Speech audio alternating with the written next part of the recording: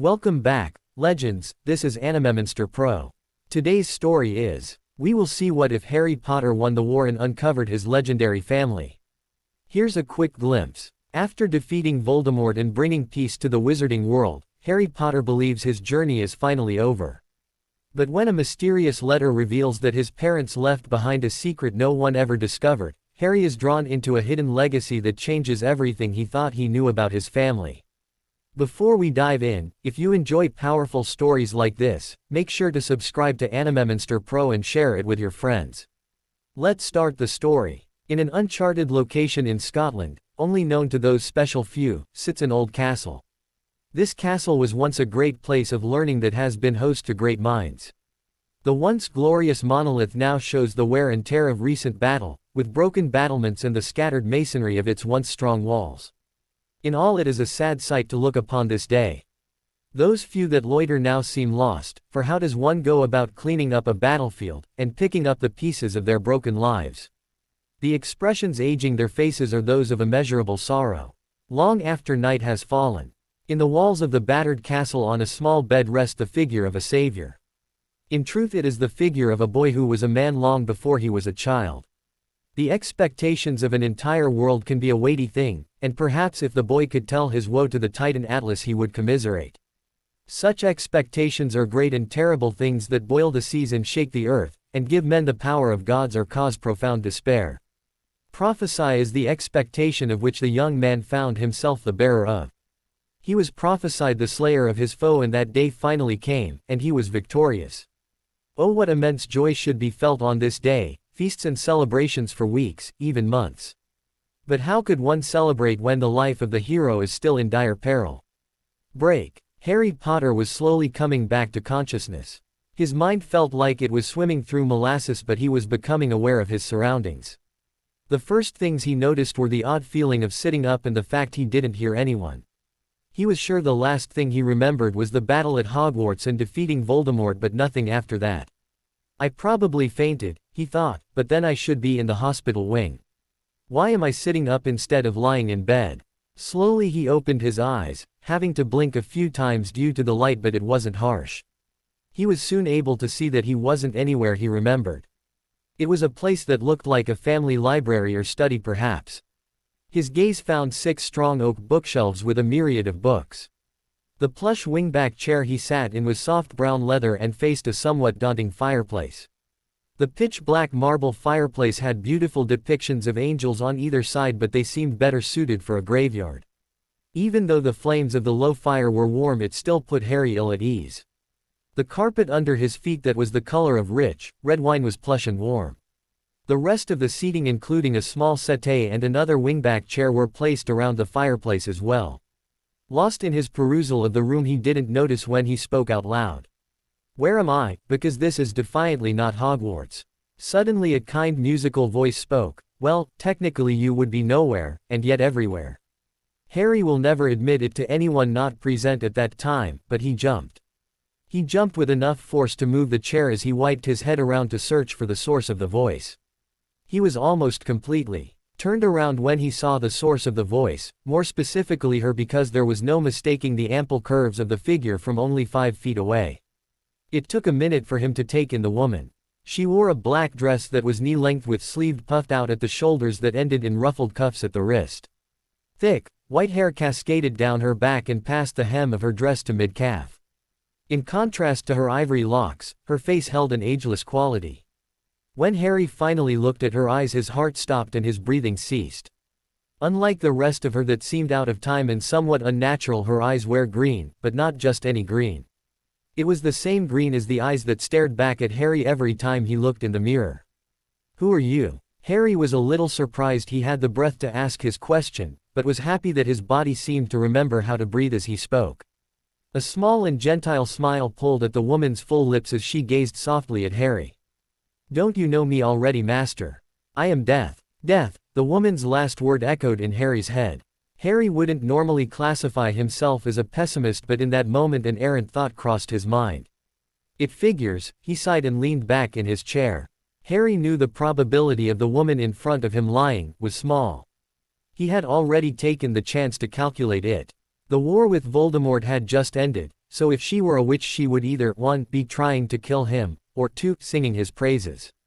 He was thanking his lucky stars she wasn't a witch of the latter group. Though she wasn't a mundane either, sure he had seen some eccentric, muggles, in his time. She could have been one of them, but he could feel something that told him differently. Powerful energy filled the room and Harry knew in his gut it was coming from the woman. Albus Dumbledore had had the same kind of presence, a grandfatherly energy that would permeate a room and put others at ease or on edge depending on that person standing with the old wizard. Even in death, he didn't lose that commanding presence. Harry felt the pang in his chest that had inhabited his heart since his mentor's passing. Though he now knew of Dumbledore's role in his life and accepted that the elder's actions were pure of heart. The road to hell is paved with good intentions, but in the end Dumbledore was the only one who cared enough to even try.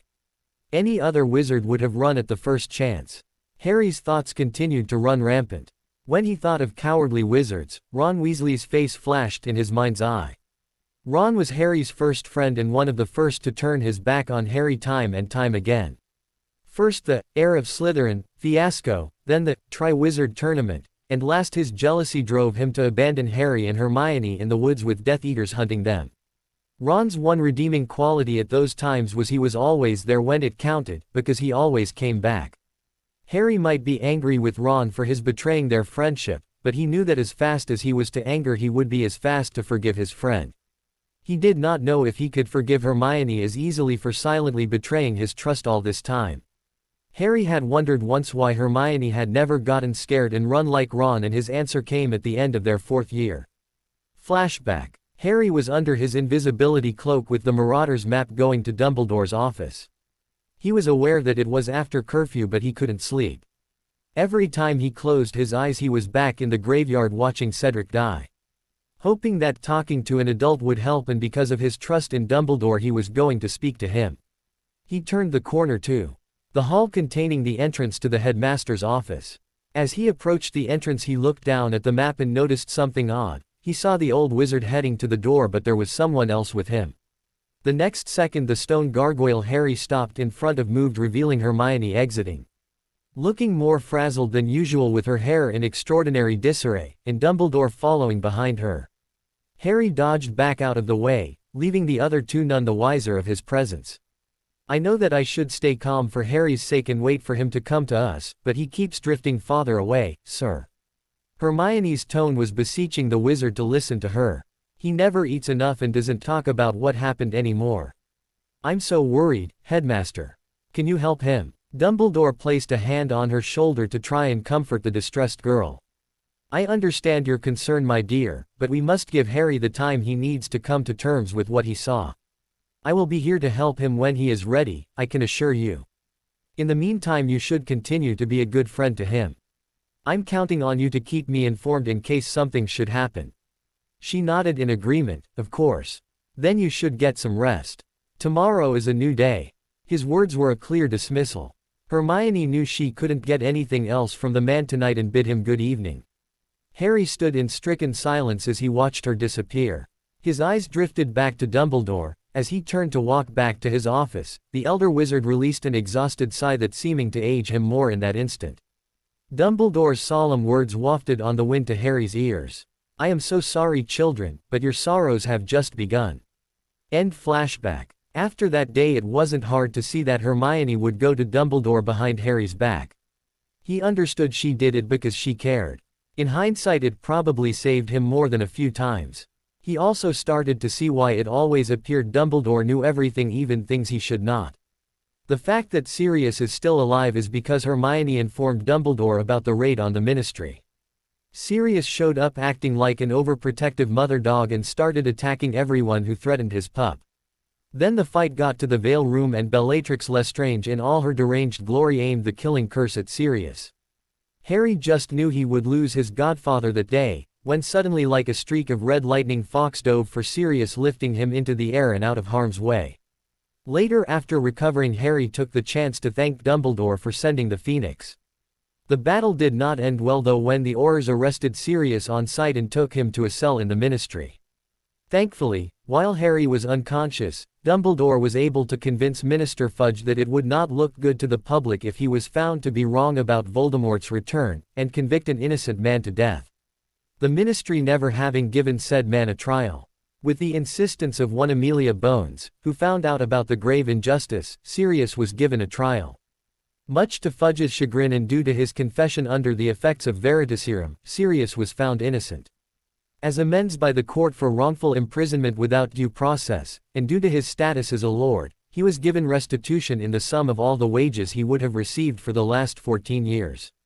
An official public pardon was given 3 days after the trial and custody of his vaults was returned. Due to health issues he endured while in Azkaban, Sirius was sent to St.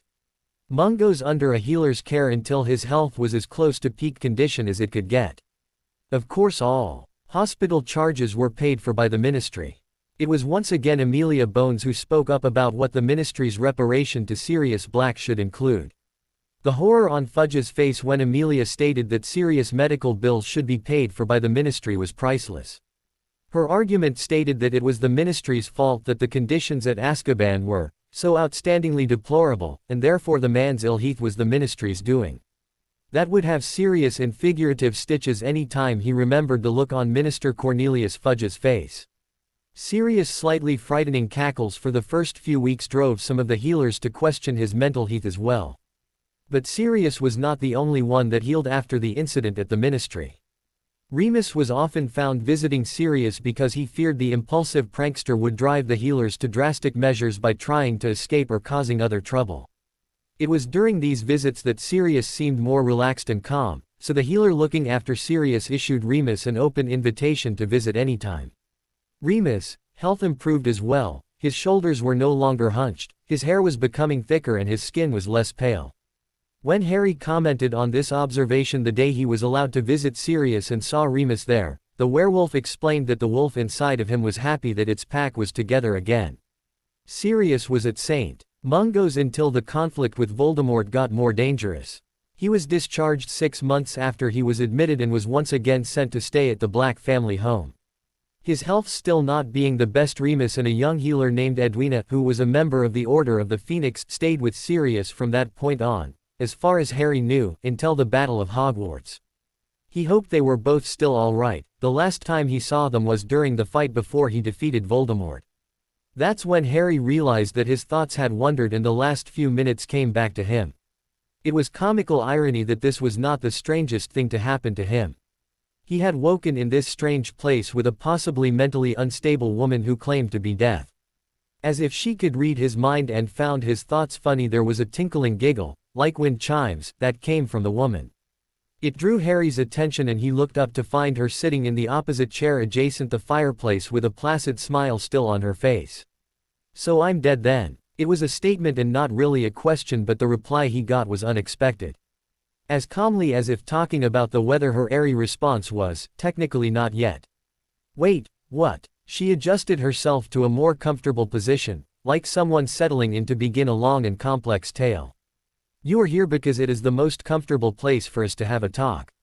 This room does not exist, however, it is a fabrication of your subconscious, just like I am. You should know that death has no true form, but for the sake of familiarity, I have taken a shape you could associate with. I am telling you this because we are in my realm, a place that exists outside of time and space. I brought you here the second before your mortal body was to die. No time passes in the living realm for those that are here. I can take you back in the same second. So no, technically, you're not dead." "Okay, I understand that. You're saying you stopped time because you wanted to have a chat, right? So why did you bring me here?" A smug smirk pulled at Death's lips. "I knew you were a good choice for my master. You are smarter than others give you credit for. You are here because you are more extraordinary than you ever knew. Fate came to me and told me that I would create what your people call the Deathly Hallows and that I would give them to 3 brothers.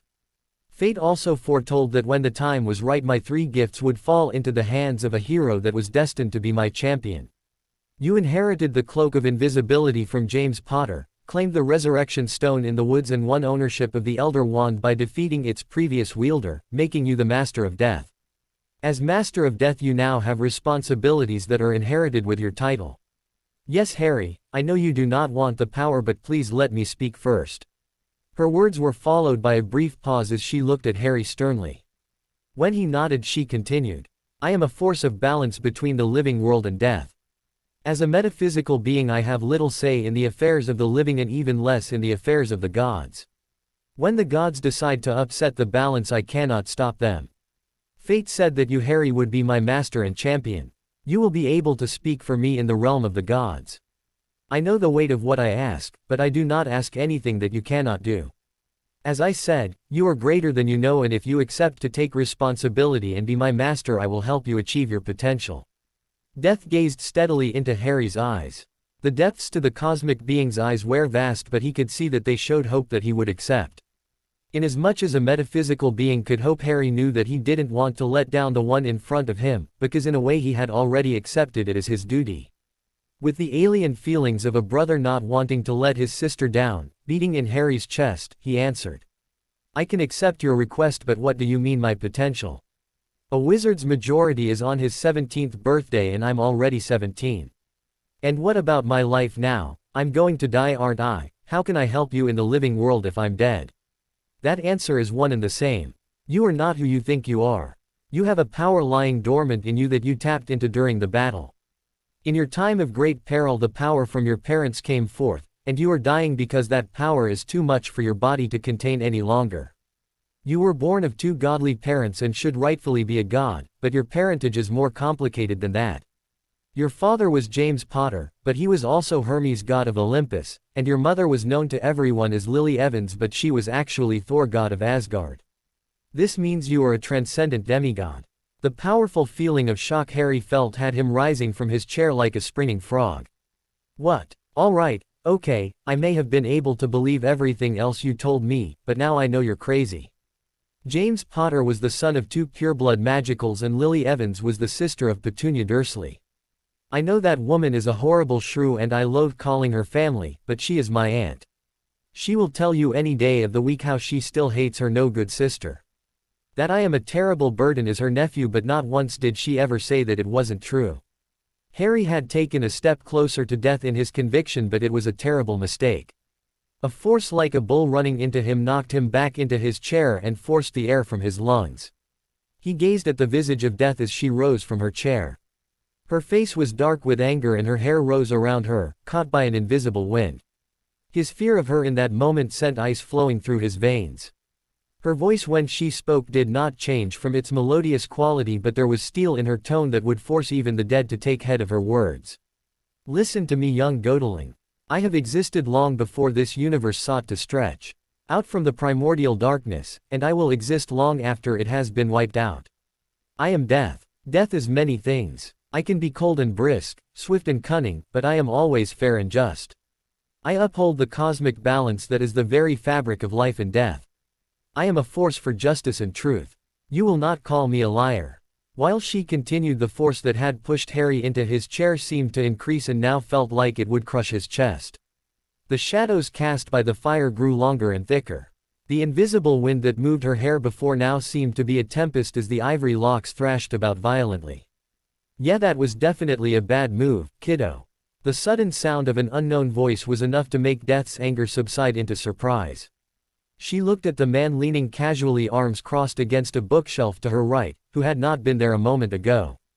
The man dressed in a black versus neck shirt under a cream-colored jacket and gray jeans. His long dark hair was brushed back and loose ending at his shoulders. He had a shadow of a mustache and beard on his face, which held a devious smirk that complemented the spark of mischief in his eyes. Before Death could say anything, he continued, Death can't lie, so she gets a little touchy when someone calls her a liar. I've seen what happened to people before, trust me, it was not pretty. One poor schmuck was in denial big time, until Death set him straight. His voice sounded American, but the accent wasn't one Harry could place. Harry was gobsmacked when Death actually blushed at what the man had said. Yes, well, it was taking forever to convince that halfwit he was dead. There may be no sense of time in my realm, but I do not suffer fools long. Death's admission had that devious smirk threatening to split the man's face in two, and his mischievous eyes gave a knowing look to Harry. That's quite enough of that, but since you just got here, I believe you should introduce yourself. The atmosphere changed again to something a little more serious. The man straightened from the bookshelf and stepped closer to the other two until he stood behind the settee a few feet away. His face had changed. His perpetually mischievous look was still there, but it was slightly apprehensive. "Hello Harry, I'm Hermes, your dad." Harry was in shock. For him it was one thing for a stranger to tell you that your parents weren't who you thought they were, but this was too much. This man standing in front of him was claiming to be Hermes. A fact that wasn't hard to accept because he had been talking to death since he woke up. The problem was the fact that Hermes, a god, was saying he was Harry's father. If it was true, it was more than Harry could stand. All this time it could have been different. Harry can't delude himself into thinking it would be sunshine and daisies, but he would have had a father. He wouldn't have grown up with the Dursleys who belittled the names of his parents at every chance. He probably would have had a proper bedroom instead of sleeping in a cupboard for 9 years of his life. He would have had someone to turn to when the wizards turned on him. Harry really didn't want to think these things. He knew that sometimes people didn't have a choice. Maybe his father couldn't keep him, or maybe for some strange reason he forgot about Harry. The wizards can wipe away a person's memory. Maybe Hermes had been obliviated. What about his mother? Wasn't Lily supposed to have been the god Thor in disguise or something? It must have been a great disguise to be a woman, and isn't that a whole different can of worms? His mom was the Norse god of thunder. Is his mom, Thor, really dead like everyone thinks, or can a god survive the killing curse like Hermes obviously did? If it was possible his mother was alive, Harry started to feel lightheaded and was glad he was already sitting down. Hermes moved to Harry's side and gripped his shoulder firmly in comfort. "I know it's a lot to take in right now. So if you'll hear me out I can explain my part of it, alright?" When he looked up he could tell that Hermes was worried about his reaction. Harry figured that if Hermes really was his father then he owed him the chance to explain, so he nodded his consent. Hermes saw Death take her seat and decided to sit on the only open seat left. He sat hunched over, forearms resting on his thighs, fingers laced together, and stared at the floor for a moment, collecting his thoughts. James Potter was a real prankster as a kid. I'm sure that Remus and Sirius have told you that. He got it in his head that I was real and that because I was a god of sports and pranksters, he would devote his prayers to me. When he was alive he was one of my best followers. Thing was that being a prankster got him into all kinds of trouble. It wasn't until after Hogwarts, when he and Lily were trying for a kid, that he found out some of those spells cast at him in retaliation for his pranks were worse than he thought. He was hit with something that stopped him from ever having kids. This hit him hard, being the head of his family and wanting to have a family with your mother. Being his patron god, the first thing he did was start asking me for help. I really wasn't in a position to help because he wasn't a demigod or my offspring, so I couldn't reveal myself. Then Death caught my attention one day when I was in the neighborhood. Death said that fate had told her that the Master of Death was going to be the son of James Potter and my demigod son. We knew that when you took the title Master of Death it would boost the power you inherited from me, making you able to cross into the afterlife like I can, and you've already done it. When Voldemort hit you with the killing curse and you had a talk with Dumbledore, you took a trip into the land of the dead, just like you're doing now. Since James couldn't have children, Death told me to take a page from my father's book. I took the form of James the night you were conceived. Hermes rubbed the back of his neck in a familiar gesture and gave a small apologetic smile when Harry wrinkled his nose at that part. Yeah, I still can't listen to most of the stories about my father's exploits either. Anyway, it worked and Lily had a baby boy at the end of July. The fact that I looked like James didn't matter. You were my son, so he adopted you as his son without anyone else knowing, even your mother didn't know. You inherited my speed, quick thinking, knack for sports and flying, and penchant for finding trouble and getting out of it relatively healthy. Even your ability to talk to snakes came from me. I mean, look at you, you outsmarted the darkest wizard in a century at 12 years old, and you fought a giant snake, defeated a legion of soul-beeping creatures, outflew a dragon, and defeated a dark wizard army. Hermes let out a chuckle and smiled at Harry. You are my son Harry, and I've been waiting to say this for a while. I am so proud of you.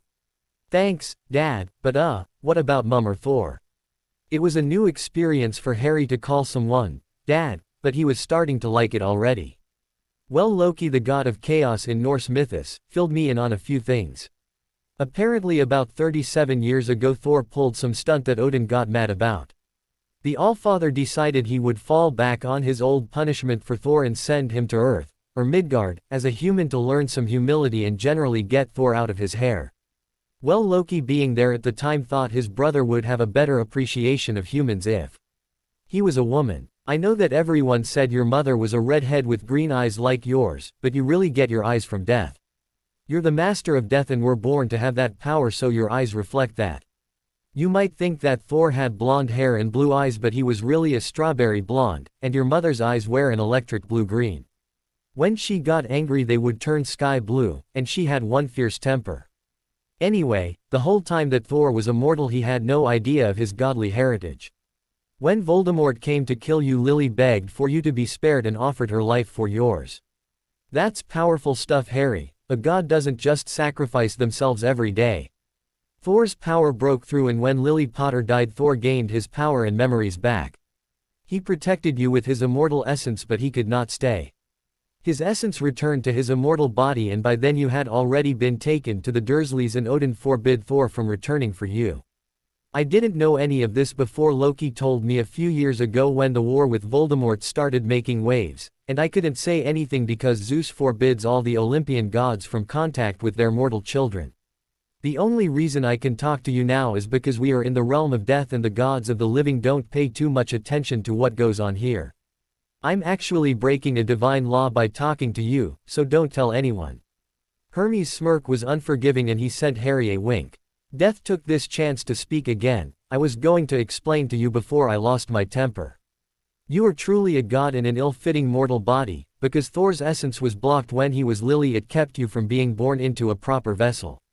You were able to face a fully trained adult wizard and win because you inherited vast power as the son of the god of storms, but your body can't contain it. There is a way to fix this, however. Your current body will die, and as the keeper of balance I am obligated to see this happen, but where there is death there must be life. When Harry James Potter ceases to exist, Neo Evan Thorson can be born. The new name will signify your new life. You will be given a new body that will be created from the blood of your true parents, and you will become who you were meant to be all along. Hermes took over the explanation. Of course, death only has power over the souls of the deceased. So for you to get a new body there are other divine powers that factor in. Life has decided to be generous to death and will grant permission for your new body to be created. So Hecate, the goddess of magic, who has claimed you as her champion after you defeated Voldemort, will be giving you gifts. One gift she will grant you is the use of her power over magic to combine the blood of Thor and me in a ritual. This ritual was used a long time ago to provide a couple with blood offspring, when witches were less likely to live through childbirth. Originally with a group of 5 of the strongest magic users casting the ritual, the child would be a day-old infant, but Hecate said that if there is enough power to the ritual that the child will age.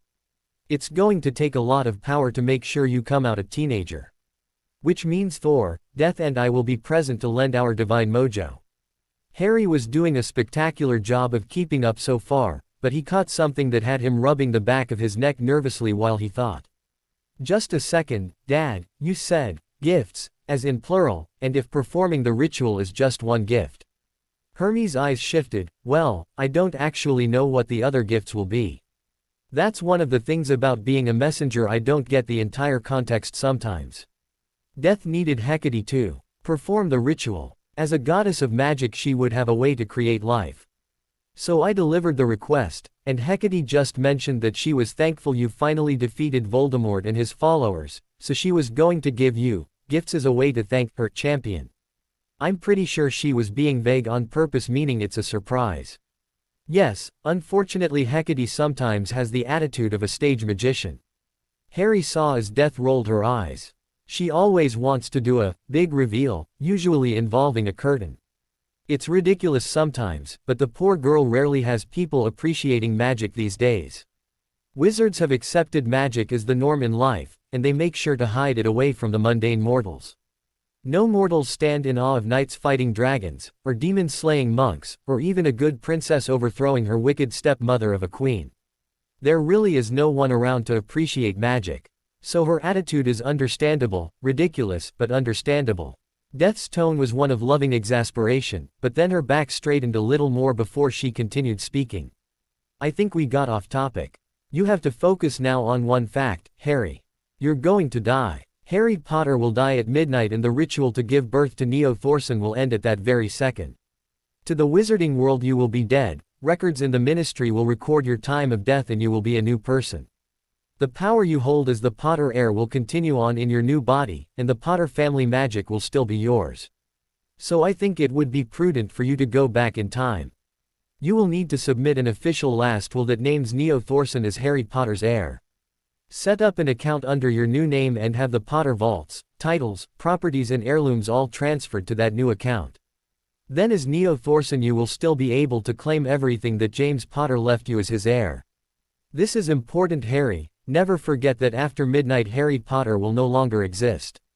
Your friends cannot know who you once were. That realization left a cold lump in Harry's heart. But, they're my friends. What am I supposed to do? I can't just abandon them, we went through all of this together. Please, they need to know that I'll be fine. I need to tell them that I forgive them, and that I love them like family. The Weasleys just lost Fred, and Ron and Hermione just got together. You're telling me that I can't see them get married, and I won't get to meet my godchildren. Sirius will be devastated. He and Remus were finally getting better after James and Lily died, it will kill them to lose me too. This isn't right. Harry couldn't stop the tears that fell from his eyes. Everything that happened so far, to end like this seemed so unfair. He was going to lose everyone that he calls friend and family. His tears slowly evolved into racking sobs as Harry let all the pain of his life finally take over. He was crying for his lost friends, for the suffering of everyone around him and for those innocent people who were dragged into a war, but mostly he cried for everything that he never let himself grieve over before. It took some time for all the sorrow to leave him empty. When he became aware of his surroundings again he noticed that Hermes and Death had moved to comfort him. Death was leaned over the arm of his chair with her arms around Harry's shoulders letting his head rest on her chest and Hermes stood next to him slowly patting his back. Harry flushed when he fully noticed where his head was resting and promptly chalked on his tongue. Unfortunately, this caused Death to worry more and her hands seized his face pulling him even closer so she could look at him better. Death's ample chest was all Harry could see at that point and his coughing got worse. Hermes, having quickly realized what was happening to his wide-eyed and red-faced son, burst out laughing. Death's bone-chilling glare went unnoticed by the snickering god. This is no laughing matter. Harry, are you all right? What happened? The honest worry in her tone drove Hermes to uncontrollable mad cackling. Harry turned an even darker shade of red knowing his father was laughing at him and slowly pushed Death away. Coughing a few more times to clear his throat, he was still able to hear Hermes laughing a few steps away. I'm all right, I just haven't been that close to a woman's, I mean Mrs. Weasley hugged me before but she's not as pretty as, I'm all right. Death paused to understand his babbling still holding Harry's face and looked into his eyes. When it seemed she had gotten what he meant a smirk slowly appeared on her face. Oh don't worry Harry, it is sweet that you find me attractive. You are a young man after all. The smirk grew, so don't be such a stiff Harry, live a little. Hermes' laughter had died down and he gave a small chuckle at Death's pun. Hermes clapped his hands to draw attention to him. That was fun but I think it's time for us to get down to work. Loki will make sure that Thor is at the ritual site, and I know where it is already. That means that you, Harry, will be left with Death to go right your will and get everything else ready. But how will I be going back in time? He turned to Death. You said that I was a second away from dying, right? Yes, you are correct, but you have to realize, I exist at all times and in all places. It is simple for me to move through the flow of time. I will be taking you back to before you started looking for Voldemort's Horcruxes and will make sure we are not seen. Death stood up from the arm of the chair and brushed out her shirt to show now was as good a time as any. Come on Harry. Then I will see you soon, and with that Hermes was gone in a flash. Death guided Harry over to the door and as it opened she wrapped her arm through his. Harry knew that he should still feel distraught over losing his friends when everything was done but there was a small part of him that was excited to see where this new life would lead. Part 2 Life After Death. All in all arranging his affairs with the bank was easy. It was only a few tests of his magic to show he was who he said he was. He had to write out his last will, and then he sat in front of an enchanted recorder as he read it so that his image would be shown to those who came to his will reading. After his will was done, Harry set up an account under the name Neo Evan Thorson. When he asked Death how his new identity was going to be documented, she explained that Hecate would deal with the paperwork. Neo Thorson would be a 17-year-old wizard who was homeschooled while he and his guardian, Azrael Nightshade, traveled, and that he had passed his OWLS and NEWTS. Harry asked who Azrael Nightshade was, and Death explained that it was an alias she sometimes used for reasons she wouldn't say. Harry was counting himself lucky that he studied his magical lessons for his 7th year while he had the chance during his journey with his friends. He was also doubly grateful that he knew what a mundane education was worth and took summer school in between his times at Hogwarts. Neo Thorson would have a standard education as both a mundane and a wizard. It was hours later when Death and Harry were ready to leave the bank. Just like before when they left Death's realm, she tucked her left arm through Harry's right, and in the next step out the door they were somewhere entirely different. They had appeared in a small clearing of woods. There were torches lining the perimeter, illuminating the dogs that sat under them. Harry quickly counted at least a dozen, one under each torch. In the middle of the clearing, standing outside of a circle that had been outlined in the ground, were 3 figures. As Harry and Death approached the circle, he saw that the middle figure was a woman with a torch at each side.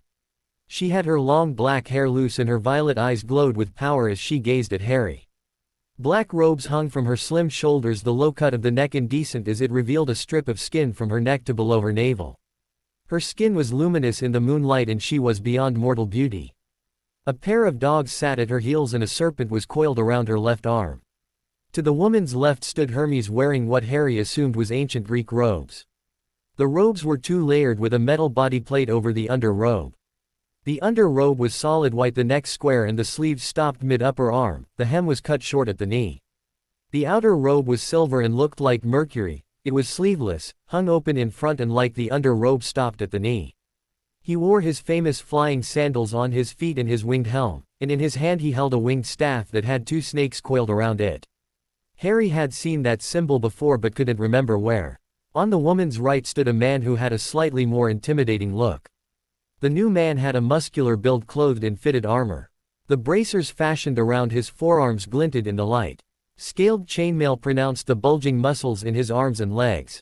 Metal-plated leather covered his torso and formed his sturdy boots, which went to his knee and had metal shin guards. The great red cape that hung from his shoulders moved with the slightest of breezes. A golden red mane hung loosely to his shoulders and his trimmed beard and mustache was thick. His intimidating look was softened by the smile he wore, reminding Harry of a gentle half-giant. When they stopped in front of the others, Death made the introductions. Harry, this is Thor, Hecate, and you've already met Hermes. Lords and lady, this is Harry Potter. Hecate inclined her head, but it was Thor that spoke first. Verily, it is good to finally lay eyes on you, my son. A voice like rumbling thunder came from his mouth. His old Scandinavian accent was strong and the timbre of his voice vibrated through the air. He stepped forward and laid his hand on Harry's shoulder. The suddenly heavy weight caused Harry to almost collapse. Hermes snickered, Thor here is a god of strength, Harry. He's spent a lot of time around us gods lately and forgets that he could knock a mortal over with a pat on the back. I have forgotten to take heed. The sheepish smile that Thor sent Harry was enduring as he removed his hand. This mortal form you currently possess does not house my godly strength, but that shall soon change. But how will this work? I thought that I would be getting a new form. Do I have to do something here? Harry asked aloud. I thought that you deserved the chance to say goodbye.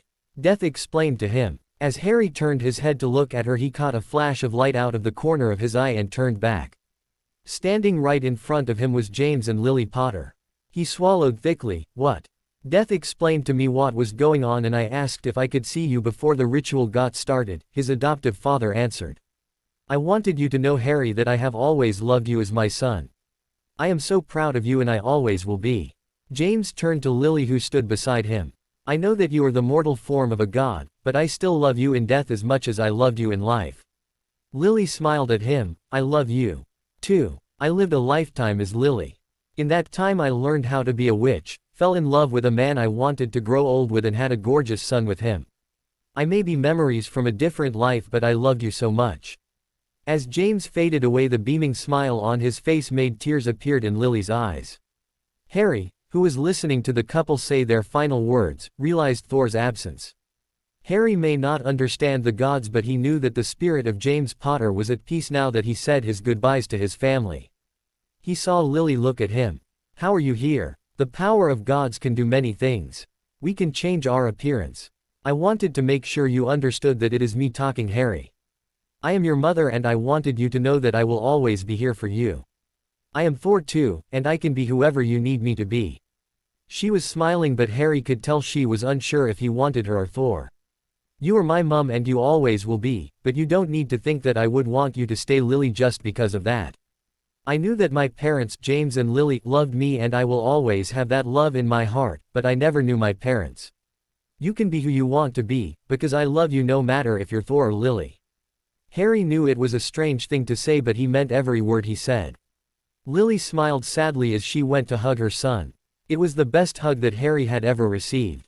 It was full of his mother's love and Harry was finally able to say he knew what it felt like. The embrace lasted a few minutes. She bent down further to whisper in his ear and a tear fell from his eye at her words, "Goodbye, Harry." When Lily straightened back up, her form slowly disappeared in a ripple of light as Thor was revealed.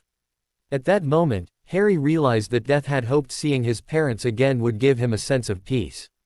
Death placed her hand on Harry's arm to draw his attention. "I am sorry that we have to leave so soon, but the ritual must get started and I need to return you to Hogwarts." "Will it hurt?" he asked. "It will be like falling asleep. When you wake up again you will have been reborn. It will be fine, Harry, trust me." She held out her hand and when he took it without hesitation she nodded. There was a feeling of weightlessness that overtook Harry as his vision went black.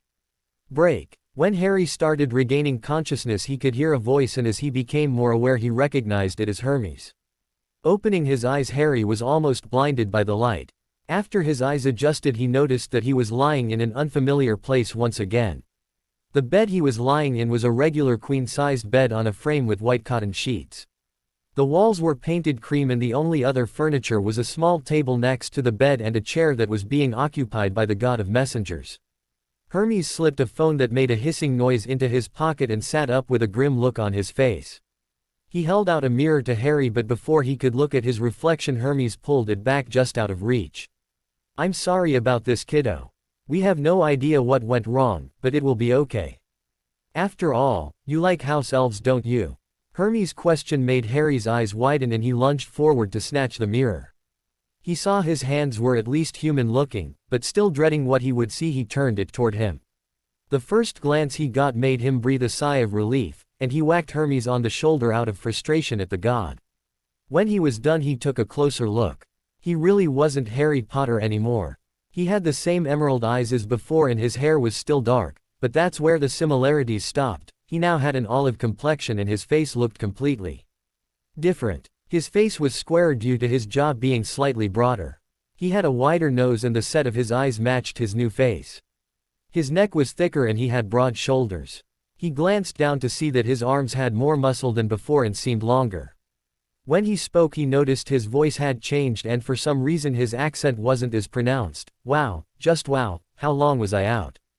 "It's about 9:30 in the morning." Hermes picked up 4 packages of various sizes and set them on the bed next to Harry. "Happy birthday, Neo. Where did these come from?" asked Harry, or as he started calling himself, Neo now. "Well, Death, Hecate, Thor and I figured that since it was, in a way, your birthday that we would get you something from each of us. Here, this one's from Death." He pulled the smallest package of the top and handed it to his son. It was a small jewelry box and when Neo opened it he found a large ring. He plucked it from the box to examine it. A wide band held up the face of the ring. The 1.5-inch metal face was a small circular shield. In the center there was a skull and engraved on its forehead was a circle inside of a triangle and a line dividing the two, the symbol of the Deathly Hallows. A circle surrounded the skull and outside of it there was writing that Neo couldn't decipher. He placed it on the middle finger of his right hand and even though it looked heavy it felt weightless and fit well. He asked Hermes, "What does it say?" "It's a language most gods have forgotten. I just call it ancient, because it was the first language that life and death used to communicate with each other before time was time." Death told me it was your title, so that all could see you are the master of death. She placed the power of the Deathly Hallows inside the ring. All you have to do is focus on wanting to turn invisible and you will without the cloak. She can also speak to you using it and you can talk to her, but that's all she told me. What I do know, is that you walk into the underworld wearing that. I wouldn't be surprised if Hades himself bowed to you, but you have to promise you'll take a picture for me. They both chuckled and Hermes gave him another package. Here, this is from me. It was a nondescript box that separated like a shoe box. Inside was a sleek black cell phone. I modeled the design after that mortal cell phone, the Samsung Galaxy. Pulling it out of the box for Neo, he turned it on. It's a cell phone with the latest in demigod technology and has a great GPS, so that you can see the places you want to go and apparate there. I've got my number in here so you can text me if you need anything, and I recommend texting is the best way to get a hold of me. My phone is ringing all the time because of the other gods calling, so I only answer it when I get the chance. A muffled voice coming from Hermes' pocket interrupted him. You think that the gods would understand the demands of a messenger god, but no, they're still calling at 8 o'clock in the morning, a small hissing voice that sounded male said. I know some of us are trying to get our beauty sleep in the morning. This time the hissing voice was female. Whatever, you could sleep for a millennium and you would still be as ugly as you are now. The first voice said. The indignant squawk of the second voice was unintelligible, and Neo was trying not to laugh. Hermes reached into his inner pocket and pulled out his phone. Neo was able to see that it was a regular cell phone with an antenna, but wrapped around the antenna was what looked like two wrestling worms. When he got a better look, he was surprised to find they were really small snakes. Do I have to put you two outside? I'm trying to have a talk here, and you said you would. Be quiet. The snakes stopped wriggling and hung their heads. We're sorry, my lord. We'll be quiet, sorry, answered the male snake, and with that Hermes tucked his phone back into his pocket. Harry smirked. Does mine do that? Thankfully no, but I can show you what it does do. Hermes took a few minutes to explain how a cell phone works because even though Neo knew what they were, he had never used one. He was a beginner thanks to the Dursleys believing he wasn't worth spending the money for a cell phone on. After a short explanation on how the applications on the phone worked and making sure he memorized his number in case he wanted to give it to someone, Hermes then, in parental fashion, made sure Neo knew the do's and don'ts of phone etiquette and the dangers of someone stealing his information. When they were done and Neo's new phone was ready to use, Hermes grabbed the third present. It was wrapped in a plain purple wrapping.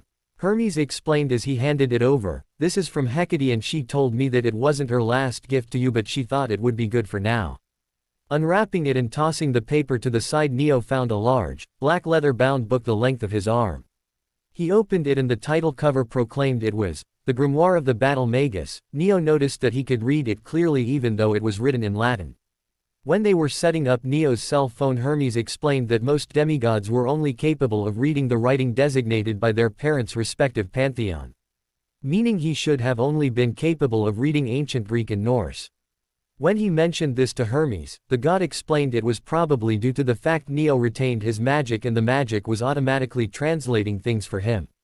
This led to Hermes telling Neo that during the ritual Neo was blessed by Hecate as her chosen champion, because she is a virgin goddess, her blessing made Neo her chosen child. Being a chosen of Hecate was a great honor and hadn't happened for at least 5 centuries, or since Merlin. As a chosen of Hecate, his magic will be even more powerful and he will not need a wand to wield it. Because he won't need a wand, he will have to practice on how to use it without one. Neo had already tried to levitate the box. Death's present came in and it flew up and smashed into the ceiling, taking a notch out of the plaster. Neo quickly flipped through the book, noting that it was mostly battle spells and some very powerful healing spells, but the first quarter section was dedicated to helping a magus harness and control their magic. He looked up when something nudged his side and found Hermes pushing the largest package toward his still-sitting form. This one's from Thor. He also wanted me to tell you that. Now you look like a son of Thor, and it's true. I'd say you're a good mix of him and me. Neo rubbed the back of his neck and then opened the box. It wasn't just one thing inside, he found 2 cuffs sitting on top of a jacket. They were simple bands the width of his hand made of leather with metal buckles for clasps. In the middle of the bands there was a metal cover that had a symbol that looked like an anchor or hammer with Celtic designs. It's the symbol of Thor and represents his battle hammer Mjolnir, Hermes told him. They're divine weapons that Thor had the dwarves make for you. They don't really look like that, it's just a disguise. Go ahead and put them on, here I'll help. Once the cuffs were buckled onto Neo's wrists, he stood up to try on the jacket. After he stood up, he noticed that he was taller and Hermes was shorter than him now. I thought you said I would be 17 after the ritual. Yeah, and you are, why? Hermes questioned. Neo was not an idiot or suicidal by nature, so he answered, nothing, I just wanted to make sure. Okay, the look Hermes gave clearly showed he was questioning his son's mental state, but decided it wasn't important at that time. He took out the jacket, revealing a pair of boots underneath, and held it up, nodding in approval. The jacket was sturdy, black leather with a red strip across the shoulders and down each arm, and no collar. Instead of a zipper, there were leather straps on one side, and on the other were clasps to slide the straps through to close the jacket. Here, try it on and see if it fits. The jacket fit perfectly, and when the straps were fastened, it was perfect. Flexing a little to see if it blocked any movement, Neo was surprised when Hermes' hand moved as fast as a golden snitch and he took a step back. When Harry moved, the jacket suddenly became a set of black leather and metal armor. The red strip turned into a cape that was fastened to the shoulder guards. When Neo thought that the cap was cool but he would rather not have it all the time, the cape seemed to shrink and become cloth patches on the shoulder guards. When the cape disappeared, the scaled chainmail on his arms vanished and he was left with metal bracers on his forearms and an armored vest. Neo beamed at Hermes in awe. That was wicked. Hermes nodded, yeah, that was actually pretty cool, and the boots look like they're made of the same stuff. They probably turn into a version of what Thor was wearing in the clearing. So how do I change it back? Neo asked, but as he said it, the armor turned back into a jacket. Never mind. I've got some clothes for you to wear here.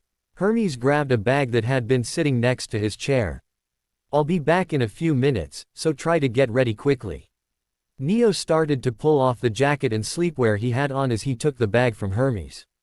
Being in a boys' dorm was like a high school locker room. You soon lost most of your sense of modesty, so Neo didn't feel anything about changing in front of people. As Hermes turned toward the door, he asked, ready for what? You're going to a place that can help you train your demigod powers. With that, Hermes left the room, closing the door behind him. Neo opened the bag and saw a white t-shirt and blue jeans. He continued to get dressed while he wondered what Hermes meant. He would agree that he would need to get used to his new powers and he would need to find out what they even were. He was sure that as the son of Hermes he would have some form of his abilities. Hermes said in Death's realm that he inherited power from the trickster god. Even Death mentioned that the power he inherited from Thor was the reason he was able to defeat Voldemort. Now that he had a body that was capable of using that power, he would need training. The question was, where were they sending him now? Neo had found socks in the bag too and was lacing his new boots up when Hermes came back. I've got you some stuff you'll need. He had a man in a postman's uniform come in with a trolley. When he got to Hermes, he stopped, let go of the cart and left. Thanks, Ben, Hermes said to the man's back. I've got all of your stuff here. I had to upgrade your trunk so that there was room for anything else you pick up after you start your training. It has 3 different compartments now. You've got your books and school things in one space. Hecate made sure to fill up your potions kit and replace some of your worn things.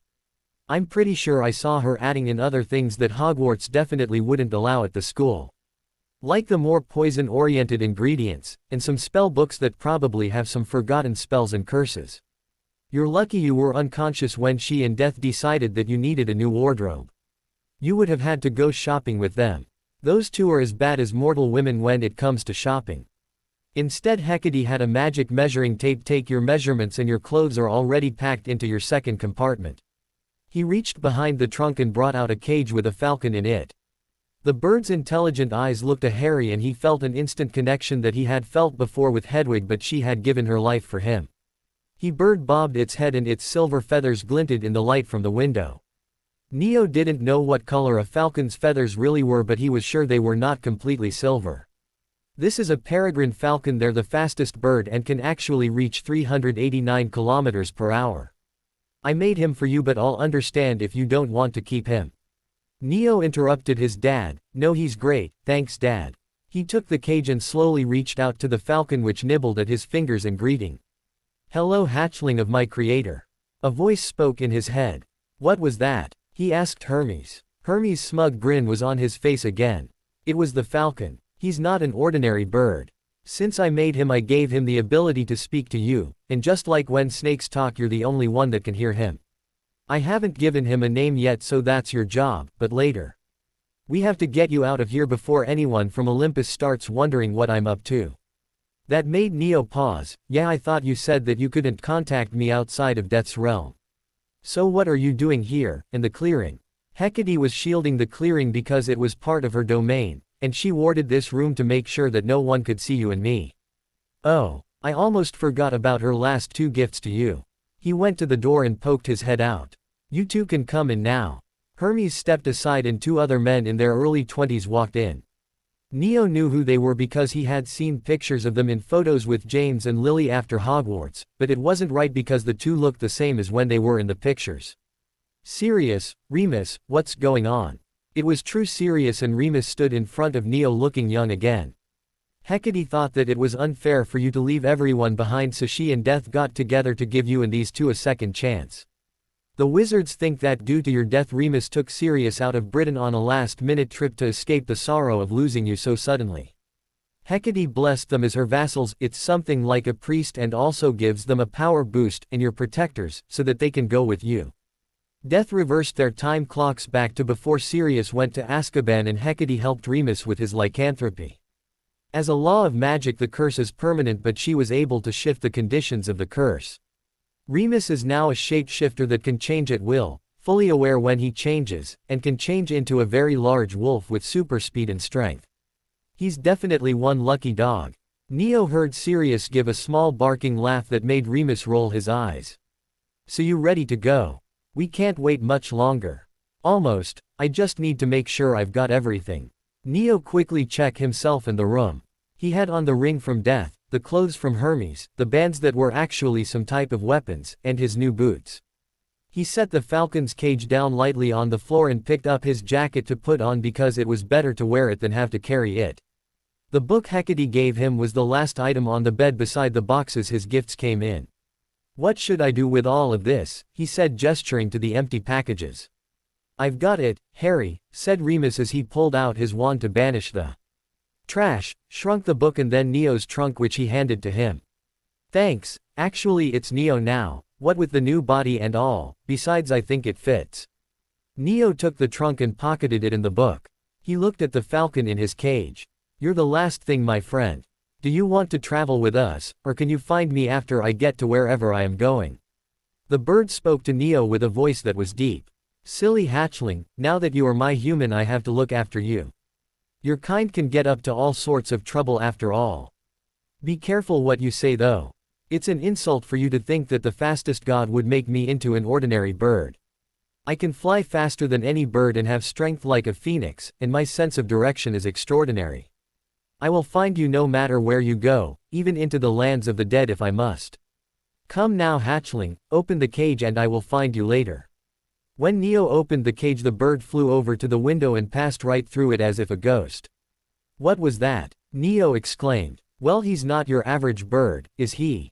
That should be everything, so here, he handed Neo a crumpled paper sack. This is one of those portkey things. Hecate programmed it or whatever so that it takes you directly to Camp Half-Blood where you'll be safe and start your training. What do you mean be safe? The war with Voldemort is over, right? What else would be after Harry? Oh sorry, I mean Neo, and what is this Camp Half-Blood? Remus' question was one that the other two men were curious about as well. Neo is a very powerful demigod, and now that he knows, it will be impossible for him to hide from the monsters that just love having demigods for lunch. Plus he's the mortal son of two gods, which is just going to make him a great meal for them. Camp Half-Blood is a place where the demigod children of Olympus go to get training in their powers, but its barrier also keeps them safe from the bloodthirsty monsters. With the right training, Neo would be able to harness his improved magic and the powers he inherited from Thor and I, but his job as Master of Death won't factor in until later, though he does hold the title permanently. Let's not get sidetracked, you still have to get a move on. That portkey will get you close, but you'll have to get to the camp on your own. It's tradition that a demigod's first journey is to get to the camp. Not to mention that appearing out of thin air in the middle of a camp full of trained warriors would probably get you killed. Alright, you two grab onto the bag, don't worry, I was told it wouldn't tear apart. Neo, the activation word is, salute him. I should warn you now, you have brothers and sisters at the camp, but when I claim you as my son, Thor will be claiming you as his also. That's going to stir up a lot of trouble, and I want you to know that no matter what anyone says, you are who you choose to be, just stay true to yourself. Final thing, when you smell strawberries you're almost there. I'll see you around, kid.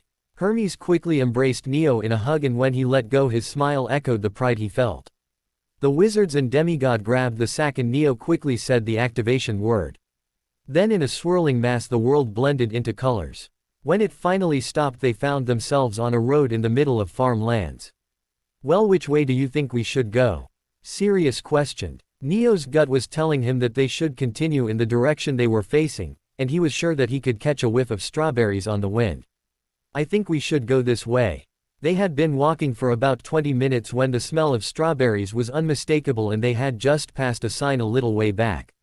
With Neo in the lead they were slowly heading through the trees up a large hill. Just then Remus caught a smell that set him on edge. It smelled like a wild dog and the rusted smell of dried blood. Be on alert, something's here and I smell blood, he warned.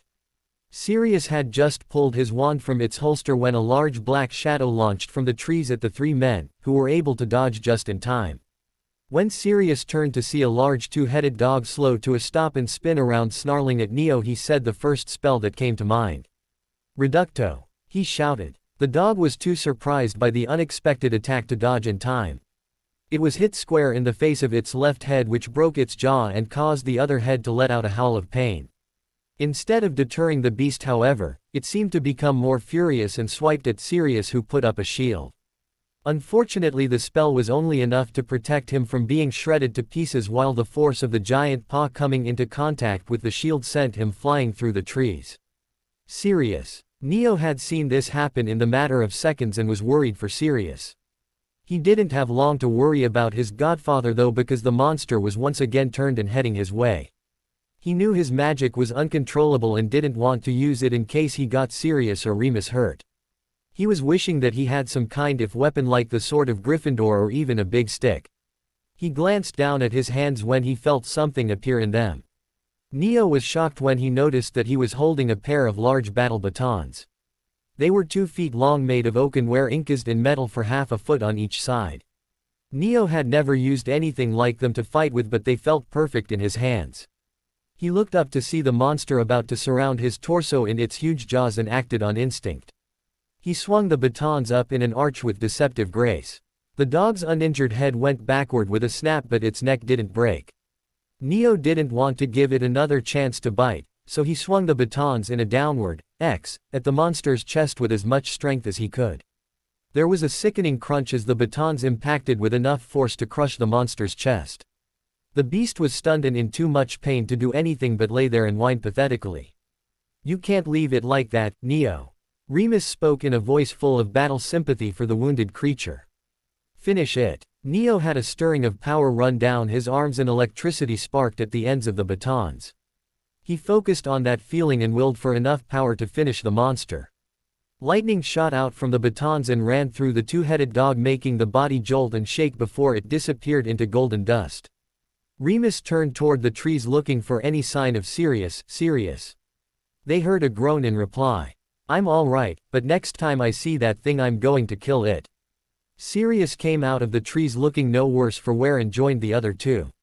I think you're too late, Sirius. It looks like Neo took care of it already, but let us keep moving in case it had friends. Remus walked beside Sirius to be ready if he needed help. They made it to the top of the hill and passed a large pine tree. Down the hill, in a valley with a sizable lake, must have been the camp that Hermes told them about. From the top of the hill they saw a large 2-story house and other buildings of Greek design dotted around. In almost the exact center of the valley were 12 small buildings of different styles. So this was the beginning of the newest chapter in their lives. Though he didn't know exactly what was in store for them, Neo was sure it was not going to be boring. May you live in interesting times, indeed. He whispered under his breath as he gazed at his new home. They hadn't even made it down the hill before they were surrounded by a group of 6 young people, in armor. Most had weapons in their hands at the ready. Neo didn't want to just stand there, but he remembered Hermes saying the camp was full of warriors. His nose agreed with his thoughts as he caught a strong whiff of perspiration blocking out the sweet smell of strawberries. Deciding the safer action was inaction, he stood calmly and motioned to Sirius to do the same. While the two groups stood assessing each other, the little gathering drew a curious onlooker who stepped forward. The solid stride of an animal could be heard and everyone turned toward the source. Neo observed the newcomer was a centaur. In contrast to those he had seen before, he appeared less wild and more human. The being had a human half that was as corded with muscle as his horse half, which seemed to be a norm for his people. The human half was Caucasian and the skin was golden tan, while the horse half was a splendid white stallion. His face appeared more human than either Firenze or Bane, even with his long beard. The eyes showed the intelligence of an ancient mentor, and the kindness of a loving grandparent. Neo was reminded more of Dumbledore than any of the beings in the Forbidden Forest. "I am Chiron, this camp's activities director, and who might you be?" Neo glanced at Sirius and Remus, who nodded at him. Having been elected the unwilling spokesperson for his group, Neo introduced them. "I am Neo Thorson and these are my uncles, Sirius Black and Remus Lupin." Sirius and Remus looked questioningly at Neo, but not understanding what they wanted, he just shrugged. Chiron looked at the three and asked, "Might I inquire why you are here? You are older than most demigods that come to camp for the first time, and I have never seen you before. What of your uncles? Only demigods can pass the barrier of the camp. If they are the brothers of your human parent, as you lead me to assume, they are not demigods. How did they cross the barrier?" Neo faltered. He hadn't known that the barrier kept out normal mortals as well as monsters. Then he realized why Sirius and Remus had looked at him quizzically. "Oh, sorry, I made a mistake. These men were the best friends of my adoptive father, James." Neo, thinking it was best that others believe his father gave him his last name, because technically he did, just not James Potter, left out the difference. "Sirius was named my godfather when I was born, and Remus is a family friend. They have been like my uncles and are now my guardians. As my guardians they were blessed by the goddess Hecate to accompany me. It must have been her blessing that let them pass." It was Chiron's turn to be surprised. This young demigod claimed that the Lady of Magic herself blessed his companions. He knew there was more to this story, but it was not something to be discussed in the open. "Well, it sounds like you have had quite the adventure, and if I'm not entirely wrong, you have come from Britain. Why don't we head to the big house? It is aptly named, and you can rest while you share your story from the beginning." Chiron gestured them to move to the large 2-story building they had first seen. A short walk later, Chiron had lead them inside to a large room full of chairs, tables and couches, all of different designs, and recreational equipment such as table tennis, pool, and board games, etc. If not for the centaur standing in front of him, Neo could almost be fooled that it was an ordinary camp while sitting in this room. "I gather you wanted a more private place to talk," Remus addressed Chiron. "I can make it so no one outside could hear if you would like." A grin showed through Chiron's thick facial hair. "I am very curious as to how you would do that. If I had the ability to keep nosy children from hearing things they shouldn't, I would have had a lot more peace in my long years. I don't doubt the legendary immortal trainer of heroes would have trouble with teenagers." Sirius quipped. His joke did not have the effect on his friend and godson that he was wanting. Instead of laughing, they looked at him bemused. "What?" he asked. "I didn't know that you knew that." Remus replied and Neo nodded in agreement. Sirius glared lightly at Remus. "How easily you forget, my friend. I was right there with you and James when we pulled our pranks and landed in detention, and I also sat beside you when that droning madwoman was teaching astronomy. Well, I didn't think you were listening. You always said it was boring. On the contrary, I think it's impressive that you could pay attention while you were asleep." Sirius' cheeks darkened. "I was not sleeping, I was resting my eyes. I'd like to see you keep your vision from going blurry while staring at glowing dots for an hour." Sirius' indignation was clear in his voice. "All right, Sirius, I believe you." Remus placated his friend. The two may have appeared to be arguing, but each had a small smile curling their lips. Chiron's deep chuckle brought them back to their surroundings. "I see why you named them as your uncles. They are brothers of the heart, but as amusing as this is, could you begin your tale now?" Remus discreetly put up a silencing spell with a wave of his wand. He noticed the curious glance from Chiron at his action and explained, "Only those in the room will be able to hear what we are saying now." "How interesting, I could feel your power but I have never met any who wield it like you," Chiron stated, gesturing to where Remus had put his wand away. "This is my wand," Remus stated, his teacher sighed coming out as he brought out his wand so that Chiron could see it again. "It is a small instrument made of wood and another key element at its core, which resonates with my powers, so that I can channel my power through it. I am part of a culture that uses these instruments to perform what we call magic." Remus took the time to explain about the wizarding world to Chiron. When it got to telling their story to the old Grecian, he told him briefly about his time at Hogwarts and what happened after until Voldemort attacked James and Lily. He kept the mention of their names to their first name because he knew it would be important to keep Neo's former life secret. After Remus was done, it was Neo's turn to explain what had happened. He quickly recounted his years up until the end of the war. He finished his explanation giving Chiron an overview of what had taken place the last 2 days. "It certainly seems like you have all led adventurous lives so far. It will be interesting to see what comes next. There are a few things to address. The fact is that you, Remus and Sirius, are not demigods, but since you are Lady Hecate's vassals and have been charged to protect Neo, I must let you stay. The others here will want to know why you are here at camp and not demigods. We shall simply say that you are men under the instruction of Lady Hecate and nothing else. You will be staying here in 2 of the extra rooms on the 2nd floor. Neo, even though you know who your fathers are, it is only after you have been claimed that it can be made official.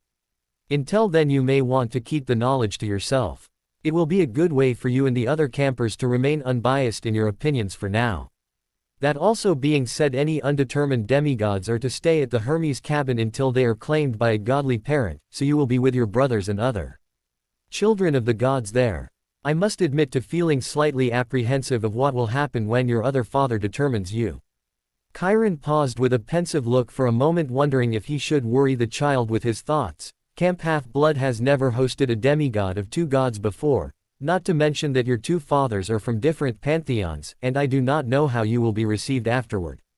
The different divinities try to stay separate so that it doesn't seem that one group is encroaching on the territory of another." Another pause.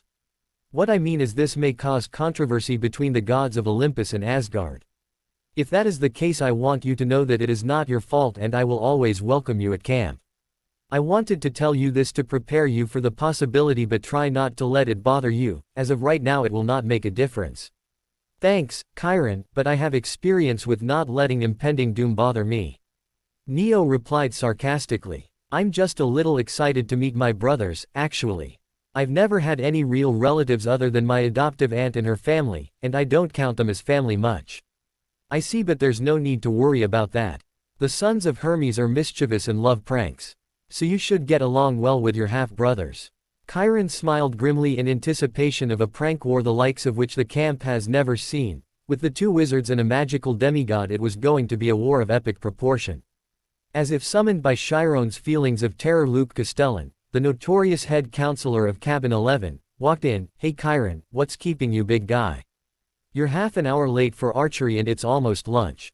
Neo saw an older teen that he could only describe as the stereotypical surfer. He had a suntan from spending hours outside and sun-bleached blonde locks shorn short. His face had sharp, handsome features and high cheekbones, and his blue eyes had the same perpetually mischievous look as Hermes. Neo had no doubt that he was a son of Hermes and his half-brother. Suddenly Neo felt nervous, and his racing thoughts about how well they would get along or if they would hate each other did not help. Neo looked into the boy's eyes for just a second and a sensation overcame him. For that 1 second that the other boy glanced his way, Neo felt like something terribly wrong was happening, as if the world had turned upside down. That sense of wrongness didn't leave after that, and Neo was on edge. He tried to convince himself that it was just nerves, but it wasn't working very well.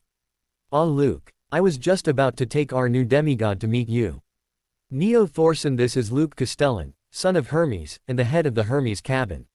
Neo nodded when Luke smiled at him, but he made sure not to look him in the eye. "As I explained, Neo, you will be staying in the Hermes cabin until you are determined, and maybe after." Chiron's voice didn't show any proof that he knew who Neo's father was, and Neo thought he had missed his calling as an actor. Hey man, don't look so worried. Hermes is the god of travelers, so you'll stay with us for a little while, but we're not that bad, really. Luke was trying to make sure the new kid didn't feel too nervous because he had misinterpreted nerves as why the boy wouldn't look him in the eyes. I say that now, but I should warn you that my brothers love their jokes, so you might want to keep an eye out. Yes, Hermes' cabin is always playing a prank on the other cabins. Chiron said, and noticed when Sirius suddenly looked a little more interested. Luke chuckled as if remembering something funny. We don't prank all the time. Our retaliation tactics just happen to be funny, too. Why don't you take our new friends outside and show them around before lunch, and then you can show them the pavilion? Chiron's suggestion was more of an order. Having been dismissed from Dumbledore's office enough to know when to leave, Sirius, Remus and Neo stood and followed Luke outside.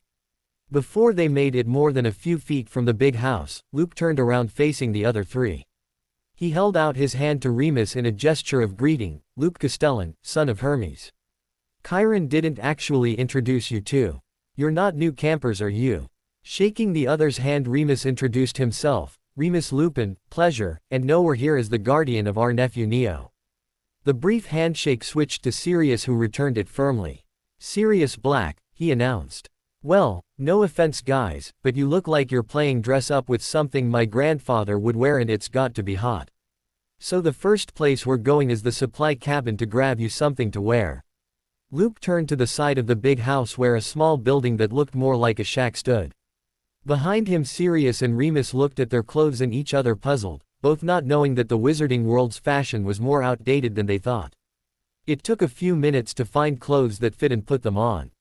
Sirius looked even younger, than his early 20s, in faded blue jeans and the orange Camp Half-Blood shirt. His hair was thicker and less shaggy, falling to the nape of his neck in waves. When Remus came back out, Sirius was shocked. I didn't know you could look like that. If you had looked like that at school, you would have been fighting girls off with a stick. My Godric, man, you're hot. Sirius' exclamation made Remus blush, but it was completely true. Remus looked astoundingly different wearing a shirt and jeans. The blue t-shirt he wore was showing well-muscled arms that had been hidden under his usual jacket, and was stretched over muscular shoulders. Luke had given him a quick haircut, and his brown hair was now a few inches from the scalp at the top of his head and shorter on the sides and back. Being able to see his face more clearly showed that it was free of scars and looked squarer. His crystal green eyes were clearly visible, as was the blush that was slowly fading from his cheeks. Yeah, I was actually really surprised too. Luke said, coming out of the supply cabin with 3 bags. Here, he said, tossing one bag to each of them. I got you guys the essentials. You know, shampoo, soap, deodorant, all the stuff to make sure we don't knock each other out with our smell after we train. Plus it will keep the girls off your case if you take regular showers. They thanked him, and Sirius put his and Remus' bag in the big house before Luke continued showing them around. The landscape was made up of mostly hills and flat clearings. The biggest hill sat on the edge of the camp with a large pine tree at its peak. Luke had called it Half-Blood Hill and explained about the daughter of Zeus who was turned into a pine tree. Neo thought that human transfiguration took a great level of skill, especially since it was classified as taboo for being a borderline dark art. But then he remembered there were a few ancient tales where people were turned into animals and trees.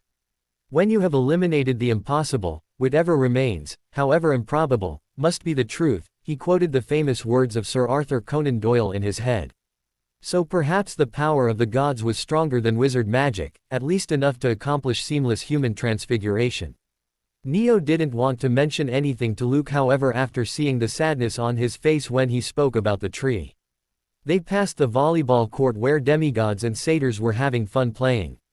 As they passed the arts and crafts, Neo saw a camper and satyr working on a clay bust of one of the gods. They headed across the small river that fed a small lake dotted with canoes toward the group of cabins. A large fire pit sat in the middle of a circle of 11 cabins. Luke explained that the cabins were for the children of each god and said that only 7 were being lived in. It was strange to Neo that there were only 11 cabins when he knew that the major gods alone numbered 12, not to mention the numerous minor gods. Neo dropped off his things in the rundown Hermes cabin under heavy anti-theft charms that Remus put on them unnoticed behind his back. It wasn't even the thought that some of the people in the cabin were children of Hermes that made Remus hyperaware. It was the fact that he had lived in a boys' dorm and with Sirius for years already. Seeing the worn state of the cabin, Remus and Sirius silently agreed that they would fix it tomorrow when they had the chance, preferably while there were no campers around. Continuing behind the arena with its large columns, they saw the armory and forge where some boys were making their own swords and shields. The Pegasus stables were clean and the winged creatures appeared to stare at Neo. One of the winged horses even walked behind him, nudging his head until he turned around to look at it. The Pegasus was a young adult female, but she stood at least 18 hands high at the shoulder, making her about 10.5 feet tall from the ground to the top of her head. The coat of the Pegasus was brilliantly white, but the hair of her mane and tail were gray like the feathers on her wings. Her big gold eyes stared into his and she bowed her large head. "Hello, little demigod, you smell like a lightning storm and a cloudy sky. Are you a child of the King of Gods? Hopefully he doesn't turn you into a tree too, you seem like a smart one. Now take me out for a ride, I'm bored of staying in here." Her voice sounded calm and smooth like a lady of privilege as it rang through his mind. She pushed him again with her big head, trying to shove him out of the stables, but just as they reached the open door, there was a sound of a bird's war cry, and the falcon that Hermes had given Neo, which he planned to name Argyros, came diving through the air at the head of the Pegasus. The Pegasus drew up on its hind legs and whinnied sharply. The winged horse's hooves whipping through the air, batting at the falcon that flew like a flash of silver around it. "That is my human, you horse-clawed. You Pegasi may think you're special, but I was made for him and you will not take him from me." Argyros shrieked at the Pegasus. He flew toward her head once again but had to change course to avoid a hoof. "Stop!" Neo shouted at the two battling animals. "What do you think you're doing? Cut it out, right now." His words affected the falcon, which came to land on his shoulder, its breath puffing in and out through its mouth. The Pegasus settled on all four legs, its nostrils flared and its big-barreled chest heaving, but it kept a wary eye on the bird. "Now what in the world was that?" Neo demanded. "Pegasi are notorious attention hogs. If I had let you go flying with her, she would have worked her horse wiles on you. Soon you would forget about me for this horse-brained earth stomper." Neo noticed that Argyros was completely convinced that he was right. "Be silent, you pheasant-brained meat-eater. I only wanted to go for a ride. It gets stuffy in here, and I don't see you being able to carry him through the sky." The feathered equine whinnied again to show her anger at the small waste of airspace. "I can carry more than you grass-eating dung heap." Argyros replied. "Enough." Neo yelled, his head throbbing because of the two arguing voices that were piercing and sharp in his skull. He looked at the falcon. "Listen, I get it, I'm your human and you got jealous, but you don't need to be. I know we just met this morning, but you're going to be my best friend, I just know it. Nothing is going to change the fact that I will always take care of you and you'll do the same, right? So don't fight." He then glanced over at the Pegasus. "It was nice meeting you and I'm sorry about my friend. I would like to go flying with you sometime, but I can't right now. Why don't I come back when there is a class on flying and we can fly then?" "That's fine as long as you promise, and I am called Constance." She told him. "I promise, my name's Neo." Neo said. Before she completely turned around, she spoke again. "And leave the bird, his shrill voice is grating on my delicate ears." Her words were meant to anger the falcon, and by the look of his puffed-up feathers it worked. "You useless cow, I'll pluck out your eyes if I get the chance." The falcon clicked his beak and seethed, still perched on Neo's shoulder. The other three men watched this scene in stunned silence. Remus and Sirius thinking that Neo had a lot on his hands with that bird, and Luke wondering what kind of demigod could talk to animals like Neo obviously just did. Shaking off the surprise of the beastly fight, Luke commented, "Maybe you're a son of Demeter or part nymph if you can speak to animals, and that's a cool bird. So he's a friend of yours, huh?" Neo rubbed the back of his neck with one hand and soothed the avian with the other. "Yeah, this is Argyros, he was a present that I got this morning." A trumpet noise sounded off in the distance. When the three wizards turned to the blonde, he explained that it was a conch shell and it signaled meal times. They walked past the armory and arena, then behind the cabins and toward a large open pavilion. It reminded Neo of Hogwarts with its long tables for each of the 11 cabins, even though 4 of them were empty. Luke explained that the empty tables were there out of respect. Seeing that the Hermes table was overcrowded already, Remus and Sirius headed toward the head table where Chiron had made room for them. The food was passed out, but before they started eating, every demigod had gotten up and started to walk toward the large fire pit that resembled a golden bowl in the middle of the mess hall. Luke told him about the offerings to the gods, and when he caught the smell of the burnt offerings he admitted that he could like such an amazing scent too. He pushed off a piece of pear for Hermes and a stem of grapes for Hecate, a chunk of meat went to Thor, and he sent a silent prayer to Death to watch over him. He had more of an appetite than he had before and blamed it on the fact that he was a son of an athlete and a warrior, so his new body needed more sustenance than some people. The day continued with Luke showing them the different training that the demigods had on a daily basis. It took a while, and before they knew it the last meal was being served, and after spending the last hour before bed at the campfire, the campers went to their cabins and Remus and Sirius went to the big house to find their rooms and turn in. When he got to cabin 11 he was formally introduced to the others there as they got ready to sleep. Unfortunately the cabin was too small for everyone to get a bed, but there was a feeling of contentment when Neo lay down on an empty spot of floor with a blanket that Luke had found for him. Break. Neo woke up early from a refreshing deep sleep. Looking around, it seemed that everyone was still in the arms of Morpheus, so he used his lifelong skill of stealth, which he perfected in his time at the Dursleys, to quietly leave. After he exited, Neo saw a small girl, maybe 9 or 10, sitting next to the fire and moving the wood around with a stick. As he got closer she seemed to notice him. The girl looked over her shoulder at Neo with a broad smile, then she seemed to be beeped into the fire and was gone. It was something else that Neo would list as curious but not the strangest thing he has seen. He shook his head and turned toward the restroom to proceed with his morning routine. As he walked past a shadowed area behind cabin 11 something detached itself from the shadows and slowly stepped forward. Neo turned ready to fight and defend himself, but the figure stopped its advance outside of his striking range. The giant shape seemed to rock backward as its back end fell to the ground. That's when Neo recognized what it was. Sitting in front of him was a dog the color of a golden retriever with a dark muzzle and ears, and the dog was massive. Even sitting down, its head was as high as his with a frame made up of muscle and long legs. A scent of herbs came from the dog, as if it had walked through so many plants that its fur was permeated with the smell. Glowing, actually glowing like a glow stick in the dark, blue orbs observed him in return, and Neo felt like it judged him, like a king staring down at a subject from his throne. Neo stood wondering what the dog would do next. When it did something he never would have counted on, it spoke. It didn't speak in a telepathic fashion like the other animals he had heard. The great jaws of the dog opened to reveal gleaming white teeth as big as kitchen knives, and words came out of its mouth. Well, since I've got your attention, let's get started. The name's Magnum and I know you're Neo Thorson, so don't try to feed me any BS about having the wrong guy, kid. I could smell you from miles away. As the child of Hecate you've got the strongest magic around, which gives off a strong scent to those that know the smell. I had to track you down when I got the order to find and train you, but fortunately for you it didn't take too long. The dog, Magnum, spoke with a growling, husky voice, and his words were biting as if he didn't want to be talking to someone he disliked, and his tone said he disliked most people. It's nice to meet you, I think, but what do you mean train? Neo was wondering if he was having a strange daydream or if he was still asleep, because that would explain the girl who got swallowed by the fire. I mean training, kid. It means I'm going to have to spend my time trying to whip you into shape and teach you about your new powers. I've been accompanying Hecate for a long time, learning what she knows and watching the different sorcerers throughout history, so I know less than she knows and more than you ever will. I've faced and defeated monsters that will make you faint on sight, and I've even taught a few snot-nosed sorcerers to do the same. So don't expect my training to be a walk in the park.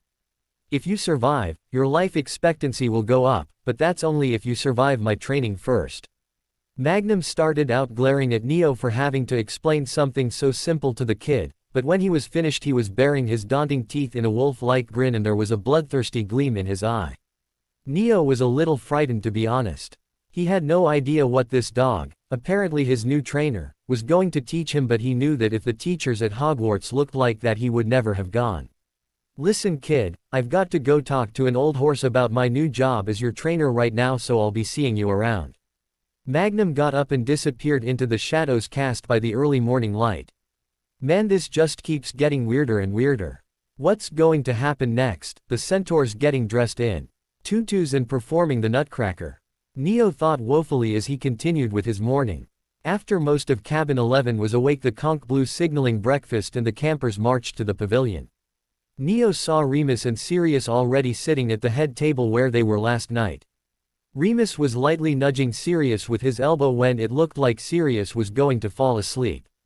Except for Magnum, who sat to the left of Chiron and next to Remus. Breakfast was just like dinner the night before. Neo found out how many kids at Camp Half-Blood loved to gossip when he kept hearing his name, the names of his uncles, and talk about that huge dog, in whispered conversations from every table around him. When the campers were done, the round guy sitting next to Chiron, who was apparently Dionysus or Mr. D, stood up and dismissed everyone. The youths all dispersed in different directions to begin their daily activities. Training, and Neo, not knowing where to go, stayed behind to talk to Sirius and Remus. Luke was right. The others in Cabin 11 were all right, but Luke was the only one who waved goodbye to Neo as he left. Remus, Sirius, Chiron and Magnum stopped next to him after everyone was gone. "How did you guys sleep?" Neo asked. "Not too well, but it just takes some adjusting to a new place.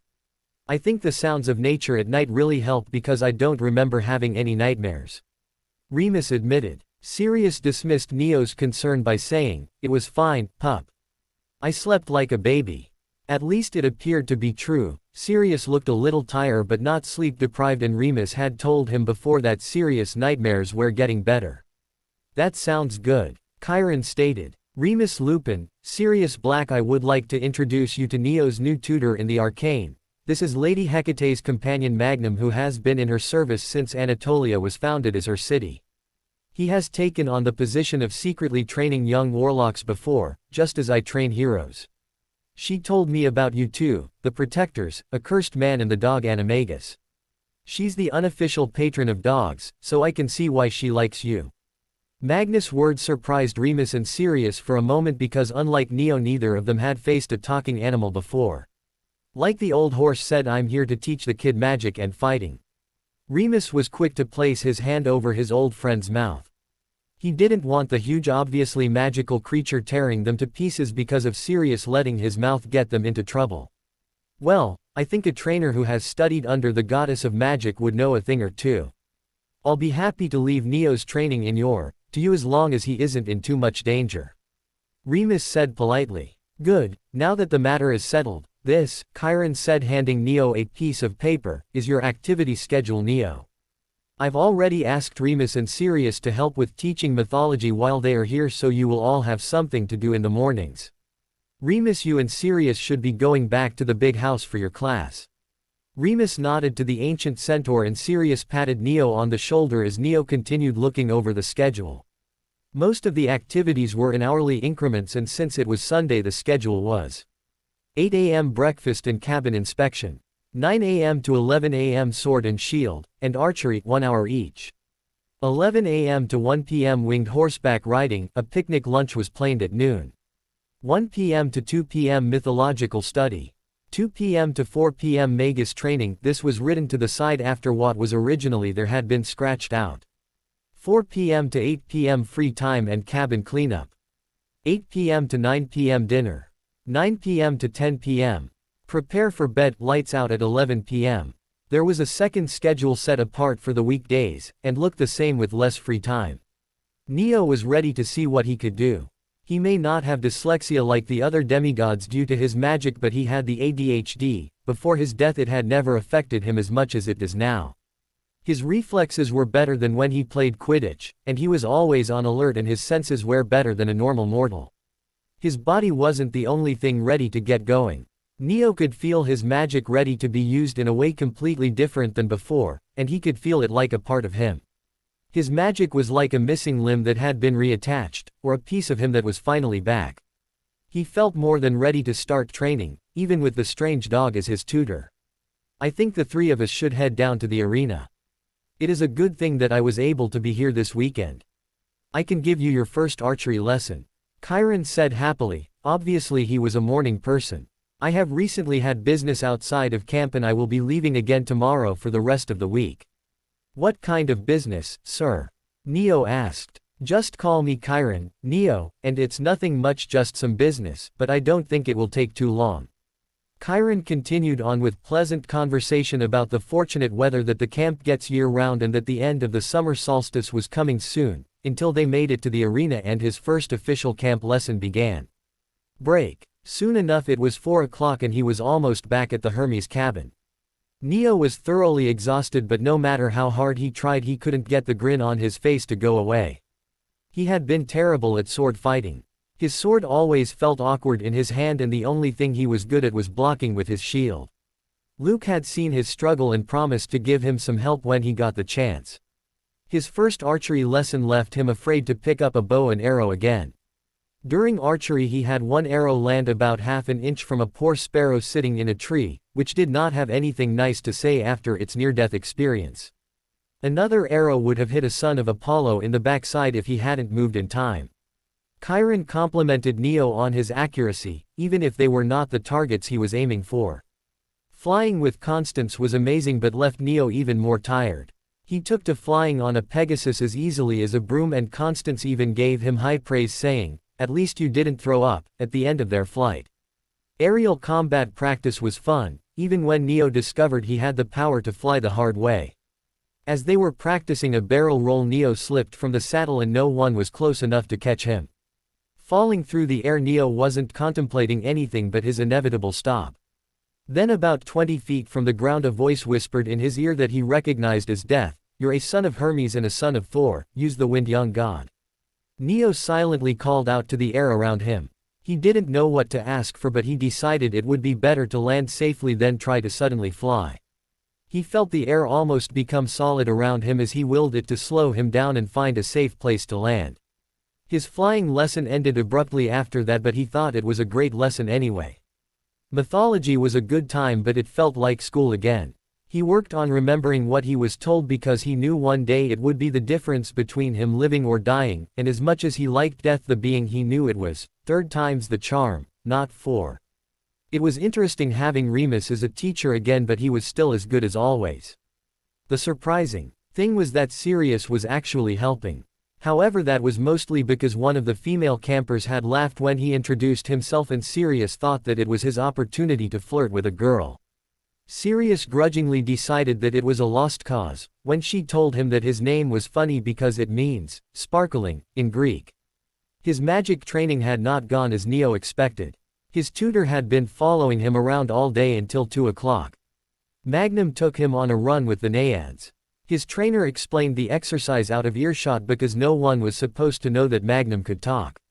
He would be sporadically attacking Neo, expecting Neo to dodge, which would have been easier if his tutor didn't have the ability to seemingly disappear. At first Neo didn't understand the exercise and had chalked Magnum's ability to sneak up on him to the fact he was an ancient warrior dog, companion of the goddess of magic. When his thoughts had been drowned out by the repetitive motion of running and dodging tree limbs, Neo started to act on instinct. He was in an almost trance-like state when he felt it. The whole forest seemed to come alive to his senses. He could feel the Naiads as they ran in front of him and the trees as he passed them. He was able to sense Magnum as he came closer and saw him through the trees. A deep blue haze surrounded the trainer. He made another lunge at Neo, which he easily dodged that time. After his successful dodge, Magnum called a stop to the exercise. Magnum explained that people with instincts like Neo wouldn't get anywhere by sitting and meditating, they have to learn the hard way. By forcing Neo to focus on the simple task of running but expecting him to expand his senses to be able to tell when Magnum would attack was the equivalent of meditation. Magnum told him that it didn't work every time, but he would now be able to access that state of mind when under pressure. All Neo would have to do is train more to reach that state whenever he used his powers. The training would help him feel the magic around him, and he would soon be able to work on inner magic and how to will the magic to do his bidding. Then he would combine the two, being able to will the things around him to do what he wanted by using his magic. When Neo mentioned the blue haze he had seen around Magnum, the trainer explained that it was called Mage Sight, which was an ability to actually see magic with your own eyes. They continued walking and had almost reached the Hermes cabin when Magnum started to vocalize a threatening growl. Realizing they had been found out, the 3 girls that had been hiding stepped out. The girls could have been cousins of Crab and Goyle. All of them were large and muscular with glaring eyes, but the biggest stood in the front. The girl in front, obviously the leader, spoke to Neo. "Look who it is, it's the new camper. Do you like camp so far, new kid?" Neo knew their type. Every one of the girls was a bully and Neo hated bullies. Bullies just picked on people who were weaker than them because they were too weak to fight anyone else, and after living with Dudley and Vernon, Neo was sick of bullies. His gut was telling him that it was going to go bad soon, so he waited and watched as the other two, who Neo dubbed Goon 1 and 2, started to circle around to his sides. The leader kept talking. "The Ares cabin has a special way of greeting newbies like you. So don't struggle and it'll be over soon." Before the leader had even finished, the goons made their move. Unfortunately for them, Neo was faster and dodged out of the way. Neo was still exhausted from his training and was a little sluggish, so the next time Goon 1 grabbed for him, she seized his arm around the wrist. The girl couldn't hold on though, because Neo's new size made it impossible for them to hold on with just one hand. Goon 2, seeing that her partner was having trouble, tried to knock Neo over and succeeded in throwing them both to the ground. The girl rolled them until she was on top and punched Neo in the face, trying to stun him. Goon 1 was back and trying to get his hands while the leader kept shouting about hurrying up before someone saw. The girls had obviously forgotten about Magnum, because when he barreled into the two girls on top of Neo, they both looked shocked. The third girl, who had been standing by, kicked at Magnum, who grabbed her boot in his teeth and shook his head as violently as a dog with a chew toy, and the girl lost her balance, collapsing on the ground in a heap with the other two. "Thanks," Neo said to Magnum. "Don't mention it, I just don't like unfair fights," the tutor replied. Neo got up and was watching the girls pick themselves up off the ground. This was just going to go in circles if something didn't give. "Listen, why don't you just tell me what you want and I can refuse before we start this all over again? This kid's tough, Clarice, he can still fight after all the training he did today." Goon 1 complained. "Maybe he's a son of Ares, we should find out before we do something to our own brother." This was Goon 2 attempting to reason with the leader, Clarice, but it looked like it was making her mad. "I don't care," shouted the now red-faced Clarice. She looked even less attractive to Neo when angry. "This twerp is getting his head shoved in the toilet if I have to do it myself." Clarice pulled out a collapsible spear and pointed it at Neo. A vicious grin spread across her face as he backed away. "Don't worry, I'm not going to hurt you much." Clarice was faster than she looked. Her strike was too fast for Neo to sidestep, and the flat of the spear hit him in the shoulder. Neo felt the little pin prickles of electricity leave the spear and travel through his body. Instead of making it go numb, the prickles were making his limbs wake up, and he was feeling much better. Clarice noticed he wasn't going down and pulled her spear back to hit him again. Neo was ready when she swung this time. He had summoned his battle batons and blocked her attack with one hand. The fight continued. The spear would whiz through the air and the batons would block the strikes. To Neo it was like she was going in slow motion, or maybe he was moving faster. Clarice was getting tired of him blocking, and her next attack was aimed to do damage. Neo could feel the electricity in the spear power up as it headed for his side. That is when Neo suddenly got an idea. He called on the power he felt while fighting the two-headed dog. He realized that it still felt like electric sparks, and the ends of the batons crackled with energy. Clarice's spear met the end of his batons, and the power overloaded whatever circuitry the spear had and sent it down the spear and into Clarice. It was enough power to send her flying back across the ground and bowling into the legs of her sisters, electrifying them too and piling them on the ground again. All three girls had been rendered unconscious. Neo let the batons return to their wristband form. He turned around when he heard clapping behind him. The campers that had arrived back at the cabins to spend some free time relaxing had seen the fight and were now cheering the victor. A group of people next to cabin 5 were not as cheerful and glared daggers at Neo. Luke walked up and swung an arm around his shoulders. "Hey man, where did you learn to do that? You need a little more practice, but that was awesome." Luke stated. "I don't really know. I'm pretty sure I was going on instinct, but I have been in a few fights before," Neo stated shyly. "Well, that was cool. Come on, I think you deserve a cold soda from the mini fridge we keep in the cabin." Luke led Neo back into the cabin, but they both stopped in the entrance in awe. The room was 3 times bigger than it had been this morning, and everything looked completely new. There were shelves with games and books, etc., large couches, and the beds had been moved from the main room. The back wall had a door on each side and next to the doors was a hallway, one to the left and the other to the right. Wow, this is great, but isn't this too big for the cabin? Where are the beds? Luke questioned. I don't know, let's find out. Neo walked to the back of the main room and looked in the door on the right. It wasn't a bedroom. On the right side of the room was the game room, which used to be in the head counselor's room for the whole cabin. Luke checked the left door and found a small kitchen area. The kitchen counter had a toaster and microwave on the opposite side from the sink. Under the sink was a dishwasher and standing next to the counter was a regular-sized refrigerator. There was a dining table and chairs separating the kitchen from the game room. They stepped out of the rooms and looked at each other. Luke silently signaled to Neo to check the right hallway while he checked the left. The left hall had 5 doors, 2 on the left, and 2 on the right and 1 at the end of the hall.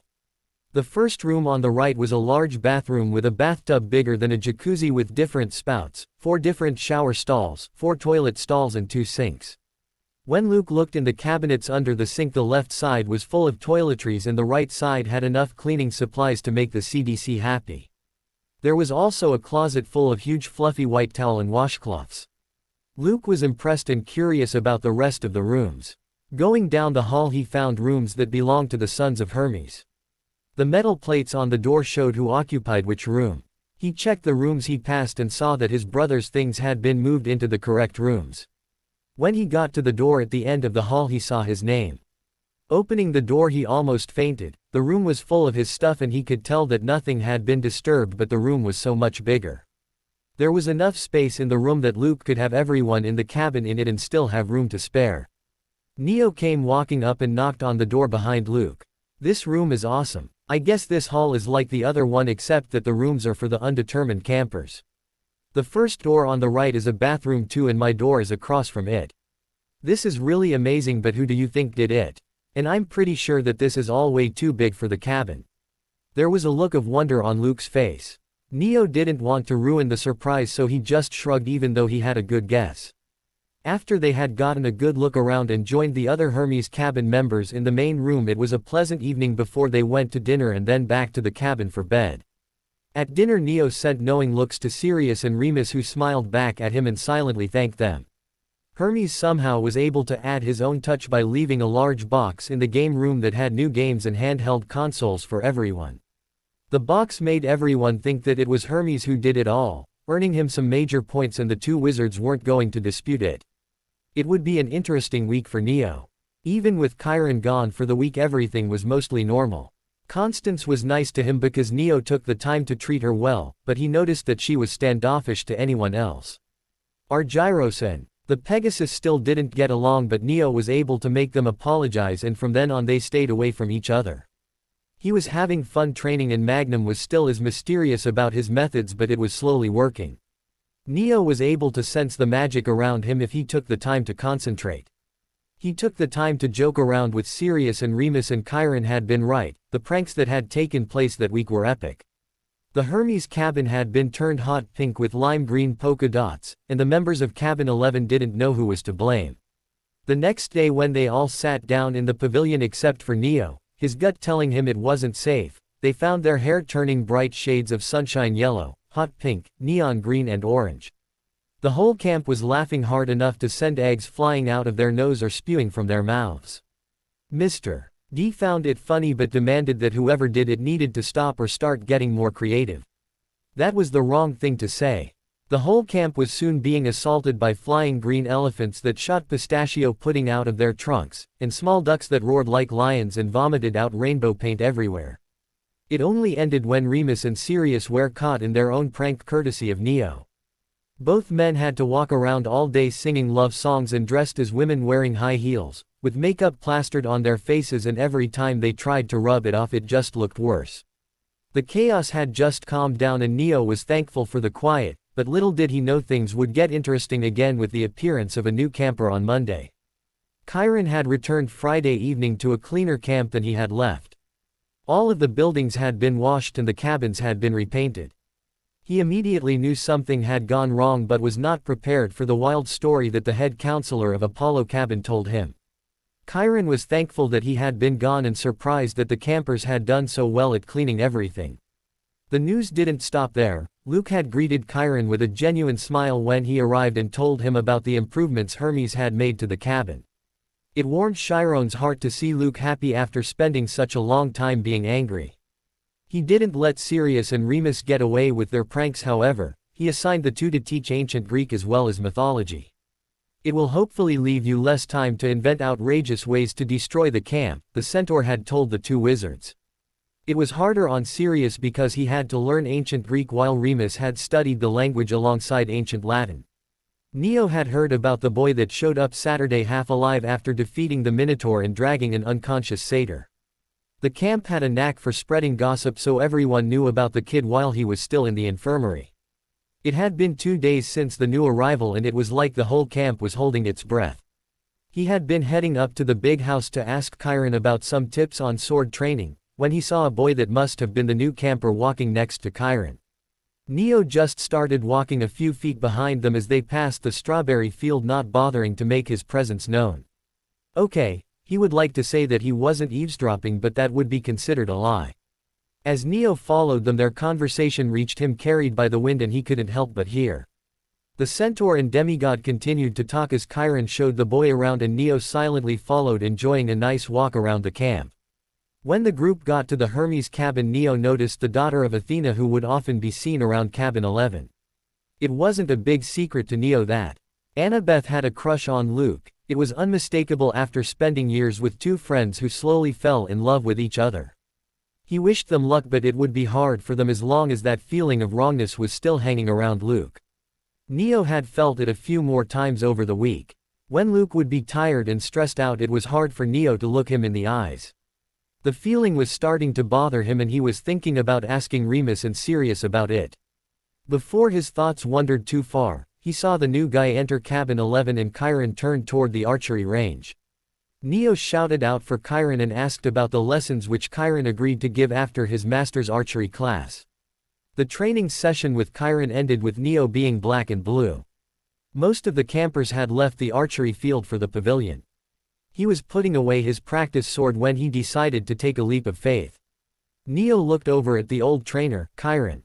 Break. That evening Neo arrived at dinner after everyone else. His tardiness did not stop him from hearing about an incident with Percy Jackson, the new camper, and Clarice involving toilet water washing Clarice and her two sisters who had attacked Neo the other day out of the girls' bathroom. The other campers had started taking bets on which god was Percy's parent, and Neo thought the matter with Clarice was very telling. The ability to control water was left to Poseidon and those of his domain, so the list had been narrowed down. Everything that night went as it should. The campers went to their cabins after a few songs around the bonfire. Most of the members of Hermes' cabin had been awed by the fact that when they returned to the cabin, a new room had been added for Percy and his things had been moved into the room. Percy was introduced to everyone in the cabin before bed. It was a tired and melancholy Percy that stumbled into Neo as they both walked to their rooms. Sorry, Percy mumbled, lifting his head to look up at the guy he bumped into.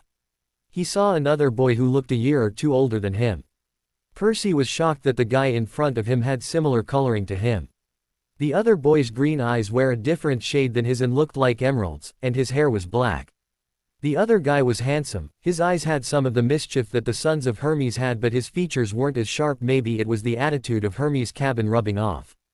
Percy thought that the other was the first at camp that looks at least a little like him. It was strange to think that all the demigods at Camp Half-Blood were his cousins in some way. Neo smiled at the other tired camper. No worries, mate, I think it was partly my fault. I'm Neo Thorson, and you are? Hey, I'm Percy Jackson, the new guy, the younger boy replied. Percy knew that Neo only asked to be polite because the older boy must have heard his name after everyone at camp started gossiping about him. The campers here were just as bad as the students at the academy. Percy gripped the door handle of his room but paused to say, I must be more tired than I thought. It was cool meeting you.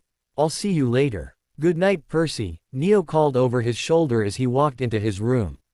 He didn't go to sleep right away, however. His mind was turning over the talk he had with Chiron.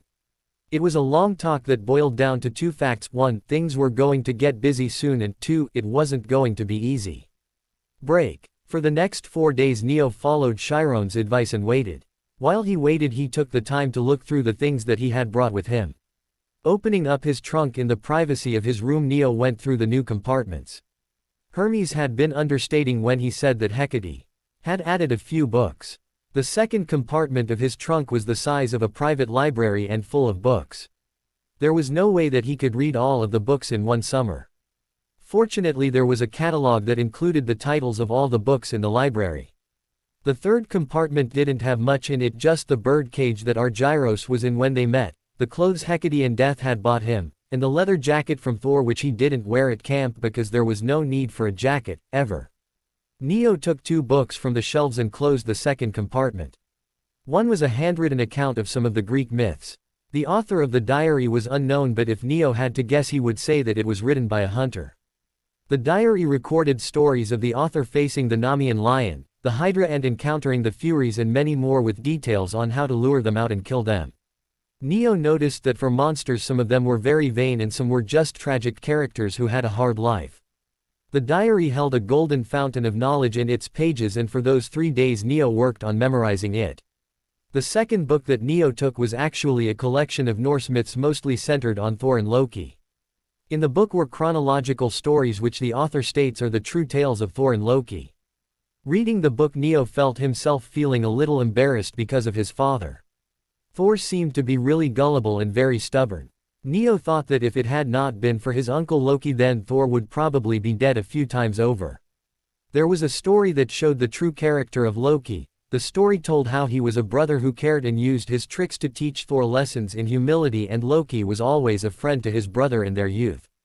A question puzzled Neo: if the book was telling the truth, then how did everyone else get it so wrong? On the inside of the back cover was a symbol of 3 interlocking crescent moons, but Neo had no clue where it came from. At night he would study the 2 books from the trunk library and the grimoire of the battle magus, which helped in his lessons with Magnum. The old dog was even more brutal in his exercise regimen by making Neo continue to run the Naiad paths for 3 hours a day. He was getting better at opening his senses to what was around him, and his mage sight was slowly evolving into what it was meant to be. They had started practicing his spell casting, and it was like learning how to walk again. He knew what his magic had done before and knew that it should work, but it was difficult to direct and power. At first he had trouble casting because he was using too much power and would blow things up. After that he would not give enough power to the spell and it would fizzle out. Magnum always made it more difficult by making him work on more than one spell at a time. It was slow, but Neo had finally managed to understand his mentor's methods. The exercise was to increase his body's stamina and channel his battle instinct so a stealthy opponent would not know that Neo was aware of them because he did not need to look with his eyes. The constant practice of spells was to teach Neo how to determine the power needed for a spell. While casting multiple spells at a time would give him the advantage over multiple enemies.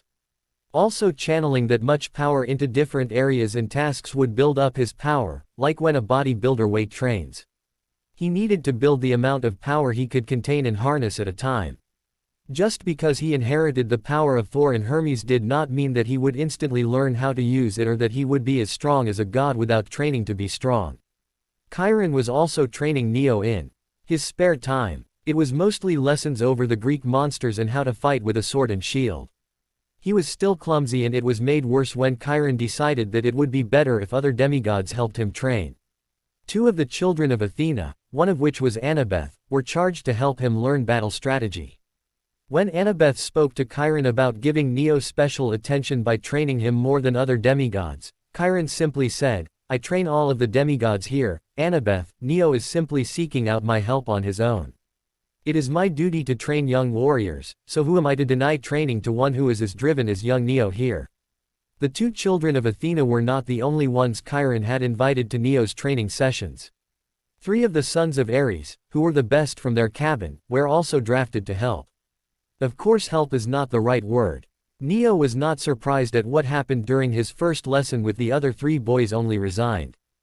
Flashback. Neo was again in the arena after everyone else had left, but Chiron soon joined him. When Neo saw the others that Chiron brought with him, he was wondering if he had done something to make Chiron hate him.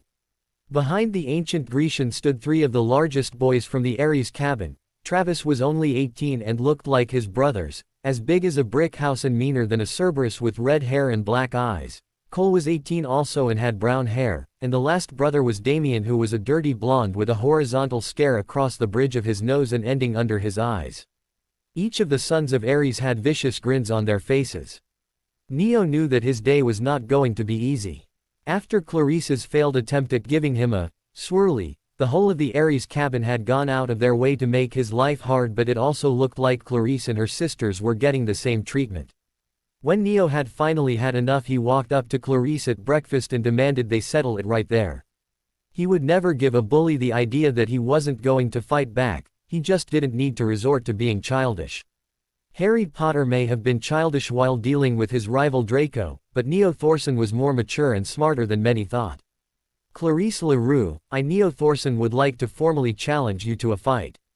I only have two conditions. The first is that we will only use hand-to-hand combat, and the second is that when the fight is over we will officially call a truce between us, no matter the winner. Our lives will be full of enemies of one kind or another, and I for one do not want to make an enemy of my family also, he said as his final words before he left. The outcome of the fight was predictable. Clarice beat Neo, and true to his second condition they called a truce. Most of the children of Ares stayed away from Neo after that, because they now knew Neo would fight back. The rest wanted to see if they could beat him also, as a way to show that they were still the strongest. Obviously Travis, Cole and Damien were part of the minority. The beginning of the lesson was horrible because Neo was barely able to keep the other boys from pounding him into the ground. They took a small break, and during that time Sirius and Remus showed up and waited to watch the rest of the lesson. During the break Neo was getting angry that he was still so terrible at wielding a sword. He knew that he could fight with the battle batons as easily as waving a wand, but all of the swords he tried to use were wrong. He looked at the bands around his wrists. The bands are weapons that had been forged by the dwarves. Could they become anything other than batons? For the first time Neo gazed intently at the symbol of Thor on the bands and made a wish. I wish you could just tell me what you really are. He felt a change in the atmosphere and he heard his father's voice. My son, you now wield a weapon as mighty as the legendary hammer, Mjolnir. The might of this weapon will smite as hard as you desire, whatsoever is before you, and will never fail you. Behold Marvapen, the weapon of many forms. It is up to you to unlock the true potential of this weapon. Its power lies in the strength of your will. Thor's words drifted away and the feeling left him. His father had said something that gave him an idea. Neo once heard of a comic book hero who fought crime with the aid of a magic ring that granted him the power to create anything he wanted through willpower. Thor had given him the biggest clue. Chiron called out that the break was over and the three brothers stood back up in the middle of the arena flexing their sword arms in a show of battle spirit. Neo didn't bother to pick the practice sword and shield back up, he had a different idea. He walked to the middle of the arena and stopped in front of Travis. Chiron was about to say something when Neo focused his whole will on summoning a different weapon from Marvapen. A round shield that covered the size of his torso and a sword much larger than the practice swords he has used materialized around his left arm and in his right hand. They were so light that Neo was worried that he had done something wrong. Chiron raised one brow but called a start to the match. Travis attacked first and Neo raised his shield. Travis's sword clanged against the shield but he didn't feel it. The older teen's shield moved toward Neo like a battering ram and he sidestepped and had to dodge as Cole swung his sword at Neo's arm and tried to trip him. Then Damien joined in. Neo had to stay on the defensive but an opportunity presented itself when Travis lowered his guard and Neo thrust his sword toward his side. Travis was able to block with his shield in time but Neo's sword cut right through his shield and the shield was split in half. Everyone paused when the metal hit the ground. What the heck, man? You totally just ruined my shield. Travis yelled. Oh, wow. I'm sorry but I had no idea my sword could do that. The surprise and excitement Neo felt made his words sound less sincere than they were meant to be. Travis threw down the remains of his shield and screamed, "You're so dead, punk," and charged at Neo with his sword raised.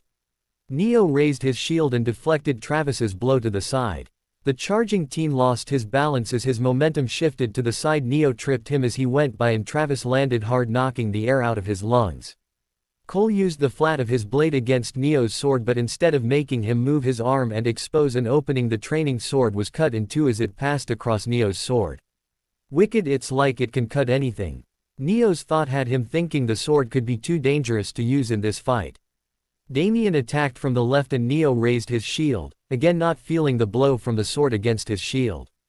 Cole and Travis made a quick trip across the arena to the stands for the practice weapons.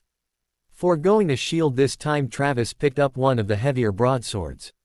Cole decided he would choose two of the short swords. They rejoined the fray ready to fight twice as hard as before. Neo was learning quickly and thankfully able to keep up. He was slowly pushing the other three back, which of course is when it has to go wrong. Neo loves Sirius in a way that anyone else would love their family, but with the words that came out of Sirius' mouth, Neo was contemplating the many quick and quiet ways to dispose of a body in the woods. "Great job, Neo, you're showing them," cheered the excited Godfather. "Hey you, with the stupid look on your face, oh wait, there are three of you." Sirius cackled at his joke. "You with the broken shield, I thought you were supposed to be a son of Ares, the god of war, not the god of getting your butt kicked." Those words caused the sons of Ares to become even more cross than their permanently sour attitude, and Travis was the first one to attack Neo. Their swords clashed in a lock and the other two brothers took their chance to attack. One swung his sword down on Neo's sword arm and the other aimed for his leg. Both attacks cut Neo before he was able to throw Travis off him. The injury on his arm stung and the cut across his thigh throbbed when he tried to use the leg as support. "Huh," Sirius barked out, "that's nothing. My godson will pound you into the dirt before you can go crying to your daddy. Go get them, Neo." "Shut up, Sirius, you're not helping," Neo yelled at the man who was obviously trying to get him killed. Remus had seized Sirius in a headlock and was using one hand to cover his mouth. "Sorry, Neo, I've got him now, just be careful." The fight thankfully was ended by Chiron a few minutes later when he thought Neo had learned enough in the practice that day. The four young men had exhausted themselves and the three brothers decided it wasn't worth trying to beat up the other camper any longer because it was almost dinner time. Sirius came loping up to Neo with Remus behind him. "Well done, pup. That was a great job for just starting lessons last week. I knew you had those 3 lumps the whole time." Neo gave Sirius a deadpan look and looked at Remus. Seeing Neo's face, Remus reached a hand up and smacked Sirius across the back of his head. "Ouch. What was that for, Remus?" Sirius yelped. Remus glared at his old friend. "You know what that was for, Sirius, honestly. Tell me what part of your brain gave you the bright idea to goad 3 older boys with more training while they were fighting Neo?" Sirius' reply was lost to Neo when he felt someone tap him on the shoulder. "It was Luke. That wasn't half bad, man. I was wondering what you were up to during your free time. Now I feel bad that I couldn't give you any help lately. You're getting better every time I see you." "Oh, no worries, you still help when you're giving lessons to everyone. I just asked Chiron for help because I really didn't have anything else to do while I was free. When I was younger I really never got to play video games or sports, so I decided to try to make sure the next time I have to face Clarice she doesn't leave her boot print on my backside." Neo joked. He actually didn't want to worry Luke because he wasn't looking so good these days. It wasn't a drastic change, but Neo knew that Luke wasn't really himself lately. "Come on, Neo, now I feel like I have to teach you how to have fun too." Luke smirked at the younger boy, but it made him feel bad to have forgotten about Neo. Luke was distracted when he heard the 2 men beside them get louder. "And that's not the point, Sirius. You need to understand that Neo is a young man now. He may have faced a lot of things already, but he is still young and we don't need to go making trouble for him." Remus voiced louder than usual. "I do understand that, Remus, but like you said, he's already been through a lot. I don't think we should be mollycoddling him all of the time." Sirius replied. "Mollycoddling him? I'll have you know that I was the one who taught him how to defend himself from soul-beeping demons. At least I'm not trying to get him killed." "What are you really trying to say, Sirius?" Remus did a very good impression of a hissing cat for a man that was once a werewolf. "Well, I wasn't trying to say anything, but what do you mean I'm trying to get him killed? All I was doing was showing support for him. I noticed you were just standing there watching. Would it have killed you to at least tell him he was doing well? I didn't want to distract him.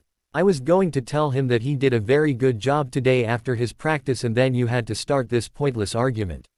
"Whoa dude," Luke whispered to Neo, trying to stay out of the notice of the arguing men. "Did they always act like a married couple?" Neo glanced at Luke and smirked. "Nope, I'm sure they would make terrible actors. Come on, it may take them a minute and I want to get cleaned up, Neo said as he led them toward their cabin. Luke just raised his eyebrow. Oh. Really? He glanced back at the two wizards and then joined the younger boy. I'll get the first aid for you. That cut on your leg is still bleeding. End flashback. Today was Friday, which was always the day that Camp Half-Blood scheduled time to play Capture the Flag. Most of the daily activities were over and the campers were suited up in their armor ready for Chiron to start things. Neo had pulled his jacket out of his trunk, which was now a set of battle armor that almost looked Greek without the cape, and made sure he could remember the spells and things he had learned while he thought about the sword and shield he would be summoning later. The centaur walked to the edge of the gathering of youths. Campers, warriors, and heroes, I need your attention all. Today, as you all know, we will be playing Capture the Flag. Chiron paused to let the cheering die down. The rules are the same as they have been. No maiming, prisoners of war cannot be tied up, only disarmed or left unconscious. The boundary line is the stream and the forest is fair game. Magical items and weapons are allowed, and only 2 guards are permitted to defend the team flag. Now you have all met our newest campers. Neo, Percy, please step forward. The 2 boys walked up to Chiron. Neo held out his fist in a friendly gesture to Percy, who bumped it with his own fist. I think you can relax, Chiron did say, no maiming after all. Neo whispered to Percy. Chiron continued his announcement. As they are new here, Neo and Percy will need some guidance and a team. Is there a team that will take these fine warriors? Luke spoke up and said that the blue team would take them. Everything went quickly after that. The flags were already placed and Luke had instructed Percy and Neo to stay close to him. The game started and Neo was able to stay beside Luke until they ran into members of the red team. Luke was amazing in his skill and Neo was sad they never got around to training. Before they knew what was going on, Percy and Neo were running through the forest without Luke, hopefully toward the direction of the flag.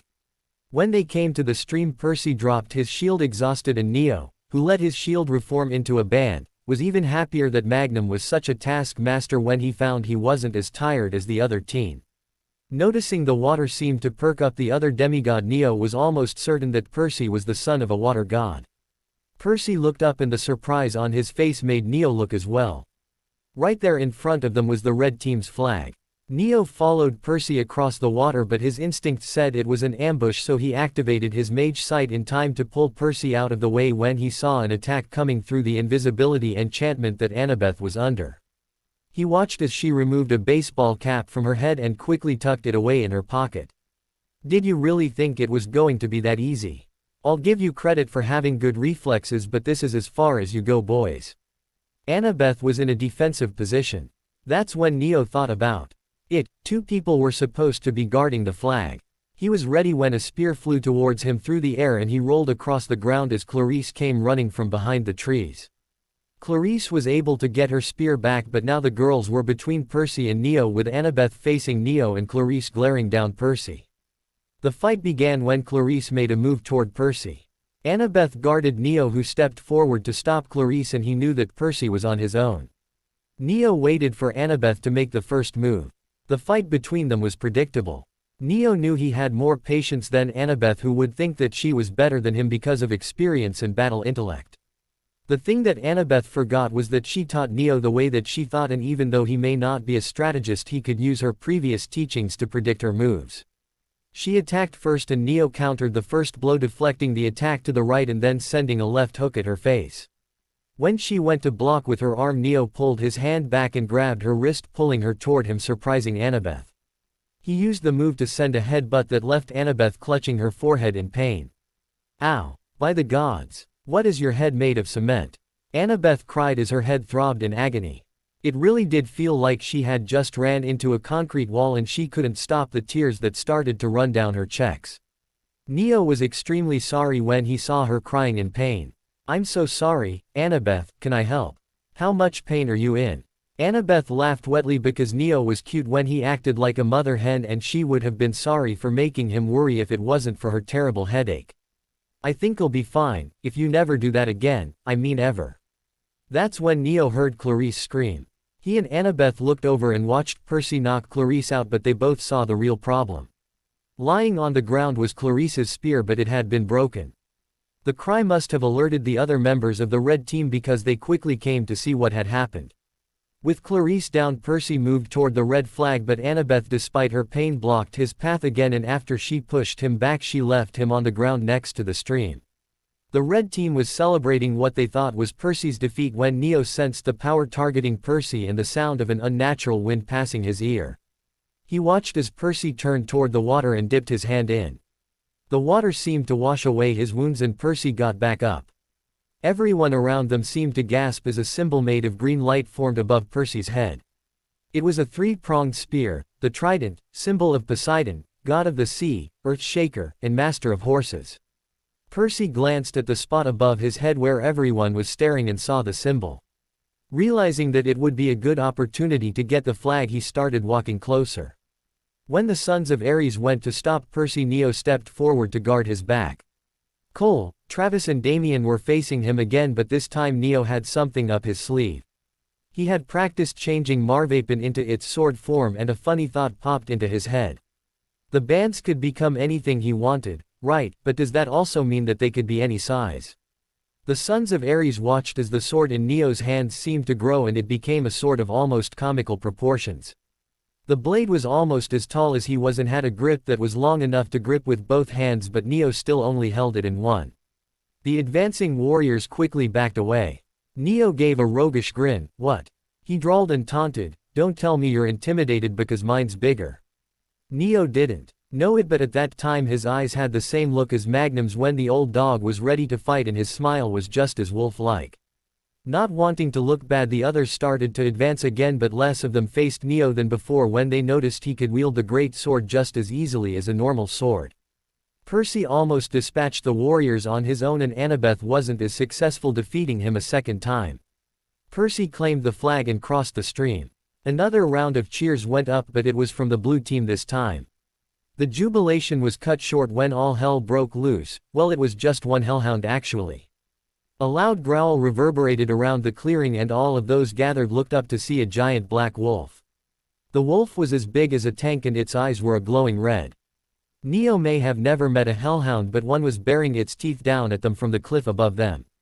Chiron quickly called out to the archers to draw their bows, but Neo was the only one who noticed that the beast was focused on Percy. It launched itself into the air and hit the ground running. It barreled through the campers around it and came toward Percy, who stood frozen in terror. That's when Neo acted. He stepped in front of Percy and stared down the beast. He knew that what he was about to do was stupid but worth a try. Stop, he said firmly. For a second it seemed to work and the hellhound faltered, but it didn't last. It charged straight toward him and he swung the great sword at it. The wolf-shaped hellhound was fast enough to dodge the attack, but instead of raising his sword again, Neo punched it in the jaw and actually sent the beast stumbling back. Neo stood straight with his chest out and head high.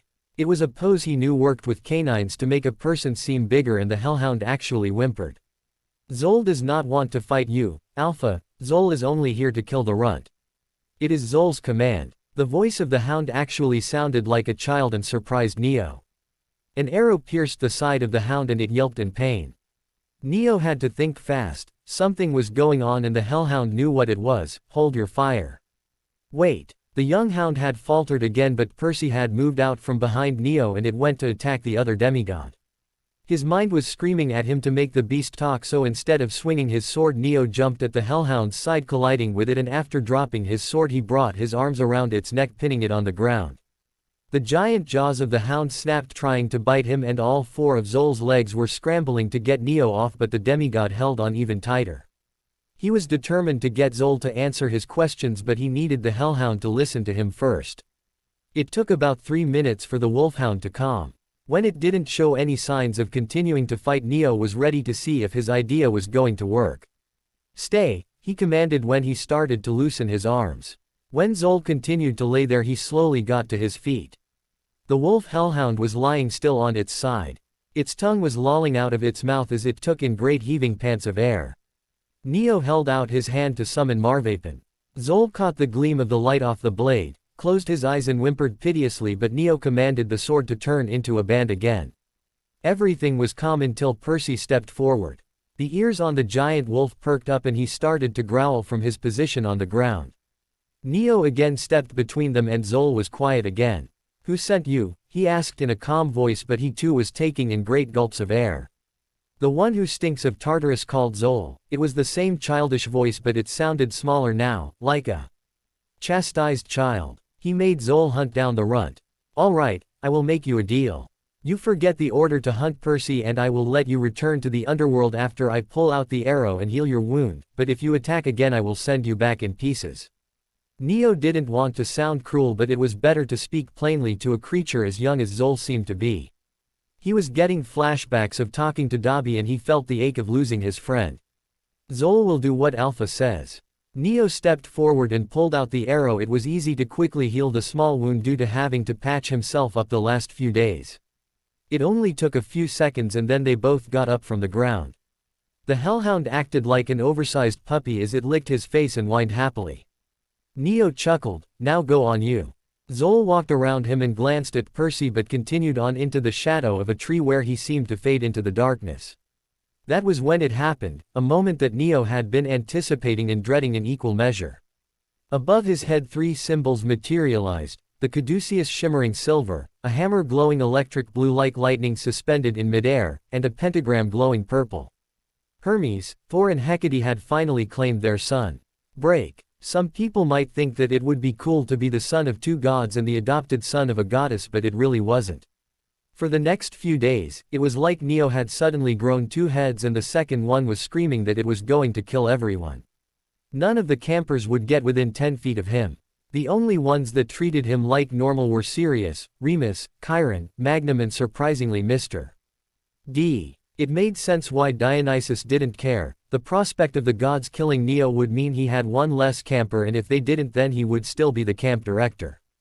The other members of his cabin acted so awkward around him that he took his things, which had magically moved over to his new room on the Sons of Hermes side of the cabin, and started camping in the woods. Meals were just as bad so he started coming and getting a plate and heaping it with generous amounts of food.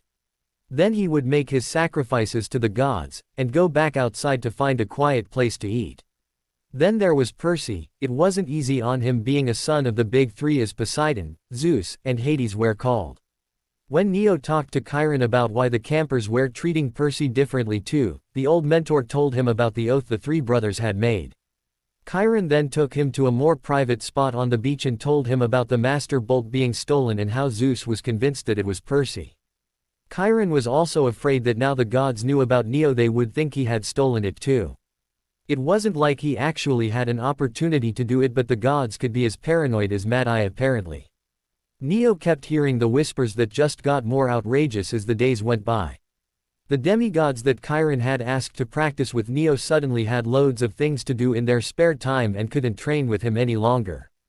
This gave Chiron and Magnum the chance to train him at the same time. They finally got down to cataloging his abilities. He had atmokinesis or weather control, meaning he could actually create storms or summon lightning, and it had been fun practicing to fly. All of Neo's senses were heightened along with his reflexes. His magic was stable enough to use the spells he had already learned, and his mage sight was clear enough to see the words of power that formed the barrier around the camp. The most noticeable thing was his new super strength. Chiron had explained to him that only the legendary Hercules was ever strong enough to defeat a monster with his bare hands. Neo was also noticing that he could lift things he would never have been able to before, like the giant 100-pound boulder that tried to squash him when he was practicing on the climbing walls. The boulder was heading right for him and Neo was left with no time to dodge, so he braced himself and instinctively put his hands in front of him. When the boulder reached him he was able to hold it instead of becoming a Neo pancake. He was also able to discover he had the ability to teleport like death. While he hurried to the arena one day he was praying that he wouldn't be late and have to suffer through Chiron punishing him with endless drills when suddenly he found himself stepping through the outer columns into the arena. He was able to practice his teleporting after that and slowly he could teleport farther and farther distances. He was also able to make the invisibility power of his ring work. Neo kept training until the day that Percy Jackson got a quest. Neo had been ready for something to happen. Percy now knew about what was going on in Olympus and was going to find the Master Bolt. While Percy was busy getting ready for his quest, Chiron went to Neo and gave him his instructions. Neo would need to leave while everyone was distracted with Percy's quest.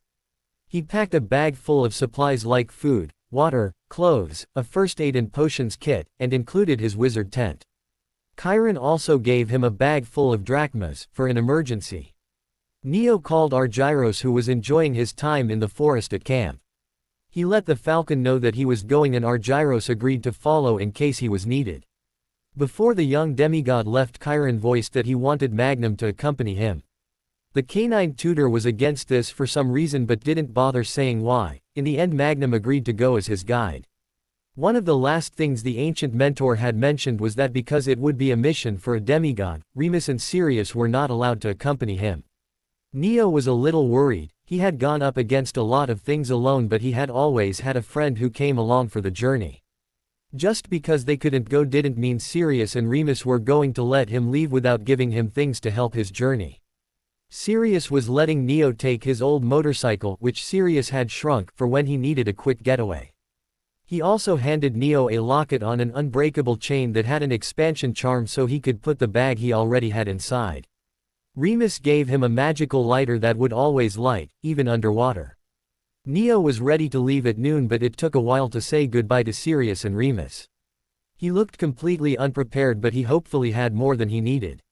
Neo had on his matching boots and jacket, his cell phone and Remus' lighter were tucked away in his pockets. Marvapen was in band form around his wrists, the death ring was on his left hand, the locket around his neck, and all the knowledge from the 3 books Hecate had given him was memorized. He was ready to go with Argyros on his shoulder and Magnum by his side. Sirius had already taught Neo how to drive his motorcycle when they were still in the wizarding world. So he and Magnum would be taking the motorcycle to the nearest opt store in New York to find Hermes. It was an easy ride along the road to New York City with only one small bump in the road. As they left camp and were only a few miles down the road, Neo noticed a snake slithering across the blacktop. As they got closer, the snake slowly seemed to double in size and then triple. It kept growing until it was almost 30 feet long. The snake raised its head up ready to strike at Neo, who kept driving. When he got about 10 feet away, the snake struck, but he had turned Marvapen into a shield and the snake's fangs bounced harmlessly off of the shield and the magical motorcycle drove over the snake, turning it to dust. Neo had slowly turned to look at Magnum with his brows raised. "Don't look at me, kid, sometimes the monsters are stupid," his trainer had growled surly. "It's just insulting when one of them gets taken out because they were standing in the middle of the street." They slowly navigated the streets of New York and found the right place. Neo pulled over and turned the bike off. After Magnum got out of the sidecar, Neo cast a Notice Me Not charm and shrunk the bike to place safely in the locket. They walked to the door with the charm still in place. "Do you think he's here?" Neo asked quietly. "Oh, he's here all right. I already caught a good whiff of him. It smelled like trouble," the tutor replied. As they stepped through the door, Neo lifted the charm and spotted 2 people at the counter, and the one in the mailman uniform was definitely his dad. It was a little funny when Neo thought about it. Hermes has been the messenger of the gods since he was born, and a postman is a messenger, but seeing Hermes in his brown uniform made for an interesting sight. Neo wondered what the other gods looked like when they were blending in with mortals. The customer that was there when they entered completed his business and left. "Hey son," Hermes' greeting was actually directed away from Neo as he lifted a package onto the shelf behind the counter. "You haven't sent me a message yet. How has camp been? Meet any cute girls?" Hermes traveled to the other side of the counter and lifted up the hinged section to exit the work area. He walked behind Neo and through the door with large red letters spelling out, "Employees only," and gestured for Neo and Magnum to follow. "What am I talking about? You're my son. I bet you had one on each arm the whole time, right?" "Actually no, I didn't find any of the girls that attractive, but Chiron now," Neo said innocently. Hermes stopped and turned around so fast he was a blur. "What?" he spluttered. A Cheshire grin spread on Neo's face from ear to ear. "Just joking," he sing-songed. Hermes audibly sighed. "Oh, thank the stars, you almost gave me a heart attack, kid." Magnum gave a chuckle disguised as a bark. "Sorry, but I needed to have a little fun. I have to tell you something important," Neo began, but Hermes interrupted him. "Yeah, I think I know what it is, but let's step into my office first." When the office door was closed, Hermes spoke again. "I already found out that it was one of your brothers who stole the master bolt." "So Luke did steal the bolt," Neo murmured. "Wait, you didn't know?" Hermes was surprised. "Then what were you going to tell me?" I was going to tell you that Luke was being possessed by an evil spirit from Tartarus. Hermes almost toppled to the floor before gaining his balance. What? Okay, start from the beginning. What did you find out? Hermes took a seat behind his desk and Neo took the one in front, leaning his arms on the polished wood. The atmosphere had taken a sharp plummet into a somber attitude. I started noticing it the first day I got to camp. Chiron introduced us to Luke, and when I looked him in the eye I got a feeling like everything was wrong and it made me sick. It took a while to notice everything else after that. He's been getting really tired lately. Luke is pretty good at making sure the rest don't know, and if I hadn't gotten that feeling I'm sure he would have fooled me too. Then I realized that he's forgetting things, just little things, but I think it's because he is actually being controlled. I've had to deal with this before and during the last Wizard War. The last thing that I found out was actually from the mouth of a hellhound that tried to kill the son of Poseidon. It said that someone who smelled like Tartarus had summoned it. You said the barrier protects the camp from monsters, so if it was summoned the person had to be in the camp, right? Neo paused for confirmation because he hadn't spoken to anyone who would know if it was true. Yes, the barrier even keeps out the other gods and myself, Hermes confirmed. Dionysus is exempt because he's the camp director and Hestia is allowed there because she maintains the hearth. So the girl that got swallowed by the fire one morning. Yep, that was Hestia. Oh, cool, where was I? Someone in the camp had to summon the hellhound and Tartarus is the place in the underworld for the worst souls. So I put everything together. The bad feeling was a soul trying to steal Luke's energy and corrupting his life force. I actually told Chiron about my feeling after our first practice. Flashback. The training session with Chiron ended with Neo being black and blue. Most of the campers had left the archery field for the pavilion. He was putting away his practice sword when he decided to take a leap of faith. Neo looked over at the old trainer, Chiron.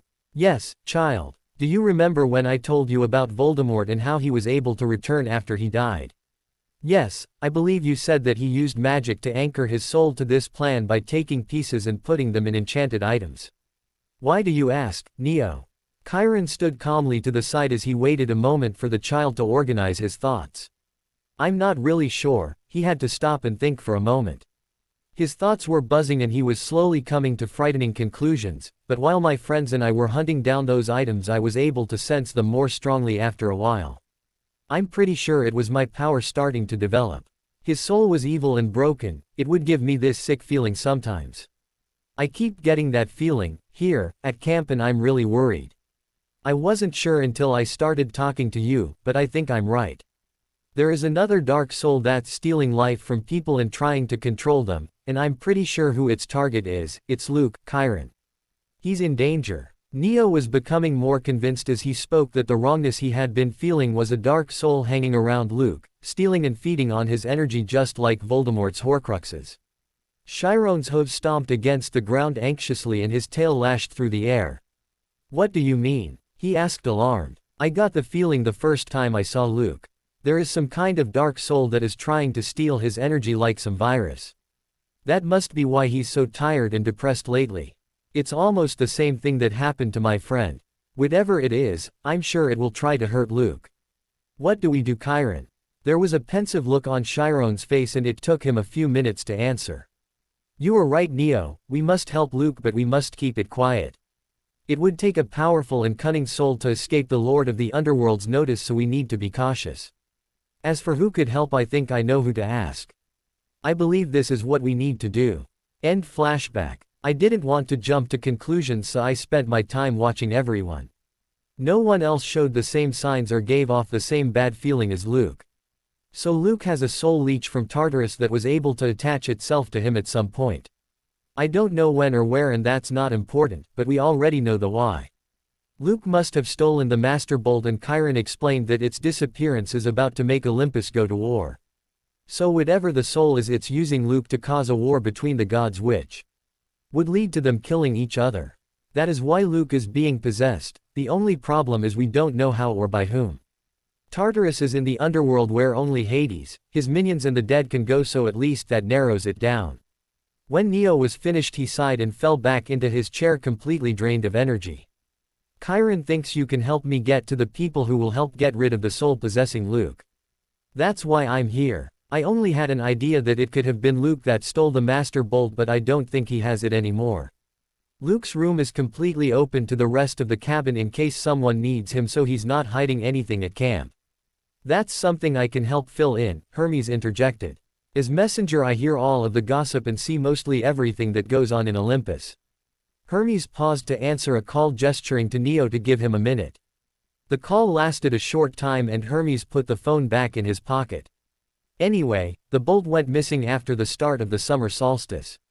Well, the only ones on Olympus at the time were the gods and our servants, or at least that's what everyone remembers. The whole of Olympus overlooked the fact that Camp Half-Blood actually had the year-round campers there on a field trip. Zeus noticed the bolt missing soon enough, but the campers had already left the throne room and were forgotten. The best trackers on Olympus were sent to look for it, so a lot of stones had been overturned before I got to them, but I was able to piece the rest together, which took me longer than I expected. Ares actually intercepted Luke before he got away. I figured that out when one of the servants of Olympus mentioned that Ares was actually being nice to one of the campers. I guess he was pleased that he had found the bolt, but for some reason, instead of taking it back to Zeus, Ares thought it would be a good idea to go on a date and lose it. I think he needs to hold off. I have enough trouble with Clarice, Neo groused. Actually, he was with Aphrodite. Everyone know they are having an affair, it's old news. I found out about their date when Aphrodite complained to Hera that she couldn't find her favorite scarf to go along with the robe she was wearing, the same scarf I remember her wearing the day that Zeus lost his bolt, and the two notorious lovers had disappeared for a while that evening. Ares also stopped sporting around his shield after that day for some reason, but Hephaestus on the other hand has been acting overly happy the last few months. So I had to do some detective thinking too. If Ares intercepted Luke and took the Master Bolt, then went on a date with Aphrodite, he must have hidden it on him. His shield and Aphrodite's scarf have gone missing, and after searching all over Olympus no one has found the bolt. So he must have hidden it in his shield, which is not on Olympus, before it was lost. The only thing that would make him unable to retrieve his shield is if it was someplace he couldn't go. I'm willing to bet that the reason Hephaestus is so happy is because he set a trap for Ares and Aphrodite. He's always trying to catch those two lovebirds together, and it's kind of funny when he does. It always goes live to Olympus and everyone is laughing for weeks. So I'm betting if you find the shield, you find the bolt, and I know where the shield is. Hermes smirked at Neo like a cat that caught the canary. You should be able to get it and return it to Olympus while I help you find whoever you need to exorcise the spirit from Luke. It's a win-win for Team Hermes. Not exactly. At Neo's words, Hermes deflated. What do you mean? Percy Jackson is already on a quest to retrieve the Master Bolt. He got a prophecy from the Oracle and everything, so he is the one who has to return it, but they don't know any of the things we do, which means we're already ahead of the game. Neo informed his father. Hermes had a contemplative look on his face. Well, Ares should still be looking for a way to retrieve his shield out of Hephaestus' trap. He'd probably search out the nearest demigod to find it, and Percy's quest will be big news, so Ares will probably look for the kid and have him retrieve the shield. We need to get you there first. Hermes finished. What? That's not part of my quest. Why do I need to get the shield? It wasn't that Neo didn't want to help, but he was a little more worried about his brother than Zeus throwing a temper tantrum. Because if Ares gets the shield back before you can retrieve the bolt, it will be a lot harder for Percy to get the bolt from him. You wouldn't leave another demigod hanging, would you? Hermes gave an obviously fake look of disappointment. Alright, Neo knew he was falling for Hermes' guilt trip, but it would be better for a third party to interrupt whatever scheme a god of war is planning than to ever give a war god what he wants. I don't know what you think I can do, though. Getting the shield will be easy, you can use your ring for that. Neo gave him a questioning look. It doesn't just give you the power to turn invisible. You actually have the power to cross the divide between the living realm and the spirit world now, and no one will see you, not even the spirits on the other side. Death will still be able to sense you because you two are connected. Actually, she's the one who explained it all to me. The ring is a tether between you and death, so she will always be looking out for you. Wow, that's brilliant, but you said getting it would be easy. What's the hard part? Haven't you figured that out, kid? Magnum's grumbling voice interrupted whatever Hermes would have said. The god jumped in surprise. Whoa, I forgot you were there. Magnum just gave his patented glare and moved on. You two are pretty smart when you put your minds to finding something out, but you still need practice at your thieving skills. What your old man's trying to say is, the stealing is easy but it will be harder to convince Ares that the bolt is still in the shield when he gets it back. You'll need to replace it with a fake that will be powerful enough to convince him that it's really the original. The hard part is making a copy as powerful as the master bolt without blowing yourself to kingdom come if you screw up. Neo looked at his dad perplexed and Hermes just shrugged his reply, first of all, the dog can talk. And second, yeah that's a little blunt but that's what we need. So how are we going to make a copy? Neo wasn't sure he wanted to know but it sounded like a good idea.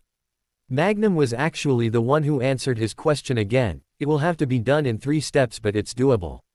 First we need enough power that it convinces Ares that it's powerful. It will have to have enough juice for a god's symbol of power but I think enough for a major lightning storm will do. Oh, just a major lightning storm, huh? That sounds so easy, Neo replied sarcastically, and where are we going to get enough power for a lightning storm? Magnum narrowed his eyes and replied with a growl, I don't like your tone kid. Actually I can help with that, Hermes said, trying to defuse the situation. He got out of his chair and walked over to the different knickknacks on his shelves. Now this is a collector's item. He pulled down something that looked like a big glass jar of light. Behold Tesla's lightning in a jar. This baby's got all the energy of 3 major lightning storms stored in it and I think it will work just fine. Neo nodded. And looked at Magnum. Okay, so that's step 1. What else? Well the second thing is to find a conduit that will hold the energy safely and won't break or explode while you're working on the third step. The third thing you need to do is transfigure the conduit into a replica of the master bolt. It won't be easy because the bolt is more like a stationary lightning bolt than a solid shape. You would have to combine a powerful illusion, and non-animate to animate transfiguration so that the conduit looks and acts like a lightning bolt.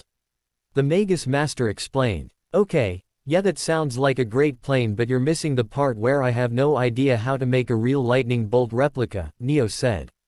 Alright I get that you're feeling a little overwhelmed right now, which is the only reason I haven't used you as a chew toy but if you don't stop with the attitude that's going to change, Magnum warned. It's not going to be easy but the one thing I've started to like about you is you're a fast learner.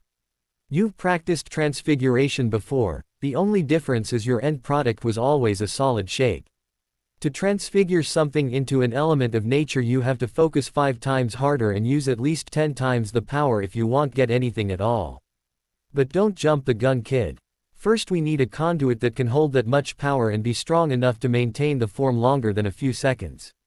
If you could get a large crystal that can channel the power it should be able to absorb the spells and not turn you into ash. I've got one of those. Hermes said in excitement. The god walked out of the office and returned a second later as if he had only walked outside and back in but he was now holding a crystal the size of a basketball. That'll do, Magnum murmured, then the old trainer addressed the others. Well we better get started now because I'm not sure how long this will take. We're going to need a room that has more open space. Break. It had taken almost 4 hours to make a replica and Neo felt like he was going to collapse. Thankfully it was a success and the fake passed Hermes' inspection when it was complete. Hermes led Neo out of the spare room used for extra space during the holidays and back to the office where he gave him some ambrosia and nectar to replenish his strength. Magnum and Hermes were having a conversation across the room and Neo focused on his glass of nectar. The taste was amazing and lulled him into a state of bliss. It didn't take him long to finish the drink but his peace was disturbed when he heard a voice in his mind.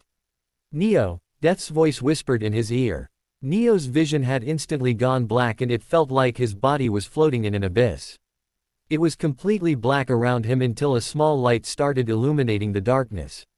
The light grew but didn't seem to be getting closer, only brighter as if filling out some sort of outline. He slowly saw the form of Death appear. Her hair was floating like a veil behind her and she was made up of light like a star shining in the night sky.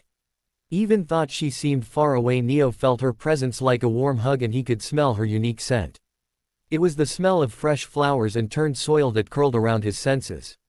Neo, you must hurry, Death spoke softly across the vast darkness. There is another task you must complete before the end of the summer solstice. What task? There is one here who seeks the help of the Master of Death. Hurry Neo, only you have the power to help. Death's voice got softer as the light faded, and when the last word was spoken the light had gone. He slowly opened his eyes to see that Hermes was standing in front of him with a curious brow raised. "Did you say something?" Neo asked his father. "It's time to go. I just got a message from Olympus that a meeting has been called. While you were busy making the fake, I delivered the message that Percy received the prophecy and will be leaving tomorrow morning. This gives you the chance to retrieve the bolt while both Ares and Hephaestus are busy glaring at each other across the throne room." That was when Neo saw Hermes had changed his clothes into silver armor, which looked like it was from ancient Greece, over a silver tunic. "I have to go now, but you already know where to go from here, so just be careful." Hermes gave him a quick hug and handed Neo the box that they had put the replica in. "I'll see you soon, kid." Hermes smiled brightly and was gone before Neo could blink. Break. It didn't take more than 2 hours to get to the theme park where the Shield of Ares was located, but they still arrived after sunset. Neo had used the fastest method of travel between point A and B, a straight line, which is easy to do when you have an invisible flying motorcycle. It had taken everything not to laugh when he looked at Magnum and saw that his tutor had buried his head under the shell of the side car. Obviously the canine was afraid of heights. Magnum had noticed Neo's amusement at his plight and vowed to bite him if he ever said anything. After shrinking the bike and putting it safely into the expanded locket again, Neo started sending silent prayers that everything would go smoothly. The first things that Neo noticed did not bode well. 2 things were obviously missing. He saw the obvious lack of security and that the gate wasn't even locked. Neo knew this was a trap, because he was a firm believer that you're not paranoid if someone really is out to get you, and he also knew that it was a trap meant for a god. Magnum walked slowly through the dark trying to sniff out the smell of a god. When the two got close to the tunnel of love, Magnum gave an affirmative nod and Neo reached into his pocket pulling out the box from Hermes. "Remember kid, if you use the ring it should be a piece of cake, but I can't help because that blacksmith's security would see through my illusion. If it were my trap I would have some kind of tripwire, so be careful when you find the shield." Magnum didn't show any outward signs of his concern, even though he was sure that springing the trap could be fatal for a demigod, maybe even one as powerful as Neo. After practicing with the ring it was easy to make it work. One thought caused a feeling of invisible cloth to slide around Neo from head to toe, and it was fortunate that he could still see his own body. Applying a silencing charm around him he slipped forward like a ghost toward the pool area of the Tunnel of Love. The little bronze cherubs were suspiciously spaced around the pool. Neo felt small currents of electricity cycle around inside the statues, but Neo wasn't sure if that was a feature of the park or a part of the trap. It was easy to see that the pool was completely drained. The one boat in the bottom had the Shield of Ares clearly displayed. This caused Neo to roll his eyes. How obvious can you get, he thought. I mean really, are the gods this thick? He made sure to keep his hands at his side when he reached the bottom of the pool. Nothing in particular stood out, but the electricity running through the spider web under the shield was unusual. Magnum was right, that must be the tripwire and I almost missed it. Thank the gods my training included how to feel the energy around me. I might just have to kiss Magnum's fuzzy mug if I make it out of here. The power of the master bolt was coming from the shield. It was so powerful that Neo felt hyperaware, dizzy, full of energy and faint all at the same time. He had to take a few seconds to ground himself after he felt the bolt's power. That was when Neo realized this was going to be harder than they all had thought. The bolt was there and the front of the shield looked completely solid, meaning there must be a hidden compartment on the back of the shield. The easiest thing would be to go back to the entrance and summon the shield now that he knew what it looked like. He couldn't just summon it though, because that would defeat the purpose of making the replica, and if he was found with the shield and bolt, Ares would just pin the theft of both on him. Due to not being able to move the shield or risk setting off the alarm, the only other option would be to vanish a small part of the shield so he could get to the compartment from the front. Unfortunately Neo didn't know how large the compartment was and he could vanish too big of a piece, setting off the trap if one of the wires was disconnected. Neo needed to think for a moment. As he thought of different scenarios and quickly discarded them, he finally thought of something. He could feel the bolt's energy and it was inside the compartment, so he could use the bolt as a guide for the space he would need to vanish. However, the energy was too immense for him to single down to a point of origin. That's when the last idea fell into place. Neo closed his eyes and slowed his breathing, thinking back to running in the woods with the Naiads and Magnum. His scenes opened even farther and it was like he was standing next to the sun. The power of the Master Bolt felt like waves crashing into him, as if it would drown him. Neo could feel his body swaying and he knew he was venturing into dangerous territory. He was afraid of opening his eyes because Neo had no clue what he would see. Magnum had warned him about a source of great power that had blinded a sorcerer before. The power of the bolt could sear his eyeballs right out of his head. It was the only plan he had, so it was worth a shot. He cautiously opened his eyes and his mage sight activated slowly as if protecting Neo from the sight of the bolt's magic. The power was being dissected right before his eyes, broken down into parts that he was starting to understand. It was like looking at a hologram that displayed the workings of the Master Bolt, from what it was made of, and how it was created, which elements came first and even how he could make an exact copy. Neo knew the power of a sorcerer's mage sight depends on their power and knowledge. What he didn't know was being the chosen child of Hecate made his magic almost sentient. Due to the magical knowledge imprinted into his core by Hecate when she gave him her blessing, his magic reacted to his will on an instinctual level. It was beyond what Neo could wield right now, but his magic protected him and gave him the knowledge of his mother.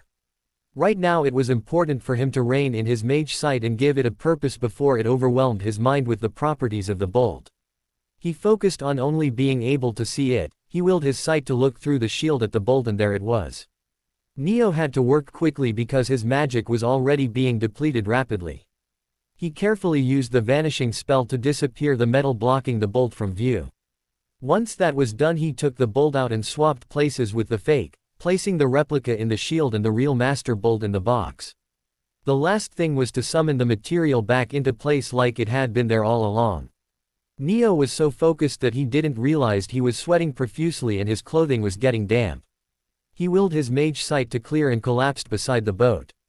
His breathing was heavy and he knew that he needed to get out of there fast before he passed out from exhaustion. He walked back to Magnum and took off the silencing spell and became visible again. Magnum was worried when Neo fell unconscious at the entrance of the park. The trainer of magic didn't have to worry for long when a figure came out of the shadows. A beautiful, raven-haired woman stepped up to the pair. Her skin was glowing under the light of the moon and her violet eyes sparkled with pride. "I have chosen well. The heir of my power is strong and he will only get stronger with time." As the words were said, the dark shadows wrapped around them and only the woman's violet eyes could be seen. When the shadows passed, there was no sign of the teen, dog or mysterious woman. Break. Neo experienced the strangest dream he ever had while he was unconscious. It was dark and he almost felt like he was having a vision of death again, but he couldn't feel or sense her. Then it was like she suddenly appeared out of nowhere along with her opposite, life, and for the first time Neo heard it. Hermes had said that there was a language spoken between life and death before time, and Neo understood it. Another entity was soon born who Neo could only describe as chaos, and it seemed to have a consciousness like death. In the dark, chaos seemed to stretch and curl up, moving and working through the nothingness around Neo. It wasn't long before Neo felt two other entities fill the void. One seemed to be unending and bottomless. Neo felt death travel from the nothingness into this fathomless depth. The second feeling that washed over him was cool and crisp like a night breeze. Endless nothing seemed to exist for even longer than before.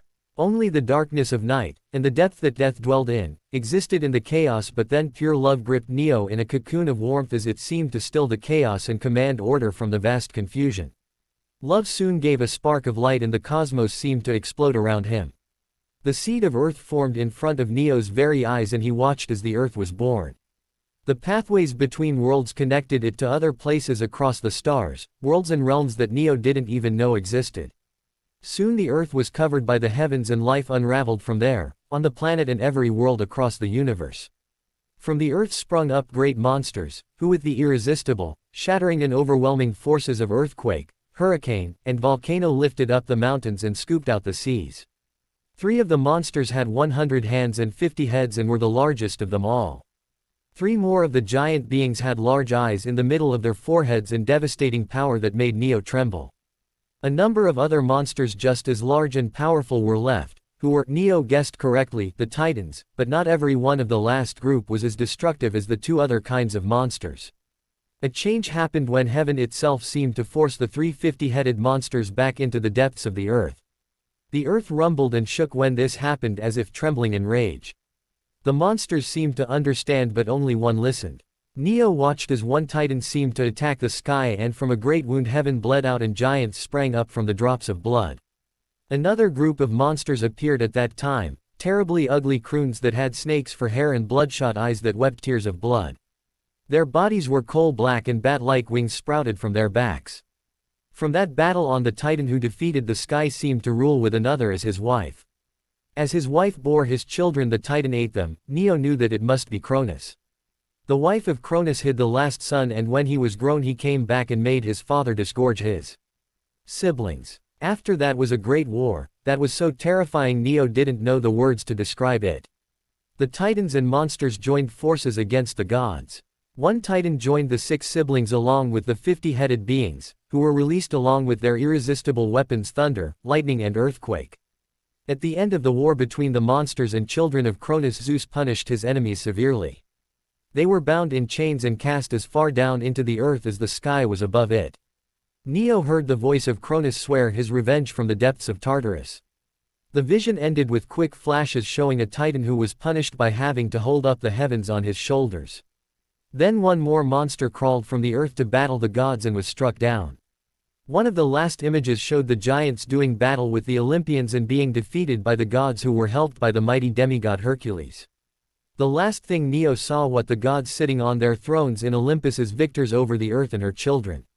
Neo woke up after his dream with a throbbing pain between his eyes and slowly sat up. A quiet, and slightly husky female voice spoke to him. "Here, drink this," and a cup was firmly placed against his lips. Neo was too groggy and in pain to realize that he had obeyed without question. It was a good sign that the drink wasn't poisoned when he felt his headache ebb away and the rest of his body also started to feel better. When the cup was taken back, Neo's gaze followed its retreat all the way to the person who had given it to him. At the side of the bed he was in sat Hecate in her black robe.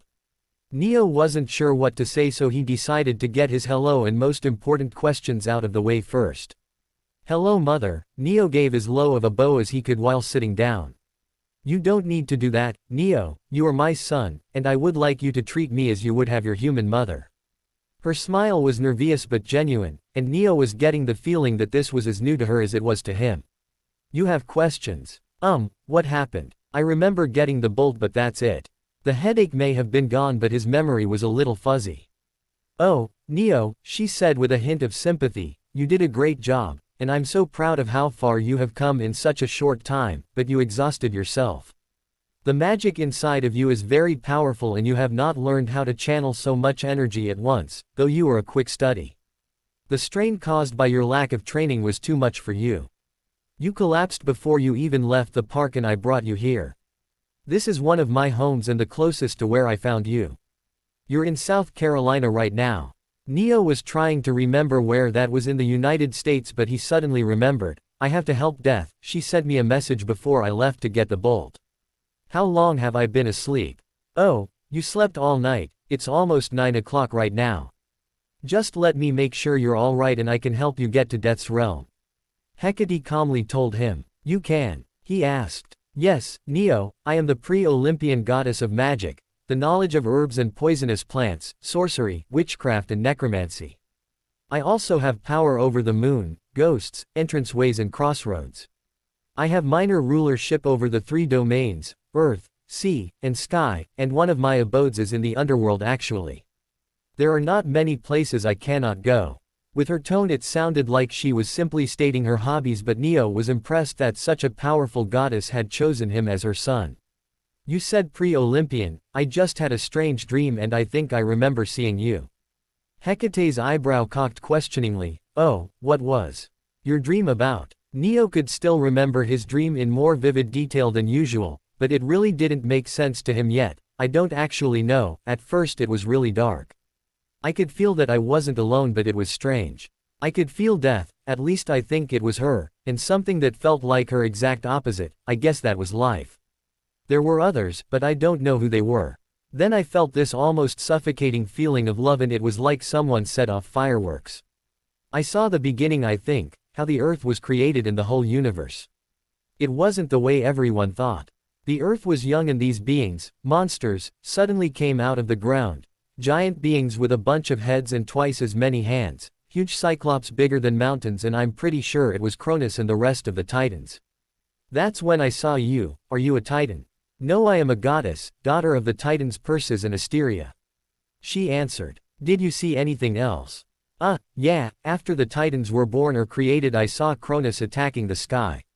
I think he wounded it or something because there was blood. Then two more groups just popped up out of the ground where the blood fell. One group was made of really big people, and the second was these ugly old women. Cronus ruled after that and I saw him eat his children, but the last one, Zeus, was hidden. When Zeus returned with his siblings there was a war. Poseidon, Hades and he defeated Cronus and the other titans except for one who fought with the gods. The titans were imprisoned in Tartarus but the gods made Atlas hold up the sky. I remember Cronus was mad and threatened vengeance but he couldn't escape. Then I saw quick flashes of two more battles, I think, but my memory isn't as clear when I try to remember. For Neo it was so strange that he thought it might be real but in the end he wasn't sure. There was a very pensive look on Hecate's face. That is not a good sign. Demigods and gods do not dream like mortals. Your dreams can be prophetic, and I think that this is one of those dreams. No demigod powerful enough to see the beginning of time would do so without reason. Was there anything that stood out? No, but I thought it was weird when I could understand what they were saying. They weren't speaking English, and I remember that Hermes said the first language was created by death and life so they could communicate with each other. He was explaining the writing on my ring. At that moment Neo looked down at his ring and was startled when he realized that he could read the inscription. The translation into English would be, the one who speaks for death, which didn't really sound like, Master of Death, at all. Then it may not be the only dream you have. There is one benefit it seems, the vision must have awoken your power to understand the voice of death. That is a great power Neo, even the gods do not know the true ancient language, for it had become an old way of speaking before their time.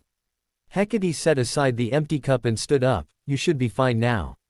I'll step outside so I can prepare your transportation to Death's realm and you can get ready to go. Your shoes and jacket are on that chair, she said gesturing to a corner of the room over her right shoulder. When you are ready just walk to the stairs at the end of the hall and down into the sitting room, I'll be waiting there. Hecate left the room and Neo put on his shoes and made sure that he still had all of his possessions. Hecate was standing in the sitting room when Neo walked in. She motioned for him to step forward to the door that looked like it led outside. Hecate reached toward a dial on the wall beside the door and turned it. Neo heard a small click and had the strange feeling that if he opened the door death would be on the other side. That cannot be a normal door, where does it lead? He asked curiously. Hecate just smirked slyly and gazed at him from the corner of her eye. She opened the door and motioned him inside. Go Neo, this door leads to the realm of death, she is waiting for you. This was the first time he had talked to Hecate and Neo did not want to leave so soon. Wait, what about Magnum, are you come with me? No, but I will be in the land of the dead soon enough. Then I will have the pleasure of enjoying the hospitality of Hades and the loving praises that Persephone sings in his honor. Her voice was heavy with sarcasm. I do not look forward to this time, however Persephone should not have to suffer Hades alone. Do not worry, I have sent Magnum on another mission but you will see him again. Now go my son, I will see you sooner than you think. With one hand on his shoulder Hecate nudged him through the door. I feel like this is a contest between the gods on who can make me travel in the most unconventional ways, Neo thought as he was slowly transported through the dark void, because I definitely have no say in this. Neo suddenly came to the same study he had been in when he woke up in Death's realm as if he had phased through the wall. Well, here we are, again, Neo murmured as he looked around the room. A tinkling laugh came from behind him, making Neo turn to see that Death had joined him. Is that such a bad thing? She asked. I thought you liked me, Master. Neo smirked at her teasing. Okay, it could be worse, and at least the view is nice. I wanted to talk to you anyway. I was able to read the inscription on the ring you gave me and I'm pretty sure that it doesn't say, Master. Death laughed again. You are my voice, as I said before, but the whole of the universe will come to know you as the Master of Death, think of it as a pet name. Yeah, I get that it sounds cool, but you're the Death. How could anyone think I'm your master? There is so much I don't know about you and even more that I could never understand. I actually can't think about it too hard, it's pretty overwhelming, you know. Neo's admission made Death smile. I can understand how it might seem like too much right now. You need to remember that you are more than you once were and you are only going to get better. You are the son of two gods, the adopted son of a primordial goddess, and you are the master of death, and nothing can ever change that. There is actually something I forgot to tell you. Death's tone sounded almost urgent on the matter, but she was suddenly interrupted. Sorry to interrupt your little chat, but I believe there is something else you forgot, my dear. A voice with an arrogant British lilt spoke from the other side of the room. When Neo looked, he saw a man who was almost 6.5 feet tall with handsome features, raven hair, and pure green eyes uncorrupted by any sign of another color. It was the man's companion who surprised Neo. However, a woman stood in the room with a sensual, ample figure that was twice as tall as the man beside her and was clothed in a shimmering green cocktail dress. She had voluminous tresses the color of the deepest abyss flowing down her back, which struck a great contrast with her snow-white skin. The woman's milk-white eyes stared at Neo. I had not forgotten, Loki, Death replied with a look that said she was not pleased with his way of speaking. Death glanced back at Neo. The matter that you have been called here to handle was brought to my attention by these two. Neo, meet Loki and Hela, your uncle and cousin. He was speechless and could only look at those in the room with wide eyes. It was one thing for Neo to know and understand that out in the cosmos somewhere is a place that he never considered might actually exist. But it was something else entirely to come to the understanding that Asgard was real and that he really did have family that was, amusingly enough, out of this world. Neo also knew that Hela was the queen of Hell, the Asgardian realm of the dead, which was something he remembered reading in the book Hecate gave him and another thing that tied him to death. At that moment he felt like fate had smacked him in the face with the realization that things had most definitely changed. Hello, he finally forced the word out with great difficulty. The giant of a woman gave a thin smile to Neo. Greetings, little cousin, you should feel honored. I am not in the habit of asking favor from those of Asgardian blood. Neo felt a sting at those words and started to get angry, but his indignation was extinguished as Death placed a hand on his shoulder. When their eyes connected, Death gave a small shake of her head. Then Death spoke to Hela. I understand that you have reservations due to Neo being Thor's son, but you also know he was raised on Earth and does not share the same beliefs as the Asgard. I know he will hear you out, just like he listened to me. At least that explains the attitude, Neo thought as he watched Hela's ridged posture relax minutely. One glance at Loki's face showed that the god was actually amused. You do have such a strange way of asking one for help, daughter, Loki teased. Don't concern yourself with her sour mood, nephew. I think it is a natural condition for those gods associated with death, but then again our lovely Death is an exception. Loki walked closer to Neo and rested his hands on Neo's shoulders as if to take in his appearance better. It is strange that you are Thor's son while anyone who didn't know better would mistake you for my own. Loki's smile was kind-natured and almost fatherly. Loki, do not forget why we are here. The smile was still in place, but Neo was close enough to see Loki's eyes darken when Hela spoke his name. A sigh escaped his lips as he lowered his arms back to his sides. We came because you are the only one with the power to help us, and quite frankly the only one that might care to. Do you know the stories of my supposed sons, Fenrir and Jormungandr? Loki paused, and when Neo nodded an affirmative he continued, the Aesir people rely so much on prophecy that they punished Fenrir and Jormungandr for crimes they have not even committed. Here Loki paused again, wanting Neo to understand that his next words carried a great weight. I ask that you release them from their bonds. Hela has agreed that her brothers can live in Helheim where they will not be a threat to the Nine Realms. I do not ask this lightly. To go against the will of Odin is very dangerous and you have every right to refuse. I only hope you will ponder this. You have the power to right this grave injustice. Are you the kind of person who would sit back and let someone else suffer because of another's fear of death?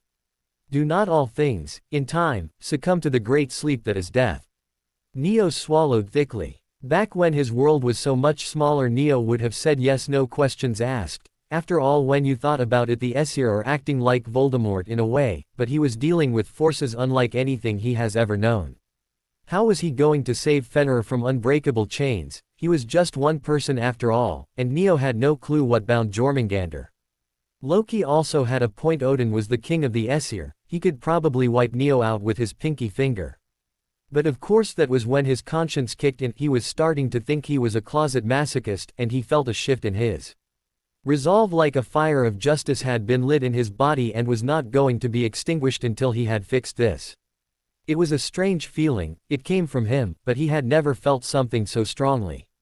It made his power thrum under his skin and he stood a little straighter.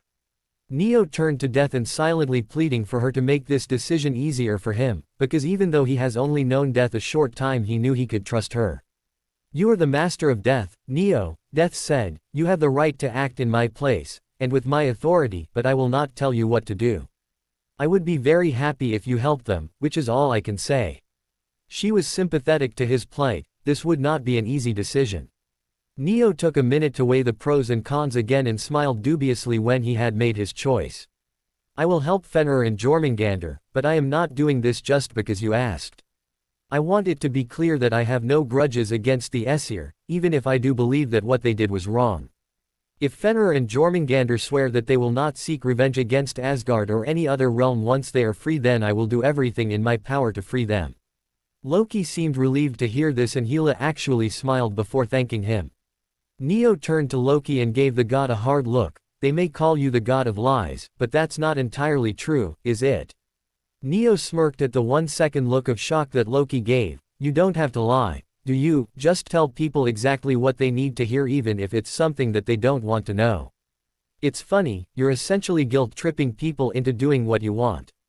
I would like to know how you came by such a interesting conclusion."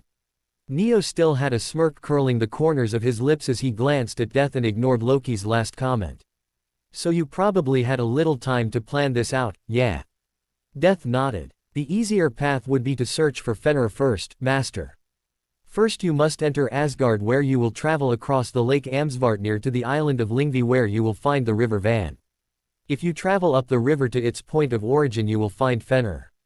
Even when you reach Fenrir, you may still face an impossible task," Hela commented. "Fenrir is mighty, and has broken out of the metal chains the gods used to bind him with, not once but twice. After their failure, the gods commissioned the dwarves to forge a new chain that would be impossible to break. To achieve the impossible, the dwarves created a chain out of 6 equally impossible things: the sound of a cat's footfall, the beard of a woman, the roots of a mountain, the sinews of a bear, the breath of a fish, and the spittle of a bird. Well, I know some girls who wear close to growing a full beard, so I don't know if it's impossible for a woman to have one," Neo quipped. Hela gave him a flat look but went on. "The unbreakable chain is a fine ribbon, but you will not find any chain of iron stronger than Gleipnir, which will hold Fenrir until the days of Ragnarok. So your true test, young god, lies in finding that which will do the impossible." "She is right, Neo, but I have seen you do great things under pressure. I think I should worry about getting you there while you worry about what to do after that, okay?" Death spoke with a cheerful voice, as if she had complete confidence that Neo would succeed. "So how are you going to do that?" Neo asked. "The biggest obstacle will be staying out of the sight of Heimdall. He is the guardian of the gates to Asgard, because he is as powerful as Odin. He protects the realm from any attacks. If he found you, he would not hesitate to kill you. The reason that Asgard is so safe is because he is known throughout the worlds as a fierce warrior." Neo swallowed. "Well, that sounds comforting. It will not be a problem," Loki responded. "I have traveled unwatched under Heimdall's all-seeing eye before. I can take you to the island of Lyngvi and point you in the right direction." "Okay, so that just leaves me to come up with a way to do the impossible. Should be fantastic." Neo mumbled dubiously. "I am in no personal hurry, but Loki will not go unmissed for long. If you are going to do this, you might want to be quick about it." Hela stepped forward to tower over Neo. "Here is something that will convince Fenrir you speak the truth." Hela handed him a small pouch that was tied closed by a piece of rope.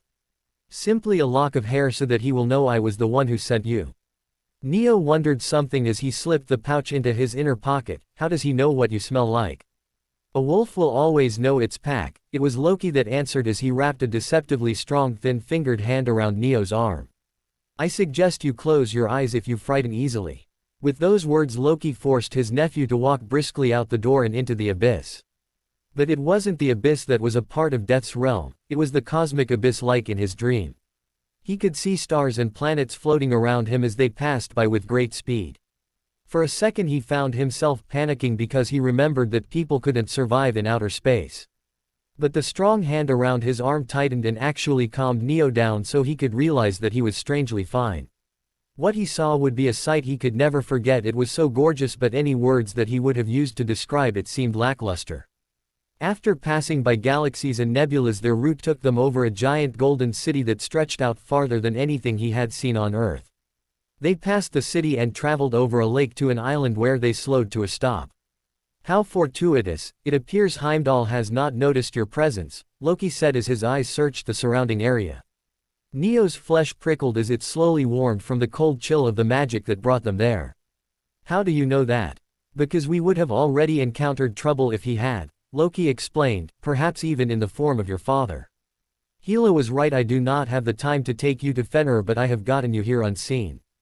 Go that way, he pointed in a northwest direction to where they were, you will find a river, and go upstream until it stops, that is where Fenrir is. I wish you luck and I thank you. With that, Loki seemed to dematerialize and Neo was left alone. The trip to the river was short, and a simple leaf that fell into the calm river soon showed him which way the current moved. The journey through the forest was longer and it took nearly 4 hours to see anything but trees.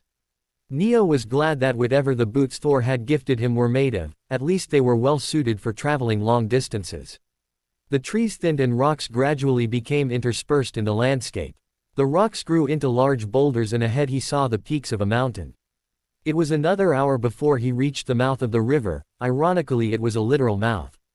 He had made it. Neo walked up to the gaping mouth of the giant wolf whose head was lying on the bank of the Van River. The jaws of the giant beast could have swallowed Hela whole. Neo looked at the fine chain that held the mighty wolf secure. The chain was said to have become tighter and tighter as Fenrir struggled to break it. It looks like he kept struggling until he couldn't anymore, Neo thought as he witnessed the gruesome sight of the chain almost gripping the wolf to the bone, and in some places it had cut the skin and the wounds had healed over.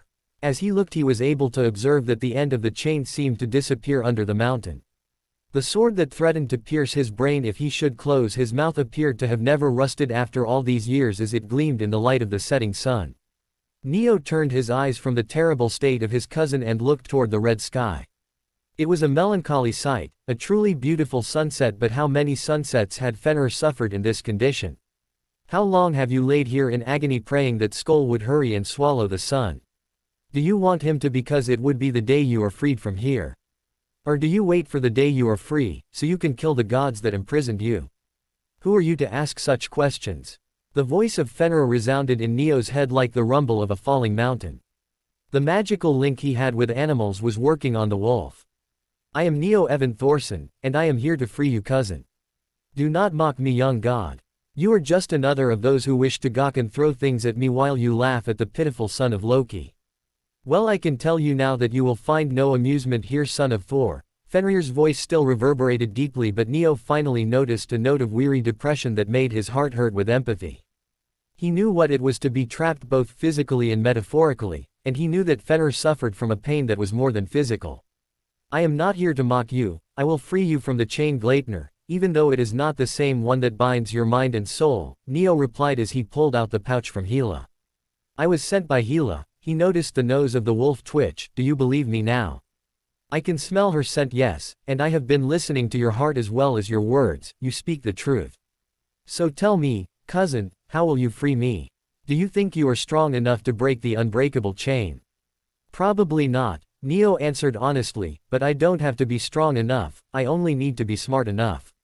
What do you mean? I mean that it is remarkable what you can learn from just looking at something. Take the chain for instance, it's so delicate looking that it looks like you could break it in a second, but you've obviously been trying this whole time. So it must truly be unbreakable, or at least stronger than it looks. I'm reminded of the question, what happens when the unstoppable force meets the immovable object? And of course the answer is compromise. So I have to think about it this way, if I can't break the chain, what else can I do? The answer is clear really, I was able to figure it out when I first saw you. If the chain will not break, then I need to loosen it from its anchor. Ha, you are at least amusing to have around, humor saturated the wolf's words. Neo raised a brow, oh really? He retorted. Gleipnir was fastened by the cord galga to the large stone slab jaw which was anchored deep into the ground, and the great rock Thati was then used to anchor it further. The mountain you see behind me is the rock Thati.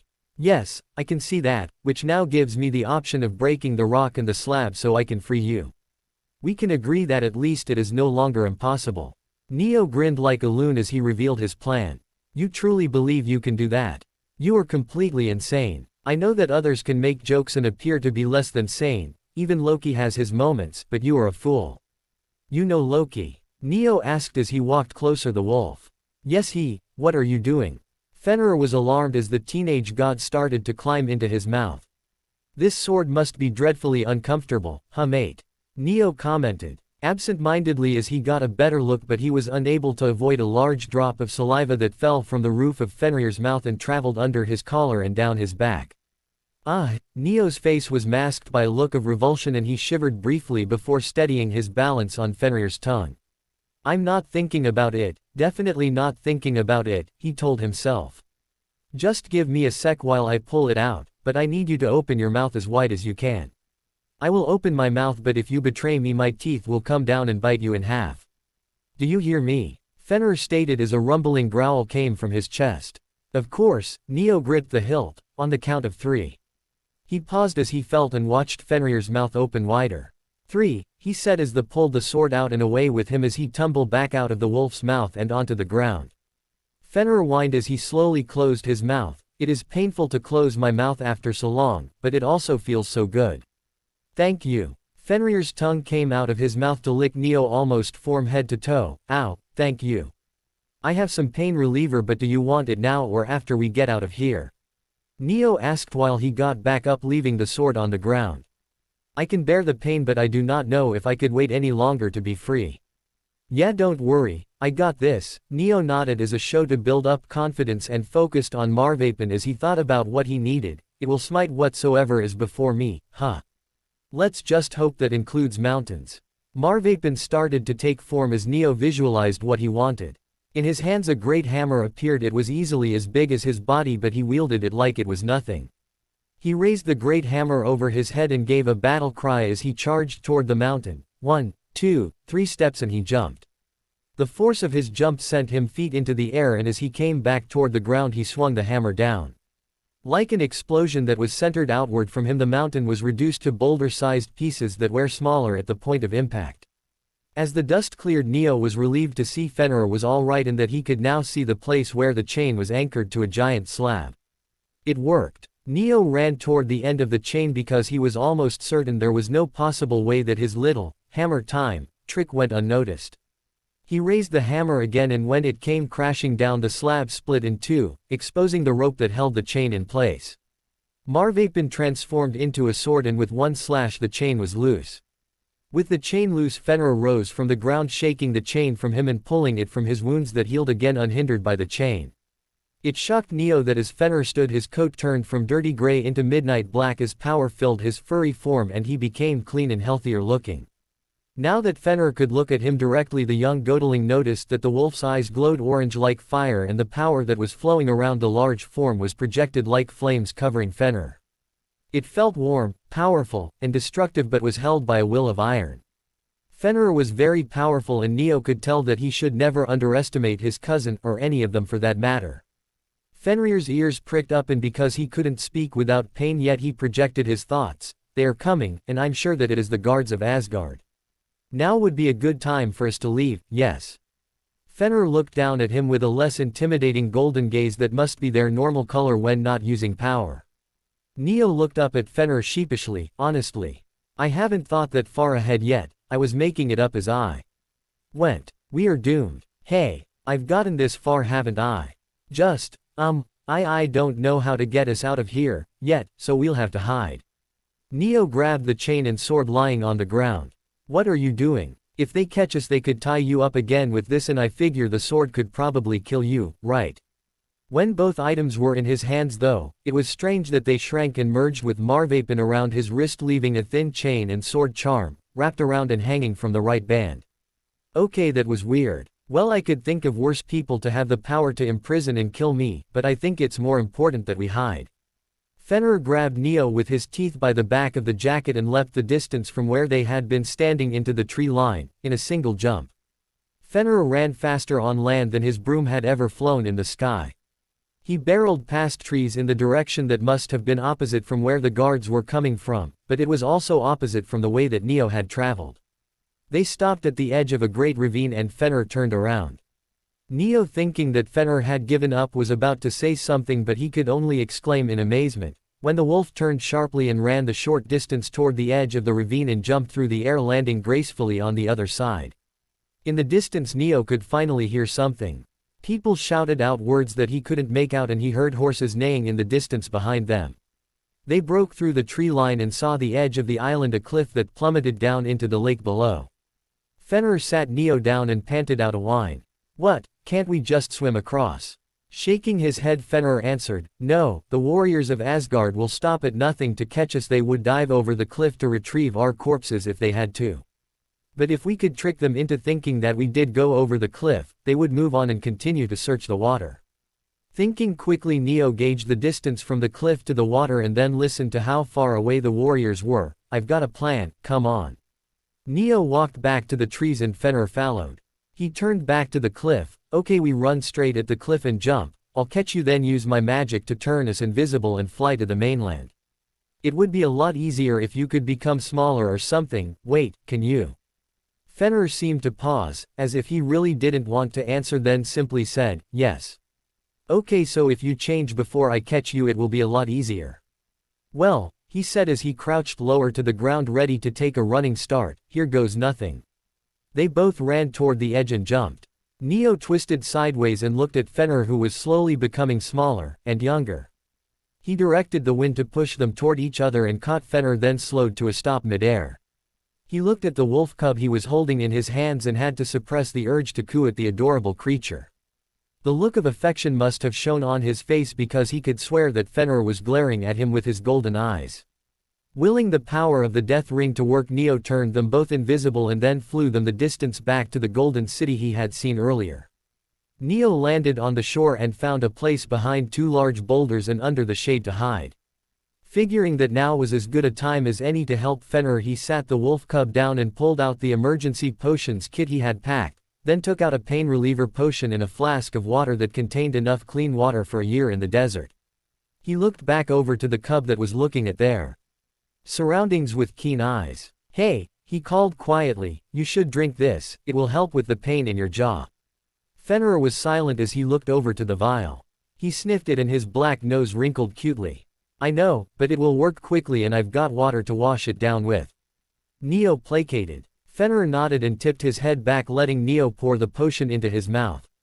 The wolf's actions at the taste were comical. His tongue was continuously trying to scrap the taste off, and at one point he even started licking the grass. Neo tried not to laugh, but a chuckle escaped him as he tilted the flask up in front of Fenrir's nose so the cub could drink from the flask. When he was done, Neo capped the water and returned the flask and now empty vial to the kid before stowing them away again. "That was vile," Fenrir said, but it was different this time as his words were said out loud and in a voice that sounded like a kid's. "Huh, yeah, I know, and it doesn't get any better, believe me." Neo smiled at Fenrir, who was making the cutest face that only canines had the looks for by tilting his head sideways and staring at Neo with his big puppy eyes. Neo couldn't help himself before the words came tumbling out of his mouth. "You know you're really cute like this." "I am not cute. I am Fenrir Wolf. I am a strong and powerful being." Fenrir was baring his teeth at Neo, and the young god had to squash the urge to coo again. In his mind he was still trying to see how something as terrifying as the great wolf he saw chained to the mountain could turn into a cute cub like this one. "I know that," he replied, then silently finished, "but that doesn't change the fact you make a cute cub." "We really need to get out of here," Fenrir cautioned. "They will be combing the area around the lake soon." "Where are we going now?" "I've got to get you back to Death's realm, but I'm not sure how." Neo was wondering his next move when the ground seemed to disappear underneath him and Fenrir. Ah, whoa. They landed on the floor of a place Neo was becoming well acquainted with. As he got up from the floor, he noticed Death was sitting in the chair from the first time they met and Hela was lounging across the small couch. "Well, it seems you took your time, young god. I was starting to think you had failed," Hela said. Actually, I think I did pretty good for someone without a proper plan. He replied sharply. She smirked at him and raised a brow. You show such pluck to speak to me that way. In that case, I commend you on not getting yourself killed. Fenrir had risen from the floor by that time, and not being able to contain his excitement any longer, his form changed into a 15-year-old boy, and he jumped on his sister, hugging her tightly. A 15-year-old boy, without clothes on. Avert your eyes. Neo's brain screamed at him. Neo made a disgusted noise as he turned away. Geez, put some clothes on, mate, don't you know it's rude to go around mooning people? Fenrir just looked at Neo questioningly. What, you just realized that? Fenrir then thought of something that put a mischievous grin on his face worthy of the son of the god of chaos. You were the one who carried me the whole way from the island to the shore, and you never realized I was naked. Fenrir laughed evilly when Neo gagged at the idea. Of course, being naked didn't matter to Fenrir. He had been going without clothes for so long he no longer cared, but it was funny to see his cousin's reaction. That is enough, brother, Hela chastised. We need to leave for Helheim now. Neo turned around and Death also looked at the siblings, neither missing the look of disappointment on Fenrir's face. Death, the strangely older sister type that she was, worried about that look. What's wrong, Fenrir? You will be safe in Helheim. Odin would never invade Hela's realm to find you. I'm finally free. I don't want to be cooped up again. He turned his eyes to his sister. Please, can I go somewhere else? I want to see new things, just for a little while. He was almost whining, and it was clear that he would be just as miserable in Helheim right now as he was on the island. Then where would you want to go? I have to return to my realm, and there will be no one to watch over you. Hela's words caused Fenrir to hang his head despondently, but then Fenrir's eyes looked up at Neo with hope. Neo rolled his eyes. He could see where this conversation was heading, and decided he would speak up before he was volunteered again. He can come with me. I could use some help finding and freeing Jormungandr, and I'm sure Fenrir would be useful in tracking him down. Plus, I'll be moving across the country at least until the winter solstice, when everything, hopefully, cools down with the gods on Olympus and I can return to Camp Half-Blood. And I swear I will keep him safe while he's with me. You don't even have to ask. Hela looked at Neo unsurely. I do not know. It will be fine. I can get him some clothes and have him packed in a minute. Death replied, getting up and disappearing in the next step. That was when Neo realized that Fenrir was stark naked, and he turned away, again. It didn't take long for Death to return with a set of clothes in one hand and a small gray and yellow sling-strap backpack in the other. Here is one set of clothes. She handed the stack over to Fenrir. There are 2 more in the backpack along with a jacket for when it gets cold. She then pulled a box out of thin air, and these are a very durable tennis shoe. After getting everything on, Fenrir looked like a normal teenager. He was dressed in a black shirt, under a gray zip hoodie that ironically had a tribal wolf design on the back, light blue jeans and black tennis shoes. The only thing that stood out was his golden eyes, like he was wearing color contacts, which would be the excuse if anyone asked. His shaggy black hair was as untamable as Neo's, but it also made them look related. If it weren't for the difference in body type, with Fenrir looking thinner and with lean muscles, and age, they could have passed for twins due to being the same height. I already have camping stuff, food and money for snacks packed, so that should be everything you need. It will mostly be traveling, and once we know where we are going, we'll just hop on my bike and go. Neo then looked at Hela. I don't suppose you could tell us where to find Jormungandr? He asked hopefully. I do know where to find him at this time of year. With the changing currents, he will most likely be found in the Pacific Ocean. He likes to stay near the Los Angeles coast. Hela responded. But be careful, Neo. Jormungandr isn't the only one who will be near Los Angeles at this time. Also, Hades has placed the gates to the underworld in Hollywood, a place full of lost dreams and unhappy endings. You will have to be careful. Death told him. If you find yourself having to go to the underworld though, I would like you to contact me before you do. How exactly do I contact you? He questioned. The ring will help me find you. It provides a connection between us no matter where you are. All you have to do is call to me, like praying. I have heard your prayers before, Neo. Death glanced at Fenrir. I can't help but feel we are missing something. She paused a second to think. Aha. I forgot to mention that you might want to go by another name so that Heimdall has a harder time tracking you down. This is goodbye again, but I'll see you soon, she said as she hugged Neo without warning. Be careful. she whispered as Neo and Fenrir were whisked away by a powerful force that sent them away from the realm of the dead and toward Earth. You still have not told him. Hela said to Death. He will find out whether I tell him or not. Right now it is irrelevant anyway, he's not yet ready, Death responded. Oh great, we're falling again, everything's starting to get redundant, Neo thought as he and Fenrir were carried through the breach between realms and began to hurtle down toward the Earth from 100 feet in the air. He grabbed Fenrir from beside him and summoned the wind to carry them slowly down to the ground with an unconscious thought. Well, I guess this is one way to get better at flying, just drop me out of the sky. Neo gave a huff of laughter that made Fenrir look at him questioningly. What are you laughing about? The younger-looking boy said warily. Just enjoying the ride, Neo responded. I see, but you will give some warning if you are about to develop a suddenly less than sane way of thinking, yes. I would like to be on the ground before then. Why, you scared of heights? No, of course not. Fenrir exclaimed, I prefer not putting my life in the hands of a madman or someone I do not trust, which has happened once before. The only consolation was I bit off that traitor's hand. He will forever be known as an oath breaker. Neo's reply was unbelieving as he loosened his grip on his cousin's waist. This caused Fenrir to yelp and hold onto Neo tighter. Yeah, you're so not afraid of heights. But what do you mean you don't trust me? I literally just saved you from being chained up until the end of time. I was calling you a madman, you bumbling buffoon, and don't you dare drop me. Fenrir yelled into Neo's ear, causing Neo's new godlike hearing to start ringing.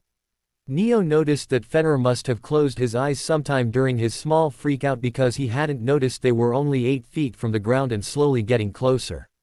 When they reached about 3 feet, Neo completely let go of Fenrir, who in surprise did not try to catch himself. It only took a few seconds for his butt to hit the ground, but he let out a very effeminate scream for those 2 seconds. When he finally opened his eyes, he saw he was safely on the ground, then blushed slightly at his girly reaction. Neo just gave him a smug look as his feet touched the ground. That's for the buffoon comment. Neo paused to get a better look at their surroundings. The scenery was mostly sand dunes. I think we're here, Neo said as he offered a hand to Fenrir, who grasped it to show that he didn't have any hard feelings over the small incident in the air. After all, he couldn't be held responsible for the way he may or may not have acted out of instinct, so it was best to forget that it ever happened. Neither of the two could see the seashore, but the sound of waves was coming from beside them, so turning in the general direction, Neo followed Fenrir over a dune. Because it was the middle of the night, Neo didn't want to head out until the next morning. After stopping Fenrir from going any further, Neo said they should wait until it was light out. He took out the wizard tent that quickly set itself up with a wave of his hand. Then he set up a ward array to repel others from the spot while misdirecting their attention. He was really not missing having to carry around a wand because he was sure if he still needed one it would have somehow broken by now, leaving him powerless. With the tent and wards set up, they went inside. As Neo cooked something to eat, they talked about what they would do tomorrow. They would need to rent a boat to take them out into the middle of the water so they could find Jormungandr. It would be even more difficult to free the sea serpent than it had been to free Fenrir. Neither knew what kind of bond kept Jormungandr in the Midgardian seas, but they both knew they would try everything they needed to get him out. It was strange to think about how the legends had depicted the days of Ragnarok. It was said that the Midgard serpent grew so big that he wrapped all the way around the world and could bite his own tail. The legends also say that if Jormungandr ever released his tail, that Midgard would fly apart, no longer being held together. Fenrir was supposed to be released from his chains after the sun and moon were eaten by giant wolves, but Neo had already freed him and the moon was glowing brightly above their tent right now. I wonder if I really will start some kind of cosmic apocalypse by freeing him, or maybe someone got the future wrong. Or maybe someone changed it. He thought as he pondered on his little adventure with Hermione to save Sirius in their 3rd year. Neo then brought up the topic about death, suggesting Fenrir choose an alias which would make it harder for Heimdall to find him. After some debate, they settled on the name Adolphus, which is the Latinized form of the German name Adolf, meaning noble wolf, and Neo would call him Dolf for short. With their meal done and cleaned away, they decided to call it a night. The beds were pre-made and Fenrir Dolf was so tired that he was sound asleep before his head touched the pillow. Neo thought about everything that had happened in the last few days after starting his quest. It was difficult to think that it had only been 2 days. That's when he started to wonder how Percy was doing. It was strange to be concerned about someone he barely knew, but Neo couldn't help wondering what the other had accomplished after leaving camp that morning. Going on a quest and fighting monsters was one heck of a wake-up call to realize the world is a lot bigger than you first thought. Neo also knew that their paths would cross at one point or another. After all, he still had the master block that Percy needed to return to Olympus before the solstice deadline. Calling it a deadline is probably the most ironic title, Neo thought as he slowly drifted off to sleep. That night his dreams were disturbed by visions of Percy and Annabeth facing off against Medusa. In the end, after Percy had cut off Medusa's head, he felt relief and he continued to sleep dreamlessly for the rest of the night. They got up early and made sure to have breakfast. Neo was still surprised at how much he needed to eat now. It was like he was going through multiple growth spurts at the same time. They finished breakfast quickly and then Neo took down the tent and wards, packing everything away before they headed to a pier that was off to the right. There were already people moving around on the dock and Neo hoped one of them had a boat for rent. Finally they found a place to rent boats almost a mile from where they had set up camp last night. After finding out that you needed a boating permit to rent a boat, Neo was almost ready to find a few palm trees and rope and just make a raft. Just when they had given up, a man named Mark Hennessy told them that he was going out to sea to enjoy the day on his boat and if they wanted to come along he had plenty of room for two more. Mark Hennessy was of average height, with neatly trimmed salt and pepper hair, muddy brown eyes, and looked to be in his mid-40s, dressed in expensive nautical clothes. He was either rich or having a midlife crisis. Something about the man set Neo's instincts on high alert, but he had no idea what exactly was off about him. Feeling that it would take longer to find someone else willing to take them, Neo decided to accept the offer, but that didn't mean he would let his guard down for even a second. Mark's small boat was actually a 30-foot yacht and he had agreed to take them 10 miles out into the ocean. When they finally made it to their destination, their generous host cut the engine. "You boys want anything to drink? I keep water in the cooler," Mark asked. He had come out of the cabin with water bottles that didn't have labels and a gleam in his eye. Alarm bells started going off in his head, but Neo was able to maintain a good poker face. "Oh sure, thanks," Neo replied as he took one of the bottles and watched Fenrir take the other one. When Mark turned around to get another bottle for himself, Neo caught his cousin's eye before Fenrir started to uncap the bottle and shook his head vigorously in warning. "The family decided to have a day out, but Dolph and I didn't want to go to a museum, so we were going to rent a boat and spend some time out on the water." Neo uncapped the water and took a sniff, and Fenrir, who did the same. Afterward the wolf god glared at the man's back. It was almost unrecognizable, but there was definitely something in the water that wasn't supposed to be there. Neo knew that Mark most likely added a sleeping drug to the water, and he really didn't want to know why. In the minute that Mark was distracted, Neo grabbed Fenrir's water and taking both bottles tilted them up against the side of the yacht and poured them down the side and into the water to prevent making a splashing noise. He poured out enough to look like they had taken a drink and then thrust Fenrir's back into his hand. "Follow my lead," he whispered. Mark turned back around with a bottle that had a blue label, adding to his suspicion, and Neo watched his face. "Well, that sounds like a good idea. I had the same one when I woke up this morning. My wife will be out all day at the salon, so I decided to take my new yacht out for a while." There, Neo caught the split-second look of anticipation that crossed Mark's face. He must be expecting the drugs to work by now, they must be fast-acting. Neo started to let his eyes droop and glanced over at Fenrir out of the corner of his eye. The wolf god was doing a good job of pretending to have a hard time keeping his head up. A few seconds later they both pretended to fall out of their seats and onto the bottom of the yacht. "Hey, works every time," the man commented as he picked up the bottles from the ground and dropped them in a wastebasket. "It's sad that you're just kids, but you fell for it so easily," he mumbled almost pityingly. "Oh well, Lord Hades will be pleased with your sacrifice anyway." Neo didn't like the sound of that. The sound of footsteps made him crack open his eyes. Seeing the retreating form of Mark, Neo silently got up from the deck while he directed Marvapin to change form. He walked up behind the unsuspecting man and knocked him out with a tap to the back of his skull using a baton. "So this was not the first time that man has kidnapped someone," Fenrir commented as he picked himself up off the deck. But what did he mean sacrifice? Before Neo could hazard a guess, there was a strange noise that made them stop. Neo saw Fenrir's eyes widen as he caught a glimpse of something behind him. Turning around, Neo saw what his cousin was looking at, and his face mimicked Fenrir's expression of shock.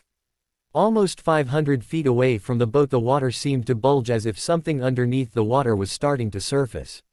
Whatever was creating the disturbance was rapidly coming toward them. Still a fair distance away, it breached the surface. At first it looked like a mountain was rising up out of the ocean. As the phenomenon continued, Neo saw what he had assumed were rocks start to move, but instead of falling back into the water, they shifted to reveal the head of a giant monster. The exoskeleton-like plates moved to reveal a hideous head, and the monster opened its giant maw, letting out a loud roar that revealed many rows of huge razor-sharp teeth. "Okay, no need to freak out, it's just a demented turtle," Neo said out loud, trying to lighten the obviously dangerous situation they were facing. "What is that creature?" Fenrir asked from beside his cousin. "Ask me later, I can't tell you right now. I'm too busy figuring out how to get us out of here." Neo yelled over the deafening noise of the monster roaring again. He watched as the creature continued to rise out of the water. Its giant tentacle-like appendages were thrashing about, causing the water to churn and toss the yacht with large waves. The monster's eyes locked onto Neo, and he shuddered at the hungry look. One of the tentacle-like limbs came out of the water to wrap around the yacht. Neo reacted instantly. Summoning Marvapen's great sword form, he slashed at the monster, lopping off its gray limb that dissolved into gold dust. Marvapen easily cut through the creature's thick hide, causing it to roar in pain and recoil. This only seemed to anger the beast more. The monster raised a clawed hand and brought it down mightily toward the yacht. The two cousins barely had enough time to jump over the side of the boat as it was smashed to pieces, but Neo took a moment to notice their would-be kidnapper-killer had not been as lucky. It took a while to swim back up to the surface after the undertow created by the monster dragged him down, but when his head finally rose above the water, Neo gasped in a much-needed breath of air. Searching for Fenrir, he was relieved to see him surface beside him. Neo looked up as the monster roared again, the noise making the water vibrate, and saw that it was looking right at him again. Another spike of fear shot through him, because he knew that monster was ready to kill him. Neo realized he had lost his sword and tried to summon it back, but it must have gone down farther than he had, because it seemed to take forever to return. Staring the creature in the eyes, he saw it poised to strike again when he heard a familiar sound. It was the cry of a falcon. A streak of silver headed straight towards the giant beast's eye, and Neo saw Argyros gouge out its right eye before he circled down toward Neo, who felt Marvapen finally slip into his grasp. "How did you find me?" he shouted in surprise when the silver falcon came close enough to hear. "I will follow you into the depths of Tartarus. Not even the gods will be able to send you to a place I cannot follow." The mercurial bird vowed. "Why are you still in this creature's domain? Why have you not flown away?" "I can't leave him," Neo said, gesturing to Fenrir, "and I can't fight while I'm carrying someone." Neo and Fenrir were forced under the water again as the monster's thrashing created waves that threatened to drown them. Surfacing a second time, Fenrir was surprised when the falcon flew over to him and actually lifted him up out of the water. Neo would have laughed at his cousin's comically surprised look if it wasn't still dangerous. "I will take him to land so you can kill this overgrown fish," Argyros said as he flew away back to the shore. Neo then used his power to lift him up out of the water. The ugly creature was starting to recover from the loss of its eye, and it looked madder than ever. Two whip-like limbs went flying at him, and Neo moved his great sword in front of him, making the monster slice off its own tentacles on his blade. Unfortunately, he did not see the tentacle that came from behind, catching him around the middle. The beast roared again in triumph, bringing Neo closer to its face. He didn't forget that he had his sword, and he brought it down on the crushing tentacle. Neo was worried because he really didn't see a way out of this. The monster was going to kill him eventually, no matter how much he hurt it, because he didn't have the power to kill it. After that depressing though a useful idea finally popped into his head. He remembered the two-headed dog in his fight with Clarice. He had the ability to control lightning, and the huge creature was standing in one of the world's best conductors for electricity. His epiphany came too slow. The beast had him again, and this time it had seized him with so much force he could feel his ribs start to fracture. It was hard to breathe and the pain was blinding, but Neo knew that he had to work through it. Being injured is better than being dead. He focused on the power running just under his skin, that electric surge that was his power to summon lightning, and created a huge storm cloud. The rumble of thunder was almost drowning out the creature's roars. It took a moment for the electricity to build up and Neo watched as the monster brought him close to its face again. Just before it would have swallowed him whole, he summoned the lightning and sent all of it through the top of the giant beast's head. The monster slowly started to dissolve into golden sand, giving a dramatic and showy end to the fight. Neo breathed a sigh of relief. However, his relief seemed destined to be short-lived. His vantage point in the sky gave him the chance to see another larger figure coming straight toward him from underneath the water. Neo had enough time for one pessimistic thought before he started to see a large serpentine-like creature with a spiky scaled hide rise from the water. It almost looked like a cross between a bearded dragon lizard and a cobra, but it was probably larger than the world's tallest skyscraper, and that was just the part that was out of the water. The sea serpent stopped its ascent when it was eye level with the young warrior staring at him with its ice blue eyes. "Well done," a masculine voice spoke telepathically. Neo would admit that those were not the first words he would have guessed this creature would say. "I am Jormungandr, the world serpent, can you understand me?" Yeah, Neo was a little too surprised to voice a more wordy response. "Judging by your power you must be the son of Thor," Hela spoke of in a vision, which would also mean, "You are here to free me. Did you just decide to defeat the Kraken while you were at it?" Jormungandr asked in amusement. "That was the Kraken. Yes, and you really rung his bell, so again, well done." Jormungandr's large head tilted to the side before he spoke again. "I have revealed myself to you, are you not here to free me? What's stopping you from just, slithering, onto the land?" This was one question that Neo had been wondering since he started this little side trip courtesy of Loki and Hela. "Odin bound me to the Midgard seas, by the power of his magic I cannot leave the water. I can only be free once the binding has been broken." Jormungandr explained patiently. "I don't know if I can do that, but if you swear an oath that you will not seek revenge against Asgard or any other world I will do everything I can to help." Neo promised. "I have no quarrel with Asgard and I would never hurt this world, Midgard is my true home. I would just like the chance to walk on land and not be bound to the seas. I promise that I will not seek vengeance for my imprisonment after I am free."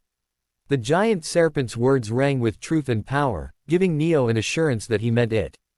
Thinking about his options, Neo knew that there would be nothing physical to break like when he freed Fenrir, so he would have to focus on the magic.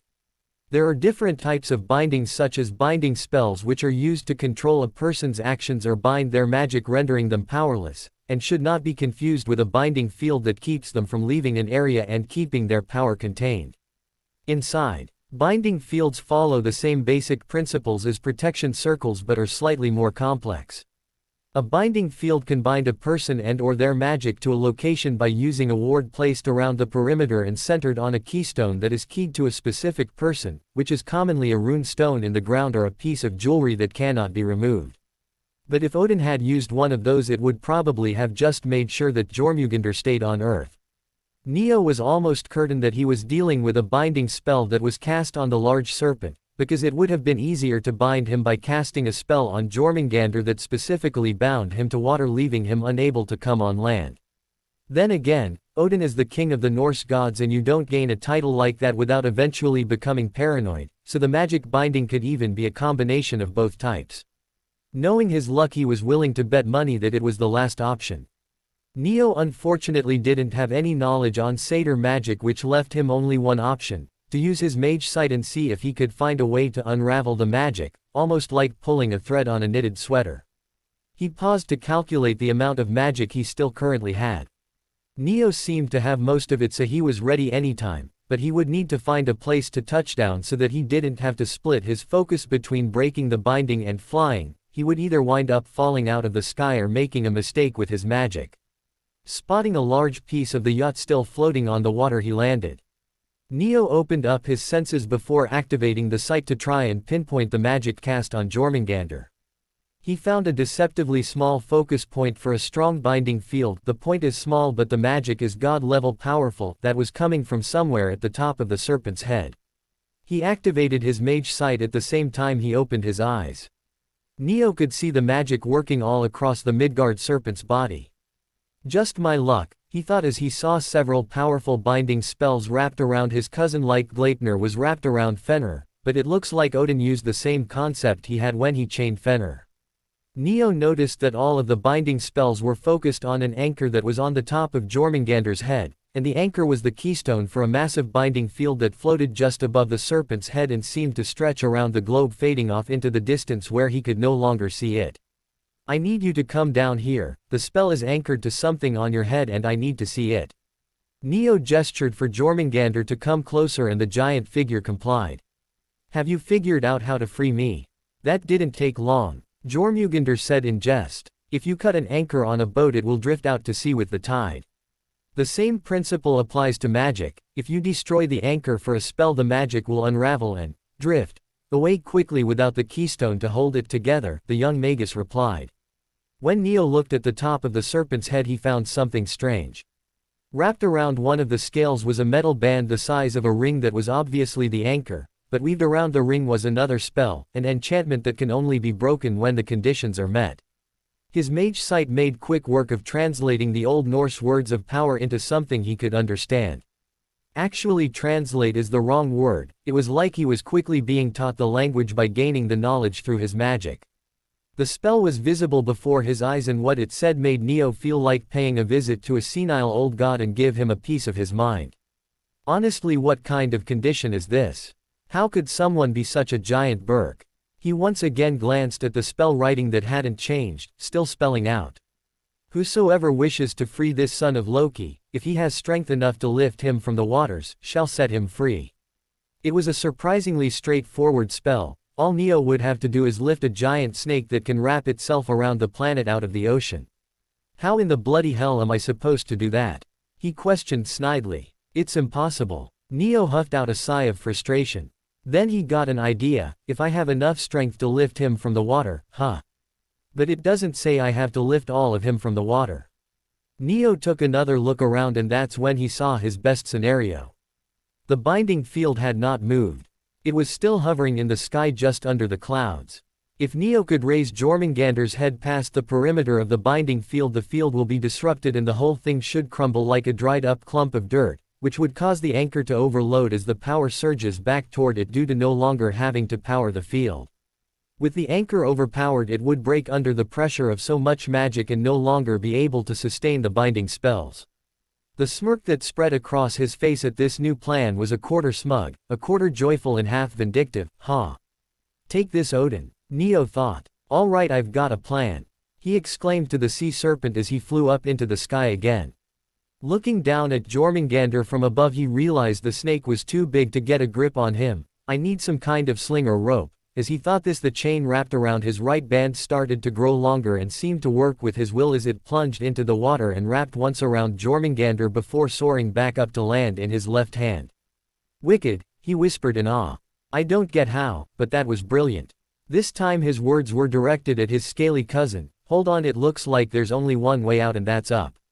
With that little warning he flexed his muscles slowly and tightened his hands around the chain as he called for a wind that could literally move a mountain. It was slow at first, but as they started to gain more momentum the pace quickened. Jormungandr was staying as still and silent as he could so that he wouldn't disturb the young warrior or cause unnecessary strain. Neo started to worry as they reached about halfway to the top of the ward. He could feel his power waning and he was worried that they wouldn't make it, but he kept going. A few minutes later they were almost there. It would only take another 200 feet. Gritting his teeth he repeated two words, "Come on," over and over in his head. He was actually cool in his jacket which had somehow remained dry after his impromptu swim, but the magical and physical strain making him sweat had his clothes sticking to him even as the powerful wind whipped around him. Sweat was pouring down his face and stinging his eyes. He had to force air back into his lungs with every breath. 10 feet away from the ward he gasped as a sharp pain went through his, followed by a weak feeling in his arms, like he suddenly lost all of his strength.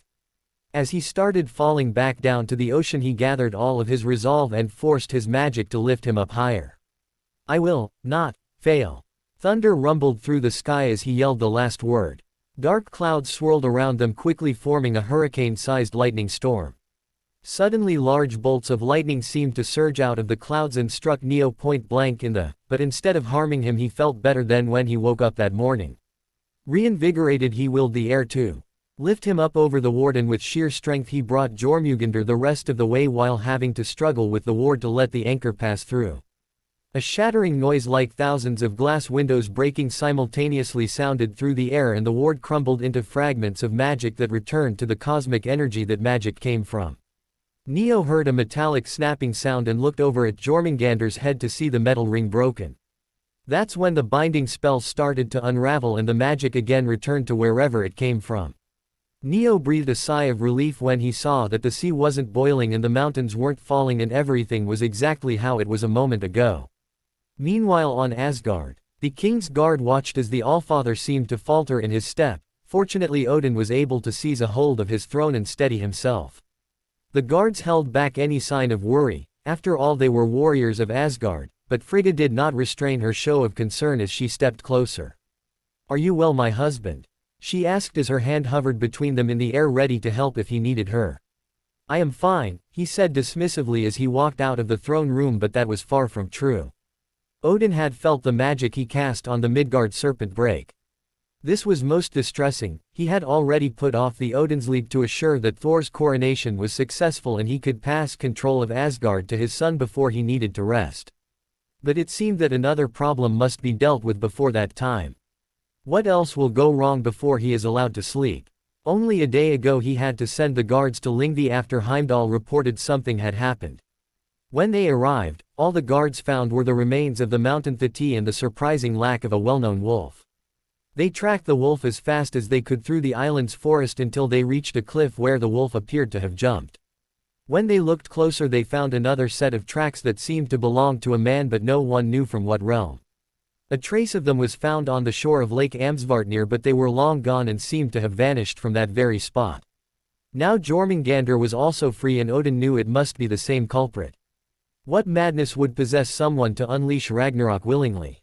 It was he, Odin Bersin, who imprisoned those creatures to protect the 9 realms. He would find the fool that dared to go against him, and he would kill him. "Heimdall!" he shouted as he came to the gate of the Rainbow Bridge.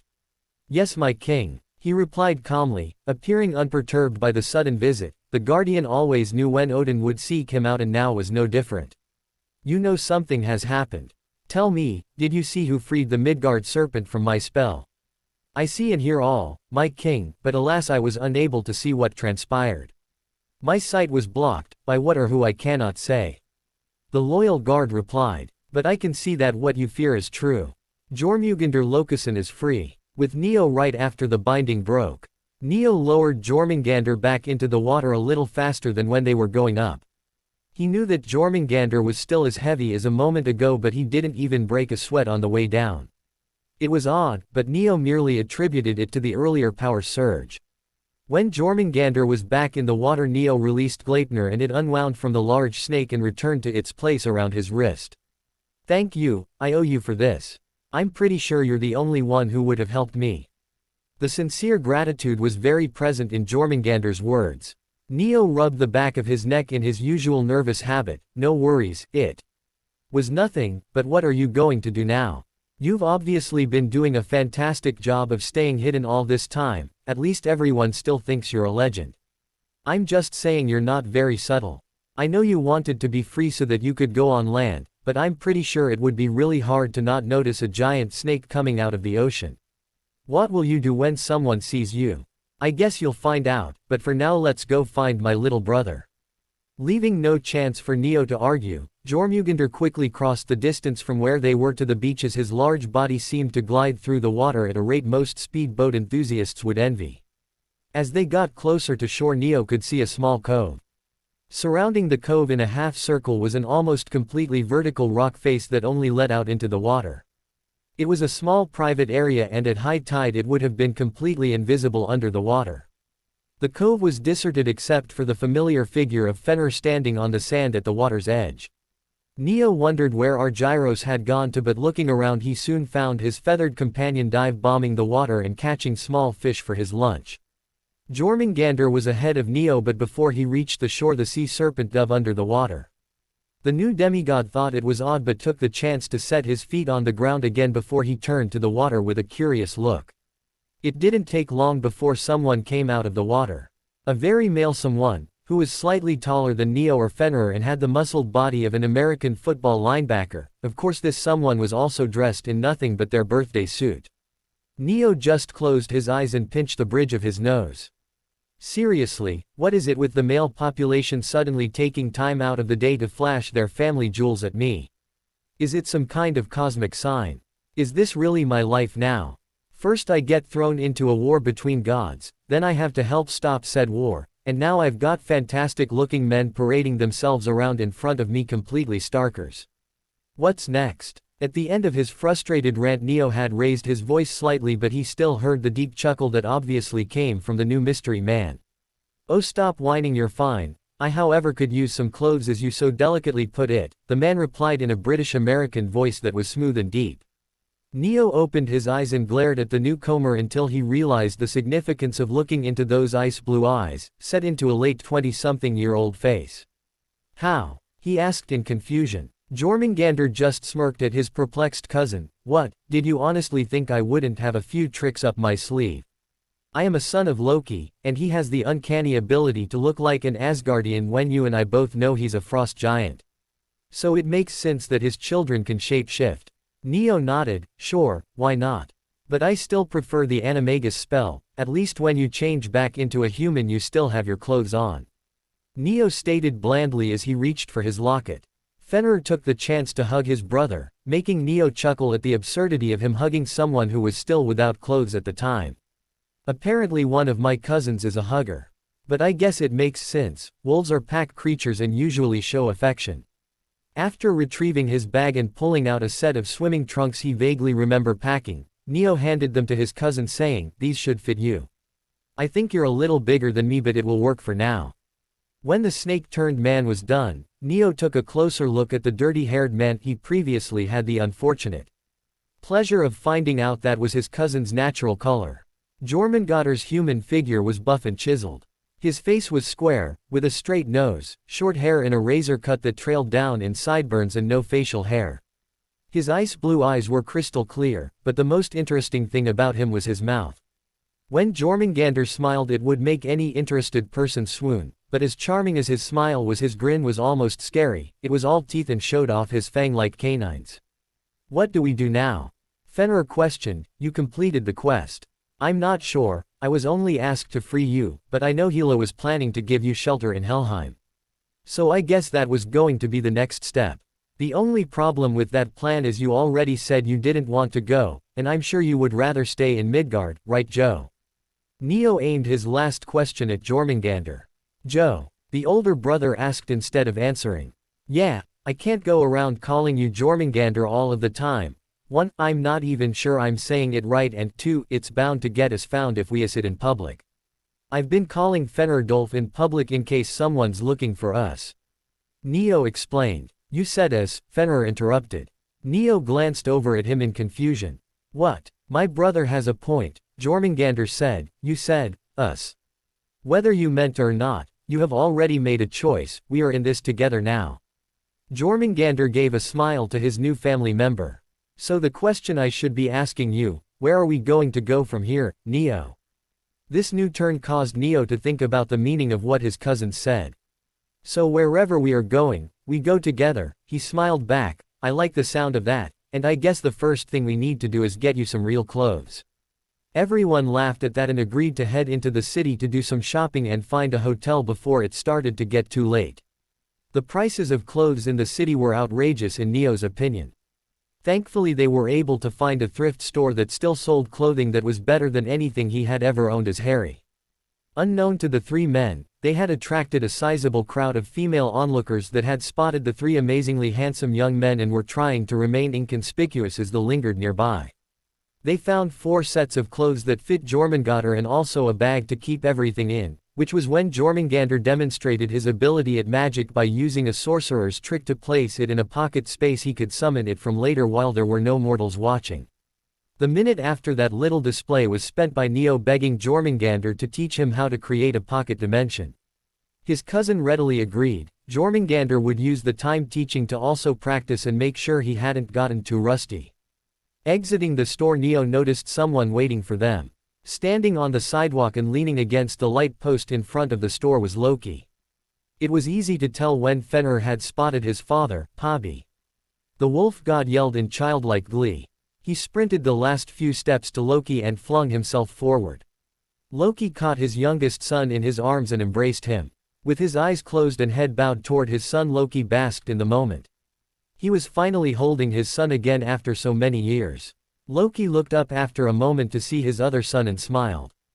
Jormungandr's eyes were full of happiness as he watched his father and brother share that moment. "My son," the trickster god spoke to his oldest as he shifted his clinging son to his left side and opened up his right arm in silent request to Jormungandr. Jormungandr stepped into the hug and wrapped his arms around Loki and Fenrir. This happy reunion was making Neo feel like a third wheel until Loki's hand rested on his shoulder. "Thank you," Loki said to him, "I will never be able to repay you." "You don't have to, that's what family is for," Neo responded simple. His heart was content with what he said. His family may have started out small after he was reborn, but it was still his family and it was growing.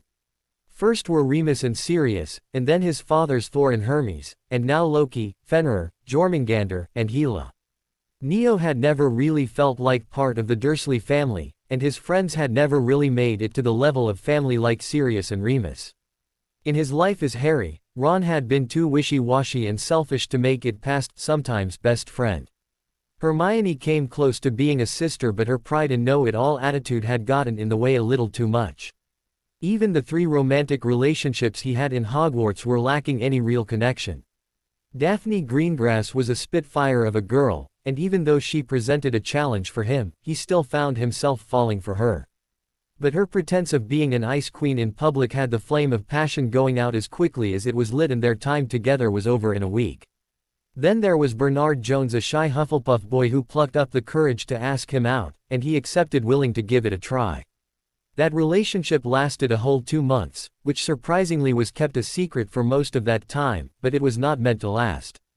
Bernard was too shy to stand up to the rumors and bullying that he received when their relationship became public knowledge, and he politely requested that they see other people. His last relationship was with Ginny, and it ended when he realized that she only cared about being the girlfriend of Harry Potter, boy who lived. For his horrible record as Harry Potter when it came to family and friends, it seemed this new life was a second chance to have something good. Neo thought it was karma for all of the things he had to put up with before, and he was crossing his fingers that it stayed that way. When it appeared that the moment between the small family was over, everyone reluctantly let go of each other. Fenrir seemed to still need a little more comforting, because when he let go of Loki, his hand almost unconsciously latched onto Neo's. Not having the heart to complain about his actions at present, Neo decided to carry on as if it weren't happening. "What are you doing here for?" Jormungandr asked. "Explanations can wait. I think we should find a place to stay for the night." Fenrir seemed to perk up like a puppy as he asked, "You're staying?" "Yes," Loki responded with his classic amused smirk. The nearest hotel with a good reputation was a Holiday Inn, and it had been completely booked for summer vacation. That is, until a room with 2 beds and fold-out couch had been vacated that morning. It would be fine, but the receptionist was concerned that the only room they had was still short one place to sleep. It took a moment for the men to assure the worried woman that it would be fine and thank her for the room. Due to the room needing cleaning, it would take an hour for it to be ready, so they went out to eat at a local diner. When the waiter had taken their order and returned with drinks, Neo cast a Muffaliato charm with a wave disguised as a hand twitch. "What are you doing here? I recall the last time I saw you, you were worried about being missed. This was right after you dumped me on an island, on another planet. Not that I'm not grateful, thank you." Fenrir snickered when he remembered the conversation he had with his cousin while escaping. "You're just whining because you didn't have an escape plan and needed rescuing," he stated. Neo glanced placidly at Fenrir over his glass as he took a sip of water. "Sure, that could be the reason, or it could be the fact that an obviously concerned father wouldn't take the time to see his son. I'm not sure I want to know the answer, but," Neo sighed, "I can understand anxiety, nervousness, even fear, so why did you leave me so far away? Why not take me closer and at least see your son before you left?" The table had gone silent, and Neo noticed that none of the Asgardians would look him in the eye. Finally someone spoke. "The Allfather forbid it, there was to be no contact between us. He even went so far as to create a barrier that would keep me out," Loki said. His voice was barely above a whisper and filled with sadness. A spear of agony pierced his heart and his hand clenched involuntarily. The glass he was holding broke into small shards. When he glanced down cautiously thinking he would find his hand mutilated, he gasped in shock. His hand was fine, even though it was covered in shards and lay among them on top of the soaked table. None had pierced the skin. Neo blinked and the next thing he saw was the glass shards had vanished and the table was dry. He looked up to Loki when he saw his uncle lower his hand back down to the table. You have inherited your father's strength. It will take more than that to injure you. Neo was going to say something when Loki kept talking. Did you know that an Asgardian child is just like a human child? They start out as such fragile beings, but as they age they get stronger. A young Aesir is not born powerful. It takes time for their abilities and power to develop. As they become a person, their power molds to their personality, or they are taught a skill by someone, like my mother taught me. Frigga taught you? Neo asked. Loki smiled kindly. Yes, Frigga, your grandmother. As his nephew sat there giving him a questioning look, Loki wondered what had Neo thinking so hard. Do you not know who Frigga is? No, I know who she is. Frigga is the queen of Asgard, and the wife of Odin, the king of Asgard. She adopted and raised two crown princes of Asgard, Thor and Loki. I learned this while I was a child, and when I read a book on Norse mythology given to me by Hecate, it confirmed it. Frigga is my adopted grandmother. Neo didn't know if this was a good idea or not. He really wasn't the right person to explain this to Loki. Just another thing the Allfather failed at, he thought. Neo leaned closer over the table. Do you want to know what else I know? You are my uncle, you are the brother of Thor, and the son of Frigga and Odin. No matter how misguided his reasoning was, Odin must have thought it was better to not tell you. If you have never questioned the truth before, that means there was no action or word to the contrary. Odin and Frigga love you, and I know that Thor loves you too. I also know that you're not the only one in this family who had to find out the truth was being kept from them. Neo paused to study Loki's face. His uncle showed no signs of closing himself off. In fact, Loki let his shock show on his face and was giving Neo his full attention. I didn't know anything about my real parents until I was 11 years old. The first 10 years of my life I was told that my mother was a useless woman who married a no-good alcoholic, and they died when my father crashed while driving drunk.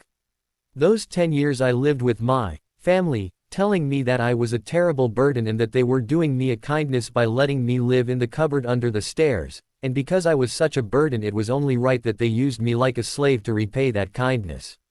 Then when I turned 11 I was found by my parents' old headmaster, who sent someone to take me to the magic school that my parents had gone to. Not only did I find out that I have magic, but they told me that my parents died by sacrificing themselves for me, which is mostly true. I was so overwhelmed, but I didn't have time to think about the cruel thing that my relative had done to me by lying. When it was all in the open I knew I could not let myself contemplate the what-ifs and should-have-beens. The only way to go was forward. I accepted it and moved on. I became a man that my parents would be proud of, so that when the Dursleys saw the man I was they would be ashamed of the way they treated me.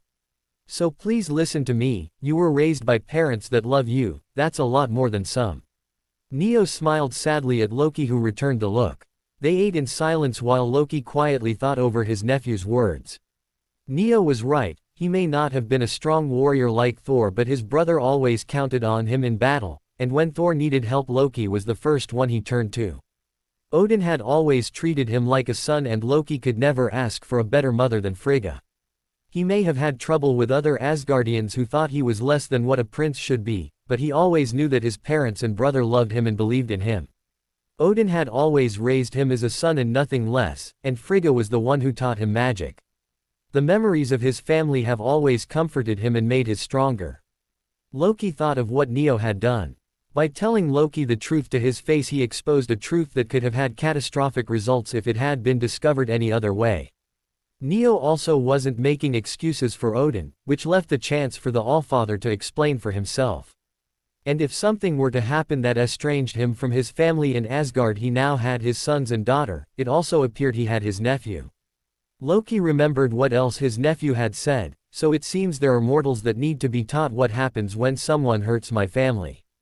After he finished eating, Fenrir interrupted the quiet. So you never answered the question why you are here. Did something happen? Loki looked at his youngest son and wondered if he should tell the truth. Fenrir seemed to have read his mind when he said, "And I'll know if you're lying." Loki sighed before he answered calmly, "Someone tried to kill me." "What?" the other three asked at the same time. "After I had returned to Asgard, Odin spoke to me about renewing the peace treaty between Jotunheim and Asgard. I volunteered to go. I left a duplicate in my place and I took the old paths instead of the Bifrost so that no one would see me leave, because emissaries of Asgard are usually under threat by Jotunheim. I was expecting an ambush and I wasn't wrong, but I easily avoided capture. When I returned, I discovered that my duplicate had been assassinated in my place. There was no trace of the culprit though, so I disguised myself and went to find out why the guards were not on alert. I found my answer in the throne room when I saw someone who looked like me speaking to Odin. There are not many sorcerers on Asgard who would dare assassinate a crown prince and try to pass themselves off as that prince, so it could only have been someone confident in their ability to fool someone as powerful as Odin, and after following my look I saw them meet someone I recognized before they changed back.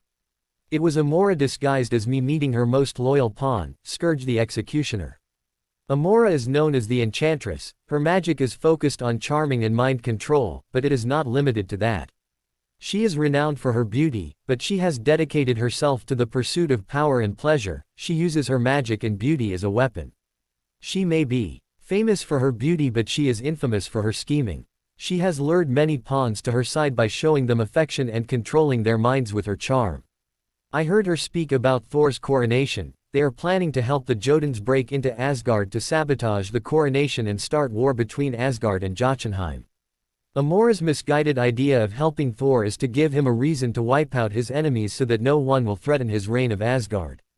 The Jotuns will be heading to Odin's war vault to take the Casket of Winters, but they will either be caught by the guards or killed by the destroyer who guards the vault.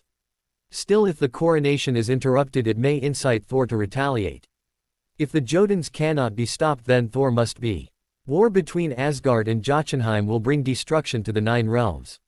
She must be stopped, and if her actions bring danger to Midgard, I will destroy her and her puppet, Jormungandr said with complete sincerity. I did not know you had such feelings. Jormungandr looked his father in the eye. Midgard is my home. So we'll be saving the universe then? Neo asked with a grin. That's good. Here I was thinking it would be something hard. I will not ask that of you. Amora possesses a magic you know nothing about. I will deal with her and her scheming, Loki said firmly, thinking that his rejection would be the end of it. Neo however had a better argument. How are you going to do that when you have to stay in disguise? Besides, someone has to keep an eye on Amora while the other stops the Jotuns from entering Asgard. The attack can be stopped in Jotunheim if you explain that Amora betrayed them, and if it cannot be stopped there, Neo gestured to himself and the two brothers, will be able to stop them before they are killed, hopefully without alerting the guards. Odin will find out about the surprise attack eventually, and if we succeed he will owe a debt to Fenrir and Joe. A debt which would put him in a tight spot, because if he imprisons the ones who saved Asgard, even if it is the Midgard serpent and Fenrisulfur, it will look bad for him. And if you're so worried about my lack of Aesir magical knowledge, you could always teach me. Loki's mind quickly worked to pick apart the plan his nephew had come up with. You are right, Amora is dangerous while she is assuming my likeness, so she must be watched. The coronation is in 3 weeks, it will give you time to complete your quest and I will travel with you to teach you my magic. A month may not be enough time to teach you everything I know, but it will suffice to train you against Amora. However, it will be too late to stop the Jotun attack by then. We will go to Asgard when you are done training, and I have no doubt that Thor will claim you as his son, which will give you access to the royal family chambers. I will give you access to my rooms so that you can enter and set spying spells to watch Amora. She is not foolish enough to tell the frost giants how to enter Asgard. She will have to guide them herself past the wall. But you must be careful. She has already attempted to kill me. She may do the same to you if she thinks you know anything about her plan. What about us? Jormungandr asked, meaning Fenrir and himself. There's probably no one on Asgard who would recognize your forms, right? So you will be introduced as my cousins from the Olympic pantheon, Adolphus and Joe. Neo said. Well, it appears that you make a good argument. We will have a lot of training in the next few days. Loki stood to leave but was stopped. Wait, we haven't had dessert, and if there is one thing I know, stressed spelled backwards is desserts. Coincidence? I think not. Neo quoted as he picked up his menu to look at that delicious-looking chocolate cake again. The meal was good and the desserts received high praise from the two sons of Loki. When they returned to a clean hotel room, it did not take long for everyone to fall asleep. Even Neo, who transfigured a bed from the room's desk chair, was out after sending a quick text to his dad, had a great day the beach, took the dog for a swim, found Uncle H's demented turtle, and saw a really big snake. Neo was asleep before Hermes replied, "Sounds like fun, wish I was there to see it, Dad." That night Neo had a dream about Luke. In the dream Neo appeared in a dark and crumbling throne room. It took him a moment to remember that he had seen that particular throne before. It was the same one from his last vision dream, the one Kronos had sat on after he defeated his father the Sky.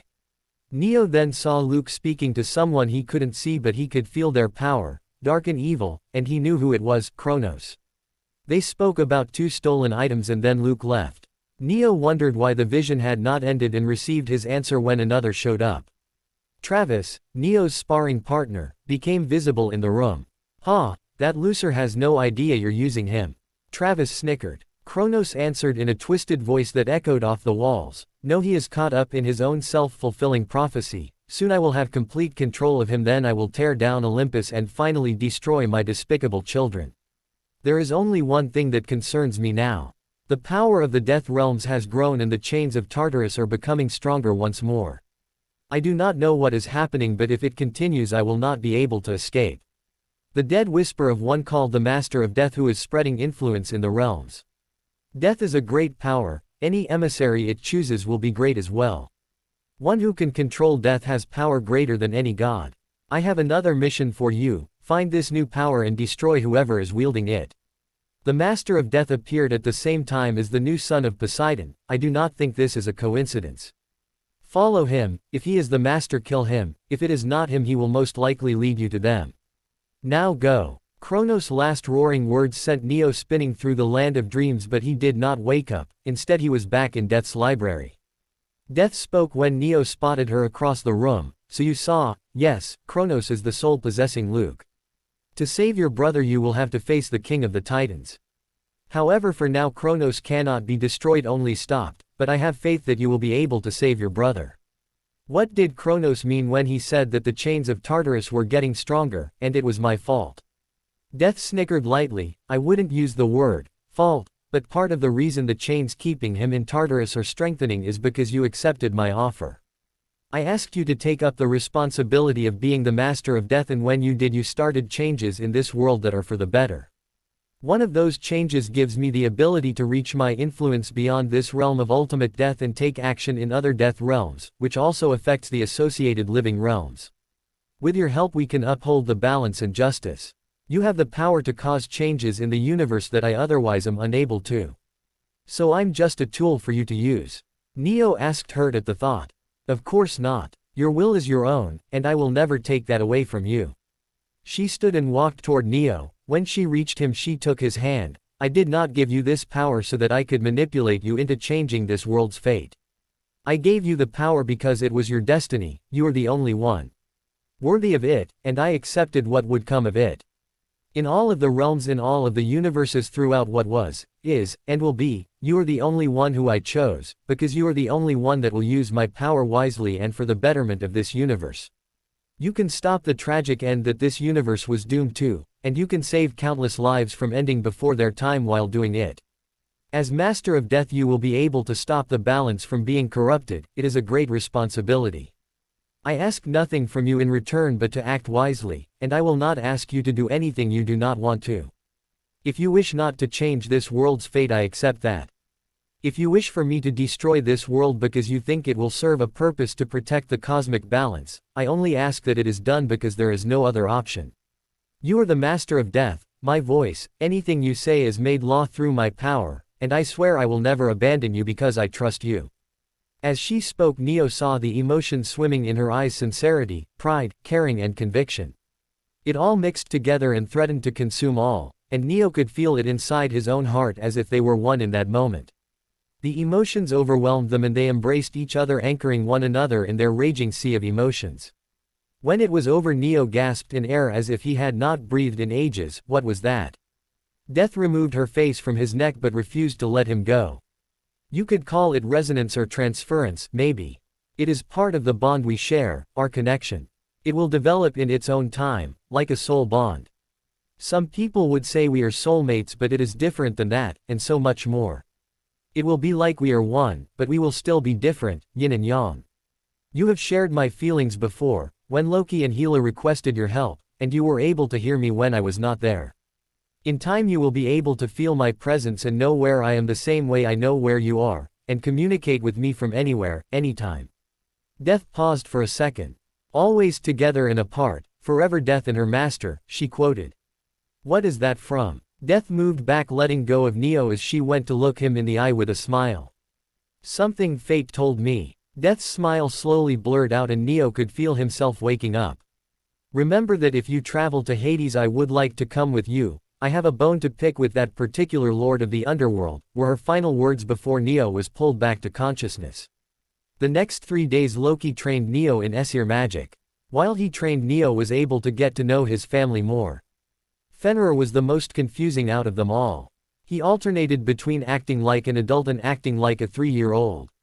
He would say something so wise you would think he learned it from an ancient sage, but the next minute he would be begging for ice cream or beef jerky. Jairomungander was like an older brother, and he knew magic from around the world, not just Aesir magic. He could speak every language without relying on the Aesir magic of Alspeak, which allowed Loki and other Asgardians to speak with other people from different realms. Jormungandr was stronger than Neo, so he took it upon himself to train Neo in strength and hand-to-hand. Word to the wise, if you think that it would be a fair fight between you and a god with the constrictive strength of a humongous snake, you would be wrong. With his father and brother helping train Neo, Fenrir decided to join in too and worked with Neo on his running speed. It was actually worse than running with the Naiads. Fenrir was possible the fastest thing on the ground. And that is how Neo spent the next few days. Practicing magic spells again and again until Loki deemed him worthy of moving on, then going to battle against a giant snake in disguise that left him black and blue, and he was pretty sure brain damage was included, and finally he would run with a wolf until he couldn't feel his legs anymore. Neo may have been lamenting his pains, but the 3 gods were silently marveling at his rate of growth and stamina. Every consecutive day they would have to double the training, and he continued to impress them by not stopping until they said he was done. On the 3rd day he was doing 4 times the amount of training he started at, and each of them wondered how long it would take for him to reach his potential. On the 4th day at 8 a.m. Argyros fly into the bathroom through the door as Neo was stepping out of the shower. He took the letter that Argyros was delivering after recovering from his near-death experience of almost slipping and bashing his head open due to surprise. The letter was from Hermes telling him that Percy Jackson was trapped in the Lotus Casino with the Lotus Eaters, who apparently kidnap people by making them eat lotus flowers that give them the biggest trip forever, and he needed to help rescue him. With the solstice deadline set for midnight the next day, Percy had less than 40 hours to get the Master Bolt to Olympus. He got ready as fast as he could while giving the news to the others. Everyone was ready in an hour after checking out of the hotel and finding something to eat for breakfast. The Lotus Casino was located in Las Vegas, Nevada, and thankfully Hermes provided pictures of the alley just around the corner, and photos of what Percy and his companions looked like. Neo made one last check. He had his locket with all of his belongings, the death ring, his jacket, and in it was his phone and lighter from Remus. He never took Marvapen off, so it was still around his wrists, and he double-laced his boots. The other 3 men grabbed a hold of his arms tightly as he apparated them to Las Vegas. When they arrived silently, Neo almost saw something too good to be true. Right in front of them at the end of the alley was Travis, son of Ares, obviously scoping out the casino and following Percy like he was told. Travis was so distracted by watching the casino he hadn't realized he was no longer alone. Neo signaled to the others to stay quiet, then crept on silent feet toward the demigod before raising a hand and channeling magic to create an electrical charge that was powerful enough to knock out Travis when he touched him on the shoulder. He was satisfied as the zapping sound reached his ears, sending Travis into a shaking fit before he landed unconscious on the ground. It shouldn't be that easy to take out the bad guy, but I guess everyone gets lucky sometimes, Neo thought as he waved a hand over the other camper and ropes wrapped around the downed teen. I'll deal with you later, he said, casting a spell to put Travis into a suspended state and sending him into a pocket dimension. He turned to face the entrance of the casino. Okay, so here's the plan. Get in, find Percy, Annabeth and the satyr and get them out. And don't eat the flowers, Joe replied. Right, and don't eat the flowers, he reiterated. Once more unto the breach, dear friends, once more, he thought as they made their way into the casino. As soon as Neo and his family walked through the entrance doors, they were accosted by the casino staff.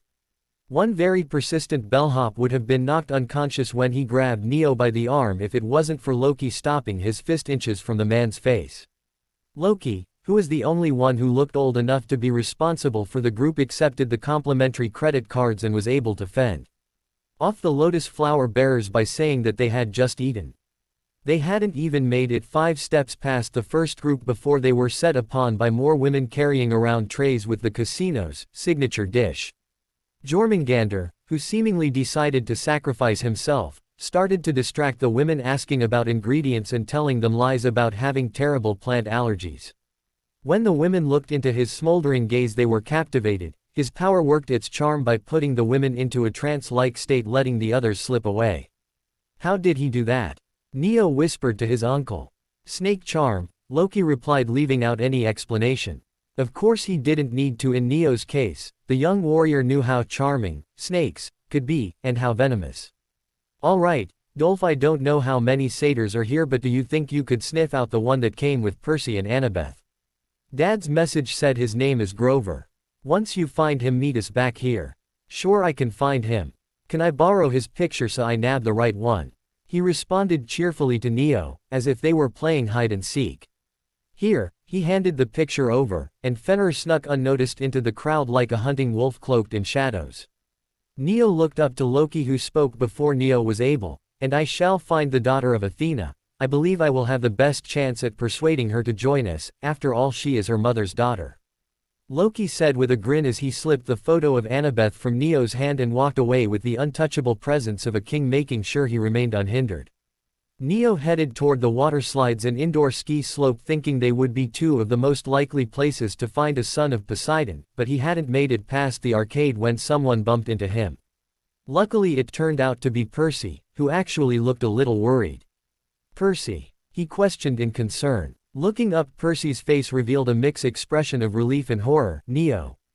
What are you doing here? This is a trap, he said while looking around. He reached for Neo's hand, then started to walk again. Come on, I have to find Annabeth and Grover so we can get out of here. Neo used Percy's grip on his hand to spin the demigod around and grabbed him by the shoulder with his other hand, forcing Percy to look at him. I know it's a trap, Percy, that's why I'm here, to get you and your friends out. But I need you to listen to me for a second. The others that I came with went to find Annabeth and Grover. We should head back to the entrance and meet them there, alright? Yeah, okay, but what if they're not there? He asked. The look on Percy's face changed back to worry, so Neo turned them toward the front door and started walking before he replied. Hopefully the forward progress would keep the younger boy from having the panic attack that he looked seconds away from. Then we wait, I'm sure they will be there soon. There's no need to worry, Percy, Neo reassured in a calm voice, unconsciously tightening his grip on the other's hand. It's going to be fine. With the pressure on his hand, Percy finally seemed to realize what he had done and looked down at their hands as he let Neo guide him. Why did I grab his hand? They were almost back at the door and could see the others standing there. Neo took the time to observe the group. Loki and Annabeth seemed to be having a talk that was slowly becoming more passionate on the girl's part. Neo chuckled at the look on the poor satyr's face. Grover looked like a frightened animal as he stood in between Jormungandr and Fenrir, while the younger brother just looked at the half-goat with a toothy smile and gleaming eyes. Neo felt Percy stop, and when he looked back at the boy he saw why. The same persistent bellhop from before had grabbed Percy's arm, this time was trying to question where they were going. Without actually thinking about it, Neo had balled up his fist, and this time there was no one to stop him from cold-cocking the bellhop. Percy glanced at the unconscious man on the floor, who was bleeding profusely from a broken nose, then back up at Neo. The older boy just shrugged his shoulders. I just really didn't like him, he replied to the unasked question, then turned back and kept walking. Neo's little outburst wasn't unnoticed. When they reached their group, they were instantly surrounded by the casino security. Stepping forward, Neo changed Marvapen into a sword and took a combative stance. You really don't want to get in my way. Neo's argument must have been very convincing. The security guards stepped aside and allowed the group to pass. One guard tried to stop him though, and Neo was curious why he would stand up to a man with a sword. I can't let you leave, sir. I have orders to keep Mr. Jackson here until the end of the solstice, the rotund guard replied. Let me guess, Ares' orders right. That message didn't happen to come from a son of Ares, did it? A Travis, maybe. But if he wanted Percy to stay here, then why was Travis waiting outside? Neo paused to think. He was waiting for you to give him something, wasn't he? What was it? Neo questioned as he pushed his sword under the man's chin. The man wasn't looking as brave as before, and his frightened eyes shifted to Percy, more specifically the backpack hanging from his shoulder. Neo wondered when Percy had gotten it because he was sure that the boy didn't have it when they first bumped into each other. What was it? Neo questioned the man again, applying more pressure to his blade. A shield. He didn't tell me why, he just wanted the shield that Mr. Jackson had, the man answered finally. See, that wasn't so hard, right? Now I suggest you move, he said in mock pleasantness while he pushed the guard away with his sword. Once out of the blade's range, the guard scurried away. Dude, what the heck was that? Percy questioned Neo, who had started leading everyone outside. Grover and Annabeth silently stepped into place behind Percy while the gods took up the rear of the group. I don't like that place. Something was wrong. It was out of balance, he said quietly, only loud enough for their group to hear. Okay, but why did that guy want a shield I don't have? You do have a shield, Percy, look. Neo said as he took the bag, then reached into it and used his senses to find the source of power inside. He pulled out a familiar shield and showed it to the demigod. Whoa, what's that doing in there? I thought Ares took it back. Percy exclaimed as he stopped in shock, making Neo and everyone behind them stop also. He probably put it in the bag so he could blame you for stealing it in the master bolt. Neo explained. Wait, the master bolt's in there too? He asked as he stared into the bag.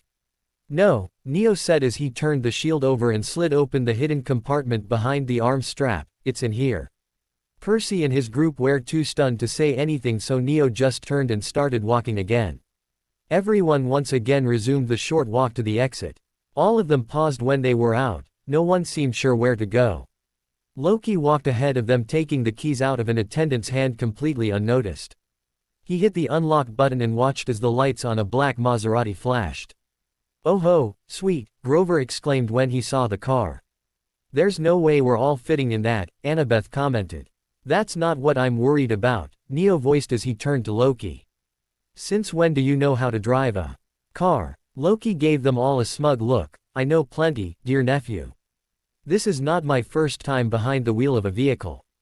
Oh yeah, when was the last time you drove a car? The mid-18th century or the 19th century?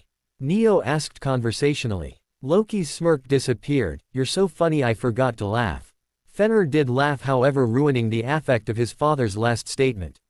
Neo grinned in victory and opened the passenger door. Annabeth was right, the car may have had a back seat, but with the size of his cousins and himself he wasn't sure even one of them would fit. Silently casting a charm to increase the space, Neo stood back and gestured to the other three campers. Children and small animals first, he said in a genteel manner. Hey! The other three replied in indignation. Fenrir cleared his throat, drawing the attention of the satyr, and gave Grover a bright toothy smile. Please get in the car. A shudder went down Grover's back and he let out a whimpering bleat when he saw the wolf's smile. Then he practically dove into the back seat to get away from Fenrir. The satyr's actions only made the wolf god laugh. Everyone got into the car after that. When he sat in the driver's seat, Neo next to him, Loki looked over at his nephew and asked, "Where will we be going this fine morning?" Neo pulled out his cell phone to quickly look at the digital clock. It was 10:36 a.m. and counting, but the worst part was when Neo looked to confirm the date. It was the day after they had entered the casino, making it almost 27 hours after he received the message from Hermes. That left less than 14 hours to get the lightning bolt to Olympus. Well, we have good news and bad news. The good news is if we get the bolt to Olympus by midnight we can save the world. The bad news is it's going to take too long to get back to New York from here. We're going to be late, he replied.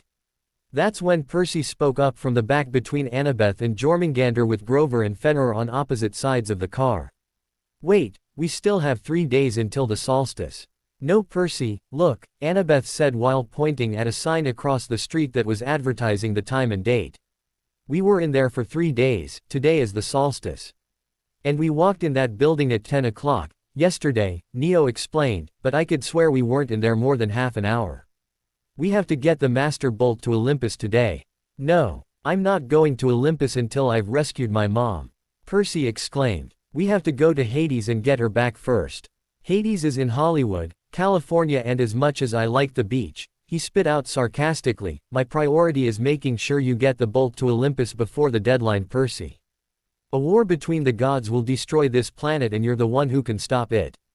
We're going to Olympus, Neo said. She's my mom, dude. Come on, you can't be that heartless. The younger yelled from the back. I know your mom is the kind of goddess who can't remember which god is your father, so 2 of them had to claim you. But that doesn't mean that every mom is like her. I love my mom and I'm not leaving her in the underworld. After those words the whole car had gone silent. Everyone was holding their breath and those with animal instincts in the group could tell that Percy had just unleashed a storm as the atmosphere in the vehicle grew more and more electrified. Neo slowly turned to Percy in the back and when his steely gaze met the other boys, Percy involuntarily gulped back the fear that shot through him. Whoever fed you that load of tripe lied to you. I love the one who gave birth to me, Percy Jackson, who for your information wasn't Hecate. But I have come to care for her too and you will never insult her. In front of me again. Am I clear? Neo said in a low threatening voice. I understand your concern for your mom, and I'm sorry that she was drawn into this predicament, but the safety of this world is just as important. Neo still had his eyes locked on Percy when he felt a presence join them and heard Death speak as if whispering in his ear, if you go to the underworld I can aid you in getting to Olympus in time. You can save Sally Jackson and the Earth without having to compromise, but it is your choice. 5/10 seconds later Neo turned around and without looking at Loki said, we are going to the underworld, and make it as fast as possible, please. Everyone breathed a sigh of relief when Loki turned the key and started the car. The god of chaos proved that he was a better driver than Neo expected, as he wasted no time in skillfully pulling out of the parking area and speeding off down the road weaving through traffic toward their destination. The engine was pushed to its limit the whole way there. The car ride was silent for the first hour until Neo finally got fed up with it and turned on the radio. With nothing to preoccupy them, Fenrir and Grover had fallen asleep while everyone else stared out the windows. The only stop that was made was to refuel the Maserati. That's when everyone found out about the unlimited cash on the cards, making Grover faint at the prospect of all that money. They reached Hollywood less than 3 hours later. As Loki pulled to a stop in front of the Hollywood sign, the other passengers started to wake up. Neo, the first one to awake, found the others were asleep and felt guilty that Loki had obviously driven while everyone else slept. Sorry, he mumbled groggily, you should have woken me up. Why? Loki asked, genuinely perplexed. It's rude to fall asleep and leave the driver without company. Nonsense, I was fine and now I have the perfect material for later use, he said, raising up his own phone, which was a new one for Neo, and showing pictures that he had taken at several stops. Neo looked at the pictures and realized what kind of material his uncle was talking about. It was the kind used for blackmail. There was one of Annabeth and Percy with their faces turned toward each other. One where Annabeth was nuzzling Grover's furry leg. Another one showed Percy, who had fallen over on top of the daughter of Athena and was lying with his head on Annabeth's.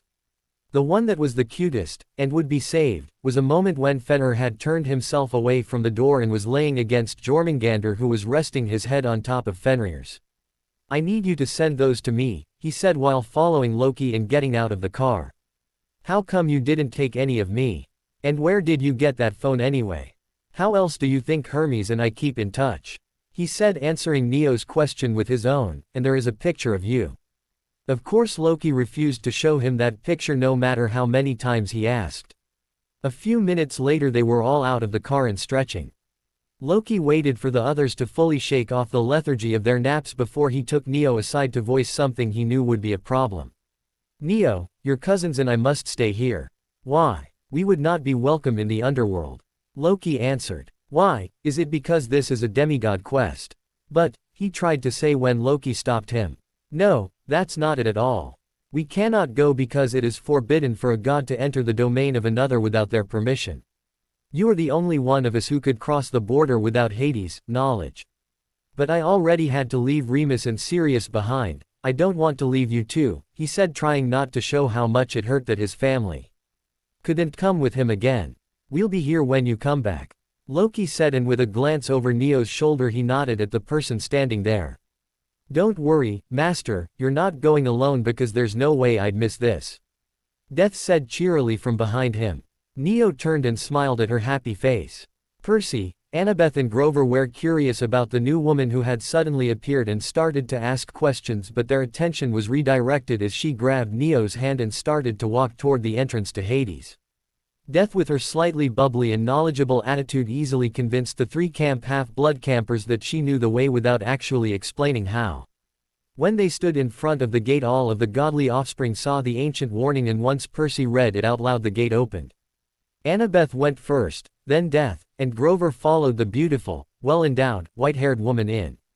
Percy stopped and turned to Neo. Hey man, I'm sorry for what I said. I shouldn't have listened to the gossip at camp, and I really shouldn't have called you a jerk. You've protected me and had my back while we were at camp, and you never asked for anything from me, you even came to rescue me. He stuttered until Neo interrupted. Look, I understand, she's your mom, I probably would have done the same. And you shouldn't apologize, I can be a major ass sometimes, actually I should be the one saying I'm sorry. So let's just forget about it, yeah. He winked at Percy with a smirk. Yeah, the younger replied with a smile. Then he turned and walked through the gate. Before Neo picked up his foot to walk again, he heard the flapping of wings and felt a weight on his shoulder. There in all of his silver-feathered glory was Argyros, with his head held high and eyes focused on the path in front. So you're coming too, mate? Of course, the falcon replied, I promised, and who else will protect you? That cow who likes to pretend she is better than an herbivore because the gods decided to play an awful trick and give her wings. I think not. Then Argyros flew into the gate and up higher to keep an eye on the son of Hermes from above. And here I was thinking you two were starting to get along, silly me. Neo just chuckled and walked quickly to catch up to his companions. The underworld was a dreary place. The souls that loitered, in front of what seemed to be ticket lines, were dressed in gray clothes that matched the gray color of their see-through bodies. Percy led the group toward the lines, and as he passed the souls of the dead, Percy noticed how they appeared to not see the mortals. But it looked like his assumption was wrong. The souls seemed to part and bow before the mysterious woman who showed them the gate, and it wasn't just her, they were doing the same for Neo. Death silently acknowledged the respect by giving a small bow of her head in return. She could feel Neo's unease and leaned in to whisper to him. It is fine, you're the master of death, every soul will acknowledge you whether they know why or not. You are as important as I am in the realm of death, so it is natural that my emissary be respected. This also allows you some control over the dead.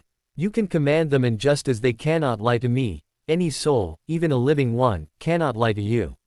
I don't think that one works. I was almost eaten by the kraken when some worshipper of Hades decided to trick me onto his boat, and I'm pretty sure he lied at the time, Neo said. Death just smiled and said, his words may have lied to you, but his soul wasn't, and there is a way to tell the truth. Our bond gives you an ability called the soul gaze. Think if it is a necromancer's version of your mage sight. The soul gaze is a gift to you, master, the ability to see past the flesh, hear past the spoken word, and feel beyond what lays in front of you. It has not presented itself because you haven't reached your potential, it will take time for that. But when you master it, you will be able to see into a man's soul and know everything about him, from his true name to the day he will die. When you question someone, the words they speak may be false, but their soul will cry out in answer to you, and it will speak the truth. The soul gaze will also allow you to see the souls that dwell on the mortal plane. That sounds dangerous, he answered warily. What would happen if I couldn't turn it off? Practice makes perfect, and you're a fast learner. I have no doubt that you would master the ability, but I do recommend only using it in a time of emergency or when you must know the truth. The truth that a person's soul reveals about themselves can be overwhelming. After all, some people must tell lies in order to save others from the truth. So you'll teach it to me? He pondered aloud. Yes, it will be my pleasure. Her smile seemed to brighten the dim atmosphere of the underworld. Thanks, he couldn't help but return the smile.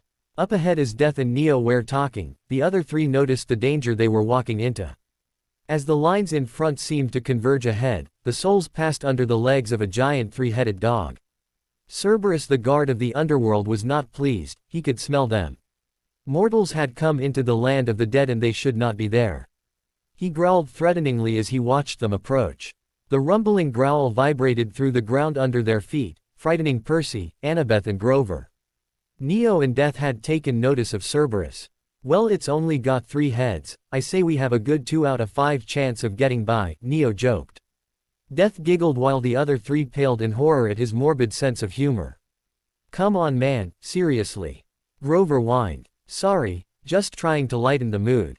But honestly, when you were coming up with this little plan to go to the underworld, did it never occur to you to find a way to get past the giant 3-headed dog that everyone knows guards the gate?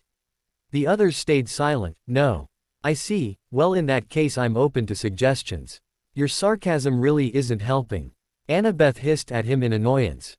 She was trying to think of something to do. Annabeth pulled out her bag, and like every woman's bag, this one possessed the mysterious non-magical quality of somehow containing many odd things that will always come in handy. Women carry MacGyver's toolkit. After a quick search she found what she was looking for. Pulling out a red rubber ball she exclaimed in triumph. Aha, we can use this. It's crazy enough to work. Neo agreed. After a strange game of fetch, the group was able to get past Cerberus, but as they left Neo heard Death speak to him.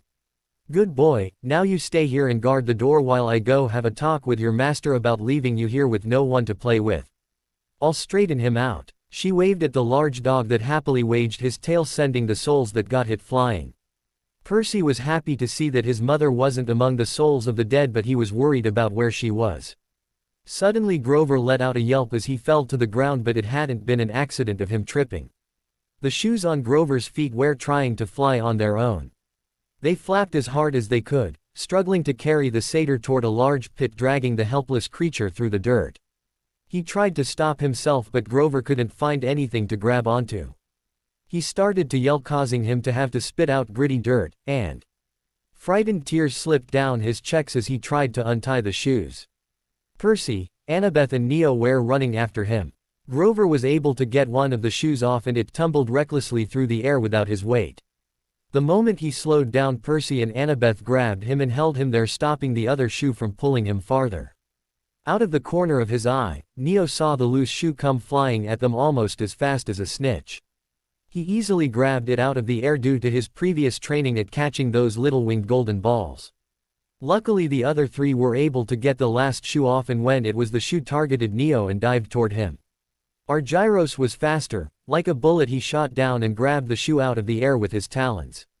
Landing a few feet away he began to tear the offending footwear into pieces with his beak and claws, which apparently were as sharp as razors, even though they had never once hurt Neo. The others could only watch the bizarre sight. Neo's grip on the other shoe had loosened enough that it was able to fly out of his grip and make a valiant effort to save its match. Argyros was ready for the attack and took off toward the shoe, catching it and doing the same to it as he did the other, and like that the small strange fight was over. Those infernal pieces of bird droppings. They are another creation of the one who created me, I know because I have seen them before. That pair was obviously rabid. It is a good thing that there are more where those came from, so they will not be missed. The Falcon decided to add one more comment as he landed on Neo's shoulder and started to preen his hair. And your skills at catching prey are almost as good as my own. You would have made a good falcon, he complimented and ended with a small nod of his head. Then Argyros took off into the air above again and started to circle them, keeping an eye on his partner.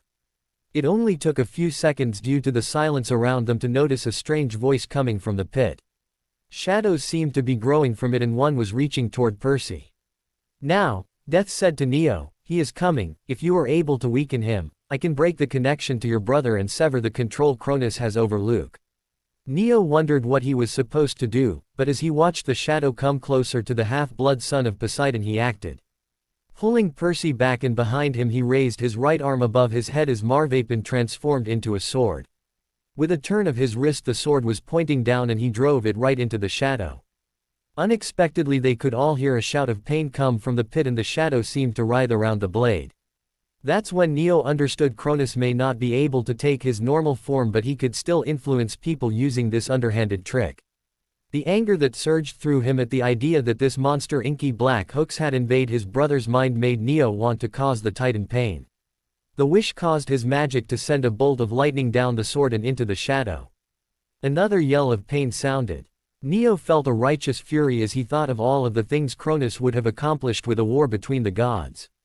The earth would have been destroyed and millions of people and animals would have died, whether they were immortal, mortal, magical, alien or otherwise.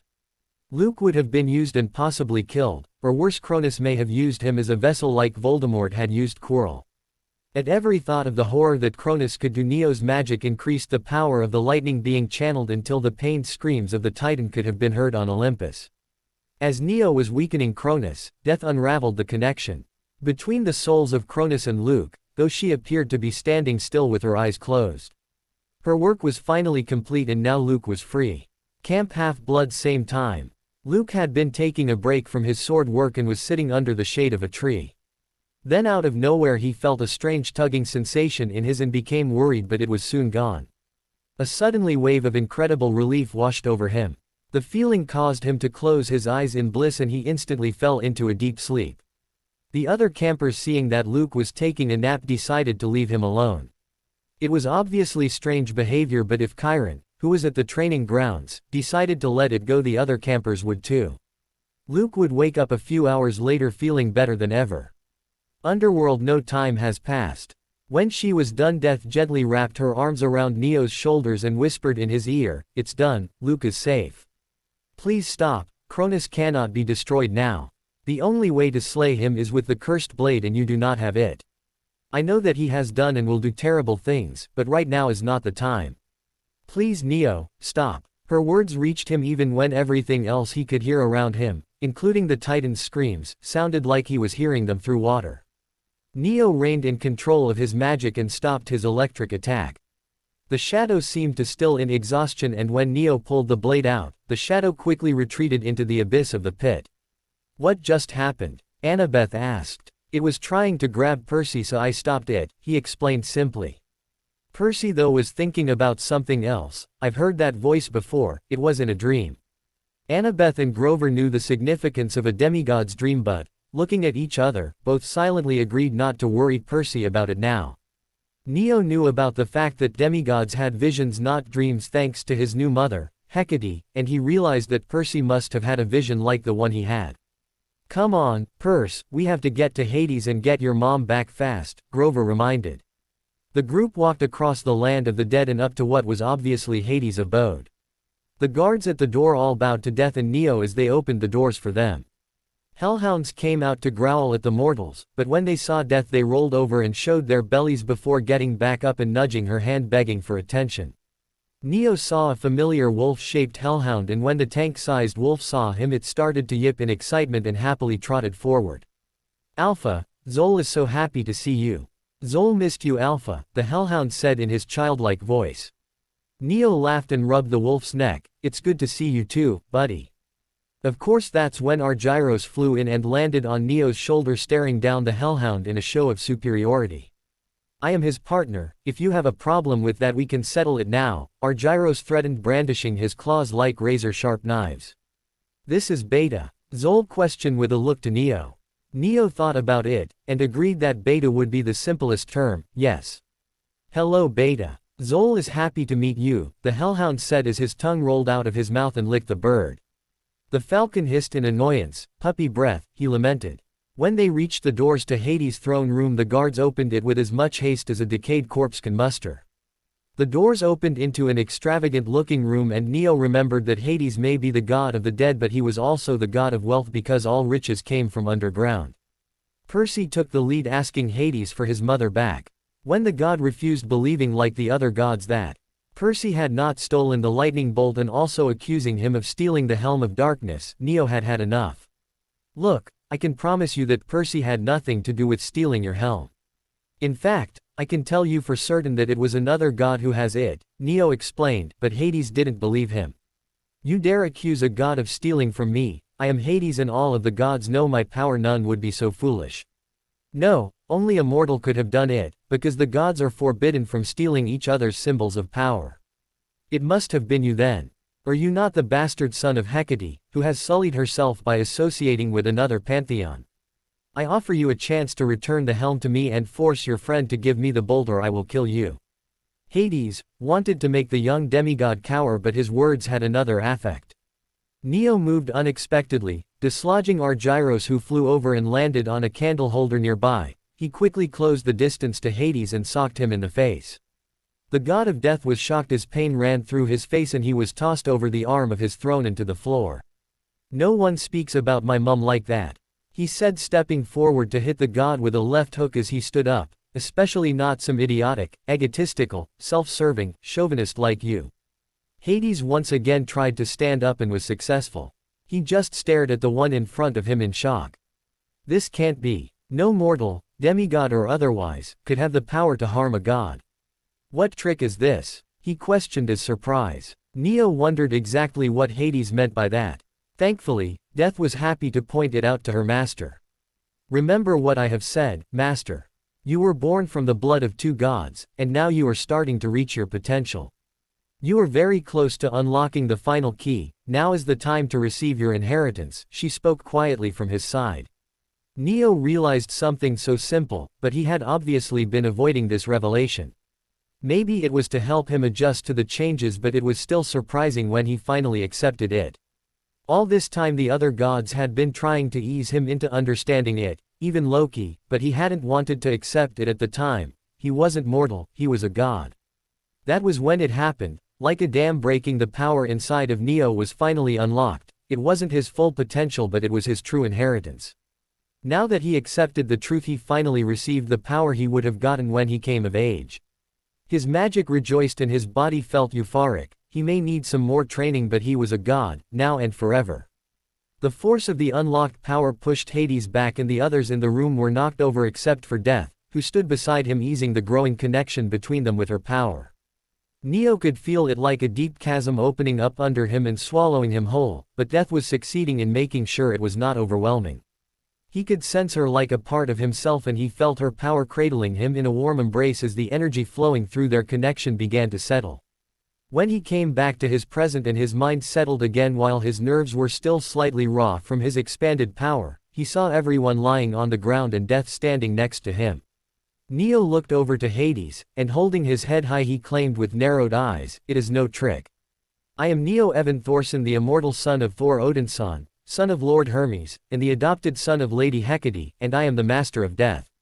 The great presence that came with speaking his true titles was as powerful as any of the Olympian gods. For the first time the demigods in the room understood what it means to voice the names and titles of the gods and why you do not invoke them lightly. Goosebumps has involuntarily formed on Percy and Annabeth's arms, and poor Grover's hair was standing on end. The atmosphere was electrified and thick. Hades grew angry at the disregard for his power and in his own domain. But he can't help it, he's an egotistical chauvinist, remember. You would challenge my here of all places. You may be a godling, but I have the power to kill you where you stand. Wanting to show this new godling what it really meant to be king of the underworld, Hades summoned his power and threw a mass of deadly energy at Neo. Neo summoned Marvapen's shield form and ducked behind it. At the same time, Argyros raised his wings to fly and intercept the energy blast, but he was beaten to it by another. A figure moved in front of Neo, taking the shot for him. When Neo lowered his shield to see what had happened, and who had saved him. On the floor of the throne room at his feet was the still form of the young hellhound, Zol. Why? He thought, the question weighing heavily on him. He knelt on the ground, checking what damage had been done to the hellhound he had once saved, and had now returned the favor. Right in the middle of its side was a large blackened hole. The energy had exploded the hellhound's ribs and the internal organs were exposed. It was a gruesome sight, and Neo wondered why the creature hadn't just disintegrated into dust like the others. What's wrong with him? He asked aloud. The ground started to vibrate as Death answered. The attack was meant to kill the soul. Her words were whispered out through thin lips and her power seemed to be slowly growing stronger as her hair moved in the same unfelt wind as the last time she was angry. It is an attack that can harm an immortal by damaging the soul and not just the body, because hellhounds are spirit creatures with a spirit form. It did this. The gods of death, my appointed representatives in the different pantheons, are the only ones who possess such power, and are forbidden from using it unless I decree it necessary. Death's power had reached a pinnacle and the air was now moving with it. The force that had once pushed Neo into a chair was back. He may be immune, but you would dare use such power against my master, Hades. She screamed as a shimmering whip of golden energy lashed out at him and sent him into the wall. She composed herself long enough to say, Neo, take the others outside, Hades and I are about to have a long overdue conversation. Percy, Annabeth and Grover didn't need to be told twice and left the room before Neo. He didn't really know why he did it, but Neo took the time to gather up the large body of the wolfhound and carried it outside in his arms. The doors closed quickly but quietly behind them. As they stood silently out in the hall, everyone was able to hear the noises coming from the other room. They could hear that Death was using ancient Greek mixed with some of the ancient tongue when her voice was loud enough to hear. Every once in a while the words would be interrupted by a shout of pain, or the sound of something either being thrown or shattering. It lasted for almost half an hour. Neo was starting to pick out words like probation, changes, and castration. Finally it had gone silent, and soon after the doors opened on their own. Death and Hades were on the other side. Hades had definitely seen better days, but at least Death had been kind enough to stop while he could still stand on his own. I'm finished here, but Hades has something to say, Death said as she looked at Hades with a face that told him to play nice, or else. He spoke to Percy first. Please excuse my actions, I know now that you were telling the truth and I would like to apologize for not believing you. Death cleared her throat and Hades went on glancing at Neo, and for trying to kill you. Quiet followed Hades' words. Neo seemed to be the only one willing to break the silence. Well, it's not like you're the first, he chuckled. I accept your apology, and I am sorry that you thought I was trying to challenge you. Death sent a pleased look to Neo and then glared at Hades. What does that say, when he acts like a bigger man than you? Hades actually lowered his head like a chastised child. I'm sorry for the way I have been acting, thank you for giving me another chance, Lady Death. I forgive you, she said as her gaze softened, and I'm going to help you fix things down here before I leave. Percy said quietly, wondering if he could interrupt without getting killed. Apology accepted. I'd be mad if someone stole from me too. So how about a trade? If I can get the helm back from Ares, will you give me my mother back, please? He asked. That will not be necessary, someone said from the other end of the hall, making everyone's heads turn to the new arrival, or arrivals in this case. At the other end of the hall was the figure of two women, one Neo was familiar with, and a very familiar furry trainer. Hecate and Magnum approached, with a very beautiful tanned woman whose lush golden brown locks fell in ringlets down her back, treaded through with beautiful flowers. The new woman's bark-like textured dress was fit like a ball gown, while Hecate seemed to be wearing a purple Grecian gown that was at a more modest height, the neckline resting across her collarbone, than the robe she wore before. Hecate smiled at Neo when she reached him and her hands clenched at her sides. Neo noticed her hesitation. Remus would do the same thing when his mother hen instincts were acting up, but he didn't want to seem nagging by hugging him. Neo just smiled back and hugged her. Hecate wrapped her arms around him, resting her forehead against his shoulder, letting the warmth coming off his larger frame reassure her that her chosen child was safe. What did you mean, my dear? Hades asked his wife about what she said when she arrived. Hecate was explaining it on the way here, she explained. After she'd picked up her son from the park, Magnum told her something interesting. Hecate continued where Persephone left off. When Magnum was sniffing out the lightning bolt, he noticed a familiar scent. When she paused, the magic trainer continued. It smelled like death, which is a very familiar scent when you spend part of the year around this place. But it was even more familiar because it smelled like Hades, Magnum added. When he said that, I grew curious, so I asked Magnum to follow the scent, which was the mission I had sent him on before you woke up. Magnum found Ares talking to these three, Hecate said. And when they left, the scent went with them. So I figured it had to be in the bag that Ares gave to Poseidon's kid. Magnum took his turn to speak. This means you have already brought the Helm of Darkness. You simply have to return it now, Persephone finished. You would willingly let the helm be returned to me. I admit that recently I have been under the impression that you would have preferred that I not have it. Hades said to his wife. You're right, a short time ago I would not have helped, but I heard what you said to them." She titled her head in the young group's direction. "If you can go back to being the man that I fell in love with, then I can love you. Things will have to change, my love. You have become a man I have grown to loathe, and I know that my own actions have not helped. Can you forgive me for the things I have done against you?" Her words were full of emotion, and when she finished she reached out for him, and Hades willingly accepted the embrace, tilting his head down to kiss her deeply. "Oh, my glorious flower, of course I forgive you, I was never mad at you in the first place." His hands come up to cup her beautiful face, and when their glistening eyes met they smiled lovingly at each other. The gloom that had been cast over Hades for so long finally lifted as the most beautiful creature he has ever loved smiled back at him. As everyone gave the couple a moment of privacy, Percy took the opportunity to take off the bag he had gotten from Ares and searched for anything that could be a helm in disguise. He saw a black fedora that he hadn't seen before and brought it out. Hades felt the power of his helm and looked around as he hugged his wife once more. Spotting the fedora, he loosened his grip slightly and Persephone accepted the silent request.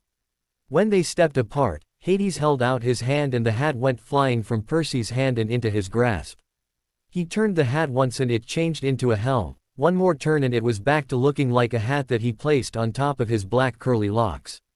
"Thank you, nephew, I will say again that I was wrong and I'm sorry. I will return your mother to her home after you have left. I owe you a debt, Perseus Jackson, and I always repay my debts," Hades said as he nodded at the demigod. "You should go before it is too late, and return the Master Bolt to Zeus." Everyone, even Grover, who was finding it hard to take his sight off of the two beautiful goddesses, said their goodbyes and started to walk back to the entrance of Hades' palace. Neo noticed that Hecate wasn't joining them. When he was turning to Hecate, Death took his arm and gestured for Neo to hand her the Hellhound's body. He nodded and gave Zol's body to Death and walked back to Hecate. "You're staying?" he asked, vaguely remembering something she said about staying with Persephone. "Yes, I stay here during this time of the year, but here, take this," she said, handing him what he realized was a two-way mirror. "It may be more old-fashioned than a cell phone, but you can contact me anytime. Goodbye." She gave him one last hug and he left. When they crossed the threshold they were instantly back at the Hollywood sign, where Loki, Jormungandr and Fenrir were waiting for them. "It's almost midnight, Neo," Death said.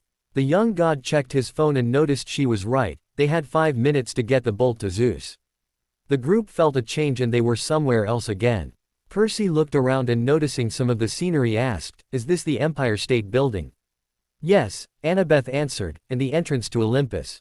"What? This way," Death said, walking to a door leading inside. She shifted the weight she was carrying, and waved her hand, opening the door which let out a golden light. "Go on, I will be waiting with Loki and the others," she told them as she waved them through the door. The others meant Jormungandr, Fenrir and Grover. Only the two demigods and young god were allowed to cross the barrier into Olympus. Once they saw the pathway winding along the golden clouds that lead to the throne room, the group ran with Annabeth at the front and the other two right on her heels. When they finally saw the titanic doors, Percy realized that they were closed, and as they came to a stop in front of them he asked, "What now?" Annabeth almost seemed panicked when she caught enough breath to answer, "I don't know. If the doors are closed it means the gods won't see anyone, and there's no one to open it for us." "Move over, Annabeth, I've got it," Neo said as he broadened his senses to find out if the gods had sealed it with power. It was a negative on any seal, so Neo grabbed the oversized handles and pulled. Annabeth gasped as the doors gave a creaking noise and slowly started to open. She knew that no one but the gods should be able to open the door, but then she remembered what happened. The boy in front of her wasn't just a demigod anymore, he was a new god, which blew her mind because seeing his power was amazing.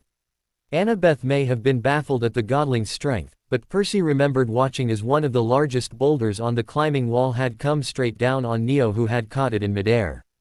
The younger boy was just happy that Neo was using his strength to help them and wasn't on the bad guy's side. When the doors were opened the three walked into the building, and Annabeth once again took the lead, heading for the throne room. They reached the open door where the gods had gathered at the same second that Zeus said it was too late. "Well, we would have gotten here sooner, but someone closed the door on us," Neo said, still working on catching his breath. Almost instantly the attention of the gods was on the three, and Neo could admit that it was intimidating. This is not a time for jokes. Who are you and what are you doing here? No one is allowed to interrupt a meeting of the gods. The man that spoke was dark-skinned with big shoulders and a tall frame. He was dressed like all of the other gods, but Neo saw the bronze-colored brace on his leg that he had seen on people with leg injuries before. Hephaestus, the myths say he is crippled and ugly, Neo remembered, but I wouldn't call him ugly. The god had thick muscles and a shaved head, but that didn't take away from his attractiveness. Hephaestus has a strong chin and rectangular face that were perfectly paired with his straight and regal nose. The dark eyes of Hephaestus, the blacksmith of the gods, were shadowed by a noble brow, and his full lips added a very handsome quality to his face even while pursed in a stern expression. For once I agree with Hephaestus. Who do you think you are? And if you're here to return the bolt, it's too late, Jackson, Ares said from the other side of the room. Neo looked and took the time to ask himself what Aphrodite saw in him. Looking at Ares' buzz-cut hair, sunburned skin, fire-red eyes, and gorilla looks, Neo knew he would have chosen Hephaestus over Ares any day. But it also could have been the bloodthirsty look in Ares' eyes that was directed at the three intruders. He is my son Hephaestus, and they may be late, but that's no thanks to you, Ares, Hermes said. The other gods looked at Hermes, who was acting uncharacteristically hostile toward the god of war. What do you mean? Asked Athena. Your son, is Hecate not his mother? Hera questioned Hermes. Lady Hera, this is my son, and he is a young god. He is of my blood and the blood of Thor Odinson, a god of Asgard. Lady Hecate decided to make him one of her chosen children, Hermes said proudly. Hera smiled before her look turned perturbed when her husband interrupted what she was going to say. He is no god of Olympus, and this is wasting time. If you will listen, Zeus, I can explain what I have found, Hermes said to his father. Zeus nodded and agreed. Fine, if it impacts the decision of this council, I will hear what you have to say. After my original search for the Master Bolt reached a dead end a few hours later, I came back to Olympus. I started over from the throne room and questioned everyone on Olympus when I heard something interesting. Hermes glanced at Ares, who had not been phased yet. What I heard was from a servant who happened to see Ares speaking to a demigod. The servant thought it was interesting because Ares was acting more nice than usual and had actually smiled when the demigod handed over a bag he was carrying. At those words Ares' eyes shifted. I then searched all over for him until Apollo lowered the sun that night. That was when I found Ares sneaking back just after sunset. Aphrodite showed up shortly after that, claiming she had been shopping all day. The gods all turned their focus onto the goddess of love, who was starting to blush, and Hephaestus' eyes got a sad look, making his stern expression turn grim. I drew my conclusions from there, as I'm sure you all have. That's nothing. The demigod was gifting me with an offering, so what? And we have all seen Aphrodite come back from the mortal shopping malls late at night. This is what you have brought before the council, speculation. Do you even have proof, Hermes? Ares spat, putting on a show of righteous anger. He may not, but I do, Neo said. I found a certain rat in an alley, after I had a dream that he was consorting with an enemy of Olympus. He summoned the unconscious body of Travis from the space pocket. He made the ropes disappear and woke up the son of Ares with a quick gesture. Travis came to in a groggy state, but when he saw where he was and who was with him, he was suddenly wide awake. What's going on? Here's your chance to make things right. Neo told him. What? So Travis is the one who stole the bolt. Obviously Percy was having a difficult time figuring out Travis's role in everything. No, you idiot, Travis rolled his eyes at Percy. That's enough, Travis, Ares snapped at his son. No, I don't think it is, Athena said to Ares, then looked at Travis. What do you know about the theft of the Master Bolt, child? Nothing, he denied, deciding to follow his father's idea and clam up. Now who's the idiot? Percy quipped childishly, making Neo smirk. Still you fish for brains, Travis said, giving Percy a challenging look. Oh yeah, pig breath, the younger said as he stepped closer. Yeah, 'cause if you were smart you wouldn't be waving the bag in my face, he hinted as he lunged for the bag and pulled it out of Percy's hands. He tried to make a break for the door, but Percy tackled him. They rolled on the ground until Travis hit Percy and the younger boy's head came back onto the floor of the throne room, causing him to let go of the older demigod. Travis got up, but Percy grabbed his ankle and pulled his leg out from under him. When Travis fell again, the bag was sent across the floor and closer to the door. Percy rose, running to get to it. When Travis saw that Percy almost had the bag back, he pulled out a collapsed spear and enlarged it while aiming and throwing it at Percy. His reflexes allowed Percy to dodge. Neo looked at the gods watching everything happening. "Can't you stop them?" he asked. "It is forbidden, no god can interfere directly in the lives of demigods." Zeus spoke for everyone. "You may not be able to, but like you said, I'm not a god of Olympus." Even though he said it, Neo wasn't going to fight Percy's fights for him, but that didn't mean he couldn't help. Neo cast a spell summoning a gushing spout of water that flooded the floor. "Are you a son of Poseidon or not?" Neo yelled to Percy, hoping the other would catch his hint as he cut off the spell. "You're nothing, especially not a son of Poseidon," Travis told him as he threw him away from the bag. When Percy landed in the water, he got an idea. Travis turned toward the doors again and Percy forced the water to block him off, bearing the son of Ares from the door. Then he willed the water to wrap around Travis and spin him in circles as if in a whirlpool. Travis tried to hold his breath, but the force of the water caused him to let out all of his air. The watery vortex stopped and Travis landed on the ground coughing up water. Instead of drawing the sword he had gotten from Chiron, Percy turned some of the water into a three-pronged spear. When the eyes of the fighters met, Percy said, "Looks like I am a son of Poseidon." He threw the spear at Travis and with perfect aim the prongs missed his neck, but the water weapon hit him around the throat and sent him into the wall, knocking him unconscious. Percy walked over, grabbed the soggy bag out of a large puddle, pulling out the shield, and then dropped the bag to pull the lightning bolt from inside the shield's hidden compartment. "I think you're looking for this," he told Zeus. "Give me the bolt, lightning thief," the god said. "I didn't steal it," he protested. "He's right, Zeus, Percy wasn't the one who stole it. Luke, son of Hermes, stole the bolt," Neo explained. Some of the goddess gasped in surprise and everyone looked at Hermes. "He is telling the truth. Luke was being controlled by Cronus and was forced to steal the master bolt." "Impossible," Zeus exclaimed, "Cronus is locked in Tartarus and cannot escape." "You can believe that all you want, but if that was true he wouldn't have almost gotten the bolt. Fortunately he fell for the decoy." Neo told his grandfather. "What do you mean?" "He was going for the master bolt that Percy had in the underworld." Annabeth added. "No, that's a fake," Neo admitted, surprising the other gods. He thought it was the real one because it has enough power to create at least 3 major lightning storms, but that's it. "I should know, I'm the one who made it." His explanation caused an uproar among the gods. "It's true," Hermes said. "Hephaestus can confirm that he found evidence that Aphrodite and Ares had been together the night the bolt went missing."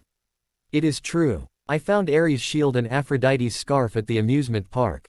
Then I set up a trap to catch them when they went back to retrieve their things, but instead these two triggered the trap," he agreed and then nodded to Annabeth and Percy.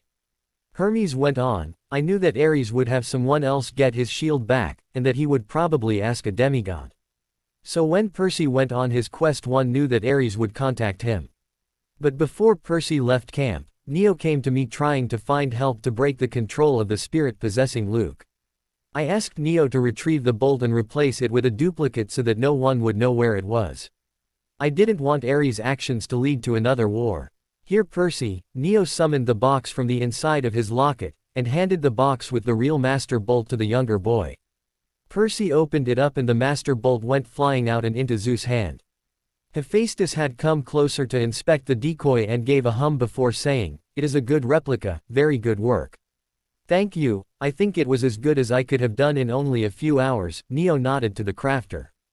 Hephaestus raised a brow in surprise but didn't say anything else. Neo switched back to his explanation, "I also know that Luke was just a pawn. Travis was in contact with Cronus and they set Luke up. Ares was also willing to let the bolt fall into the hands of Cronus or Hades by sending it with Percy to the underworld. It's just an educated guess, but when Ares had lost the bolt and couldn't get past Hephaestus' trap without getting caught, he decided to lie and say he didn't find it so he could blame it on someone else later. Meaning if it wasn't Percy it would have been someone else. Isn't that right, Ares?" Neo said. The older god just glared, his silence confirming what Neo had said. "And that's why you sent Travis to make sure that Percy stayed at the Lotus Casino until after the solstice. The only problem was you didn't know that Travis was working for Cronus and that he would take the opportunity to get the bolt from the casino, which is when I caught him snooping around. Is this true, Ares?" Zeus questioned the war god. Yes, he said, knowing that admitting it would be better than trying to lie in front of the king of Olympus. Zeus just looked at his warmongering son in disappointment. We will speak more of this later. Zeus turned to the others in the room. The bolt has been returned, there will be no war, therefore this council is dismissed. So you will settle your debt later. Neo questioned mildly. What debt do you speak of? Hermes realized what his son was talking about and tried to warn him not to say anything, but Neo continued anyway. Percy Jackson and Annabeth Chase are owed a debt by the gods of Olympus. Neo walked forward to be seen. Well, they took part in a quest to retrieve the Master Bolt and have succeeded. The son of Poseidon took the quest to prove his own innocence, therefore his actions were selfish and should not be rewarded, Zeus said in refusal. He took the quest to retrieve his mother from the underworld. Percy was the one given the prophecy by the oracle, and he accepted the quest to retrieve the bolt, when he could have refused to help the same gods who believed he was the thief. But instead he generously helped the gods while trying to save his mother. Neo voiced boldly. As was said, young Perseus Jackson is not the only one who has acted bravely, my brother, Hestia interjected. Annabeth Chase was on this quest with Poseidon's son, and helped to complete the trials they were given before returning the lightning bolt. And you mustn't forget the role that the son of Hermes has played. If he had not gone alone to retrieve the bolt, then it could have fallen into the hands of our enemies. It is precedent that young heroes be rewarded after they have completed a quest. Very well, Zeus knew that tradition called for the heroes to be rewarded and that he could not change that now. What is it you wish to ask for? It was silent as the young demigods, and new God thought of what to ask for. Percy would have asked for his mother to be returned from the underworld, but that was already being taken care of, but then he thought of Grover, who had always been there for him. Zeus, there's a satyr, named Grover. He's my best friend and the only reason I was able to get here was because of him. Could you make sure that he gets to keep his job as a protector? Annabeth didn't take long to figure out what she would ask for when she saw her mother standing to the right of Zeus. I wish for just one day with my mother, she asked. Neo thought about everything that had happened and couldn't find anything that he would possibly want now, but that's when he remembered something that could be fixed. I would like to request a spear that can produce an electric current. Such a weapon has been made before. Do you covet it so much that you wish to have your own? Hephaestus asked. No, the original weapon was damaged and I wish to commission a new one to replace it. I can already tell that this is just the beginning. Cronus will not just give up now, not when he came so close after so many years. Clarice will need a new spear for the battles to come. It is curious that you would ask for this. I know the demigod you speak of, and she most likely broke her spear while acting less than favorably, Athena said. Some people do not act for themselves but for the expectations of others. Flashes of the things he had done for the wizarding world played in his mind for a few seconds, then he saw the way that Clarice's brothers and sisters had abandoned her after he won their first fight. I know people who act against their nature because it is the way they are raised. They were taught to think and act like their parents or family. The other children of Ares may act like bullies, but some are better than that. Clarice Leroux has a heart of a hero and I will always treat her as family. I can admit that family is something I don't have a lot of experience with, but I know what family is not, so I will look for the best in all of the demigods of Camp Half-Blood. Ares was surprised that Neo would care about his daughter like that. Ares did not practice restraint in most things, especially battle, or use logical thinking outside of ideas of war, and he was able to see these same traits in his children. He knew his sons and daughters were not the smartest and they could act like the worst of brigands. So it was surprising to meet someone who would use the chance to receive a gift from the gods, to ask for something for one of his children. Neo's action had unknowingly started a change in the god of war that would cause even greater changes in the future. Very well, you shall have what you ask for, Zeus told the three youths, and since the business of this council is finished, I call this meeting to an end. Zeus looked at the god of war with a stern countenance. Ares, you shall return here within the hour, I will have decided on your punishment then. As Zeus started to walk away, Poseidon stopped him by grabbing his arm and whispering something into his ear. Zeus seemed to hesitate, wanting to refuse, but whatever Poseidon said made him stop and he just nodded his head. Athena had drawn Annabeth to the side, and Poseidon was heading to speak to his son.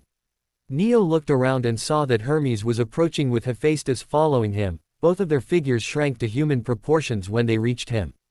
Hermes was smiling brightly when he hugged Neo, then held him at arm's length, searching him for any sign of injury. "Not bad, kid," Hermes complimented. "Indeed," Hephaestus said from behind the other god, "you did a very good job." "Hephaestus," Hermes said, surprised that the other was there. The blacksmith waved a hand to calm Hermes' nerves. "I only wanted to speak to your son for a moment, Hermes." That's when Hephaestus gave Neo a very charming smile and nodded his head in a bow, which was quickly returned out of politeness. "I can tell that you are as honest as you are clever, young one. Your selfless request has given me something that I feel I have been missing for some time."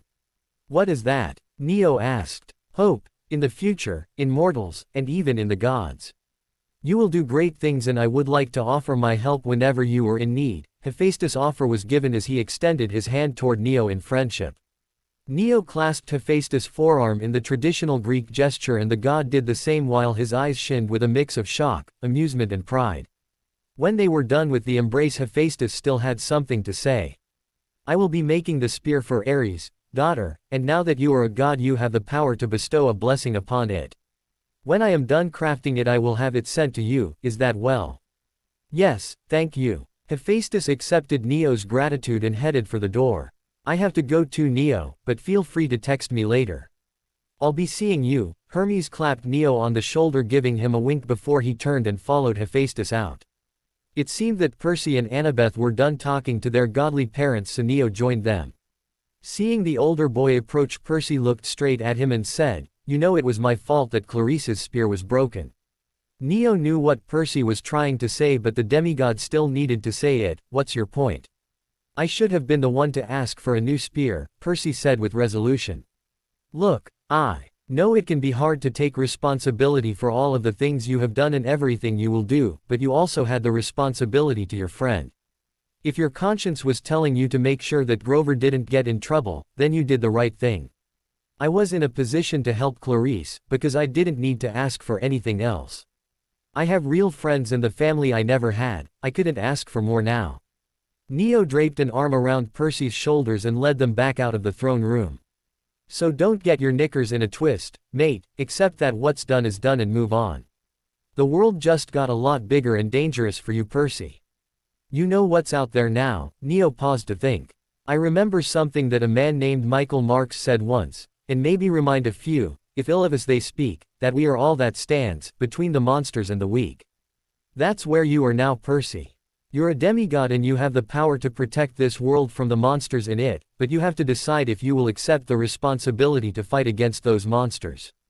Because once you have accepted that responsibility there is no going back." That's when Neo lightened the mood by giving the other boy a nagi. When Percy pulled away they smiled at each other. "You still have time to think about it though, so enjoy today's victory." The three left Olympus with smiles and hearts full of triumph, and Neo was happy to see everyone on the other side of the entrance when they got back. Death congratulated Neo before leaving the living realm for her own. Fenrir had to be woken up from the nap he had taken while the others were in the throne room, and they all headed back to Camp Half-Blood.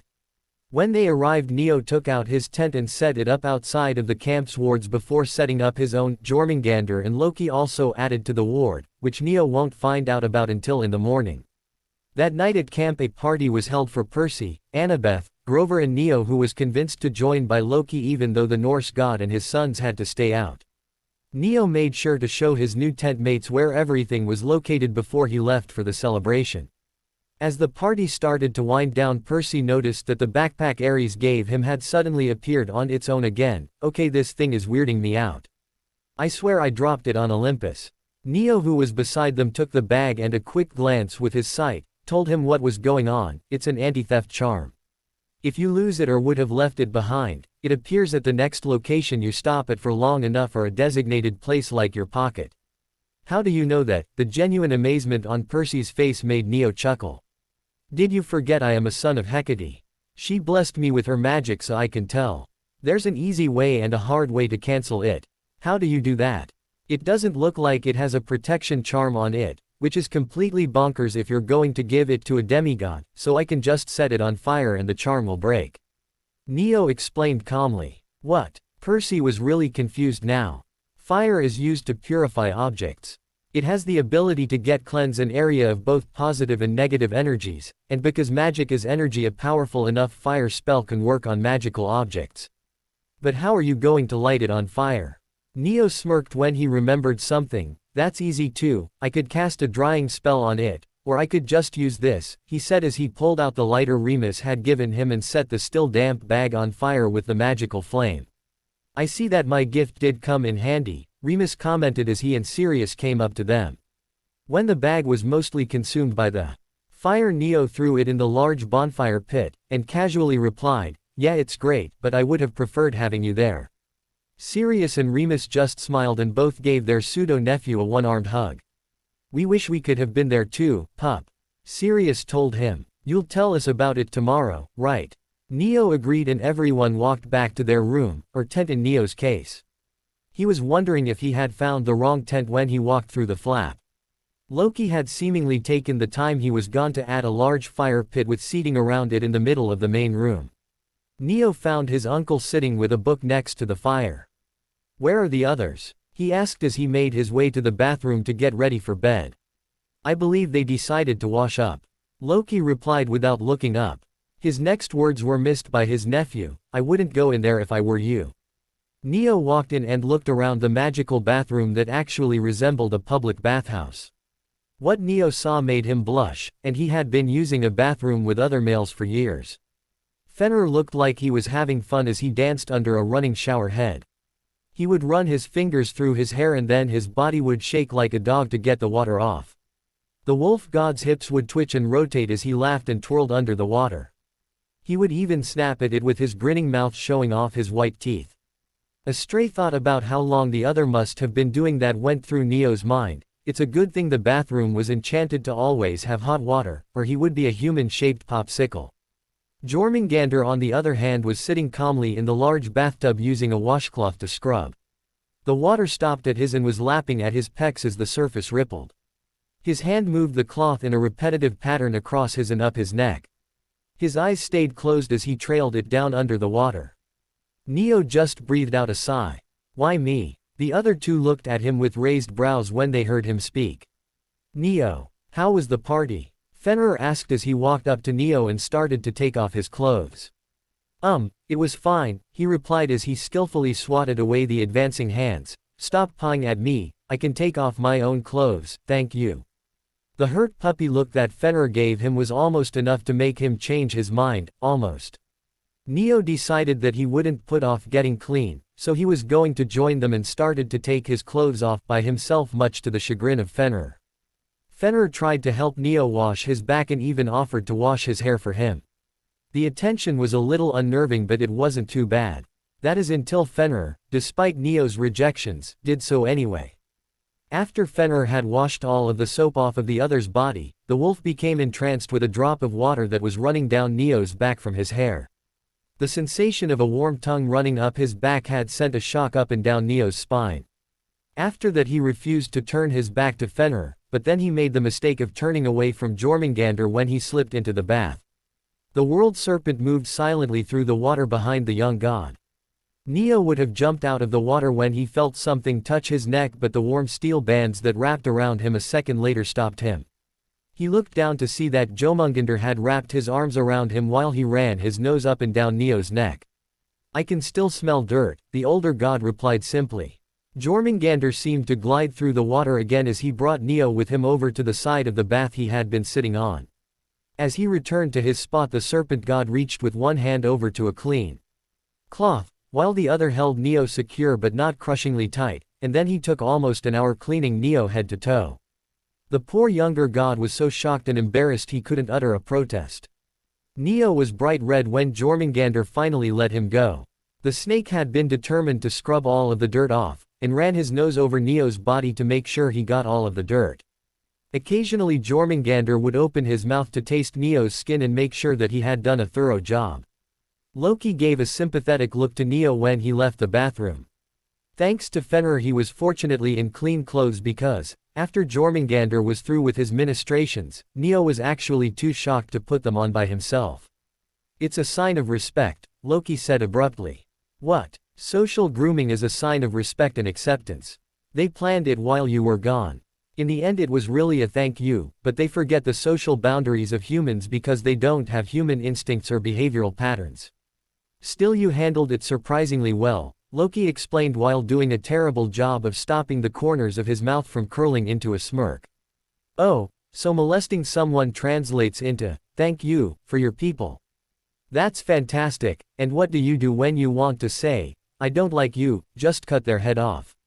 Neo mumbled dejectedly as he sat down on the opposite couch across the fire from Loki. Most of the time yes, seeing the incredulous look on Neo's face the trickster laughed. The teenage god just looked at his uncle unable to say anything, because Neo wasn't sure if it was a joke or not. While sitting there Neo heard Fenrir and Jormungandr come out of the bathroom and open the door to one of the bedrooms. After a while he figured he would turn in for the night too. When he opened the door to his usual room Neo saw that the bed was larger than usual. Being an enchanted bed it was charmed to accommodate whoever was sleeping on it, which meant it could grow or shrink to size. Tonight thought, the bed was larger because it was sized for someone else, two someones in fact. What in the name of everything holy are you doing in my bed? Neo demanded. You already made taking a shower and bath as nerve-wracking as possible, now you're not even going to let me sleep in peace. Get out. Calm down, Jormungandr said as he opened his eyes enough to peek through his lashes. A wolf sleeps in a den with the rest of his pack. Now that my dear little brother has his pack, he is more comfortable this way. Even I can admit it is more pleasurable to sleep next to a warm body. So stop this needless posturing and come to bed. Needless. What? He found it hard to articulate how absolutely absurd he thought this situation was, and in a classic gesture he face-palmed. After spending some time to get his thoughts in order Neo just decided that it was too late in the night to bother about now. So with a put-upon sigh he got into bed and tried to calm his nerves enough to fall asleep. When both of the older gods wrapped their arms around Neo he was too worked up to get comfortable, but exhaustion finally won in the end and he drifted into unconsciousness. Dream Death's realm. Neo knew he was dreaming when he opened his eyes because he didn't remember how he got to Death's realm, but Death and he were sitting in the same seats in the same room as the first time they met. Death was sipping something out of a teacup. When he didn't smell what it was with his superhuman senses he affirmed that it was a dream. Hello, what's going on? He asked gently. She looked up at him and smiled. I thought it was time to explain something that I forgot to tell you and then I was interrupted when I was going to tell you. You finally understand that you're a god now, and I think that it is important to explain something else about being the master of death. You are my voice and emissary now and forever, because of that you are completely immortal. That means you will live forever even after your universe dies. When the last chapter of this universe comes to a close you will stand there with me and we will both travel on to the next. But I forgot to mention that you have a soul mate, or mates, for lack of a better term. What? Death bit her lip to keep her smile from growing too large. Death had been waiting to say this, just like life and I am a pair, somewhere in this universe is yours. Of course I can't just tell you who, or whom, they are. Sorry I have to be vague on purpose, I can't give everything away. Death's voice was completely giddy and she couldn't hold in the giggle that suddenly sprung out of her mouth. So I asked life for a favor, something to help you and those you love and will come to care for later. Life agreed to allow you this. She held out a small orb that had small glittering gems embedded in the surface of a black stone. A closer look caused his eyes to grow in surprise. What he thought were gems had moved as he watched. He realized that it was something else entirely, something completely brilliant. In the palm of Death's hand about the size of a golf ball was a solar system. What is this? Neo asked breathless. I was hoping you would like to call it Eternia. The Greek gods have Olympus and the Norse gods have Asgard. I even have my own realm, so I wanted you to have one as well. Like Elysium and Valhalla, it is a paradise. You will be the keeper of this realm and you have been given permission by life and I to take the things you desire from this realm and duplicate them in Eternia.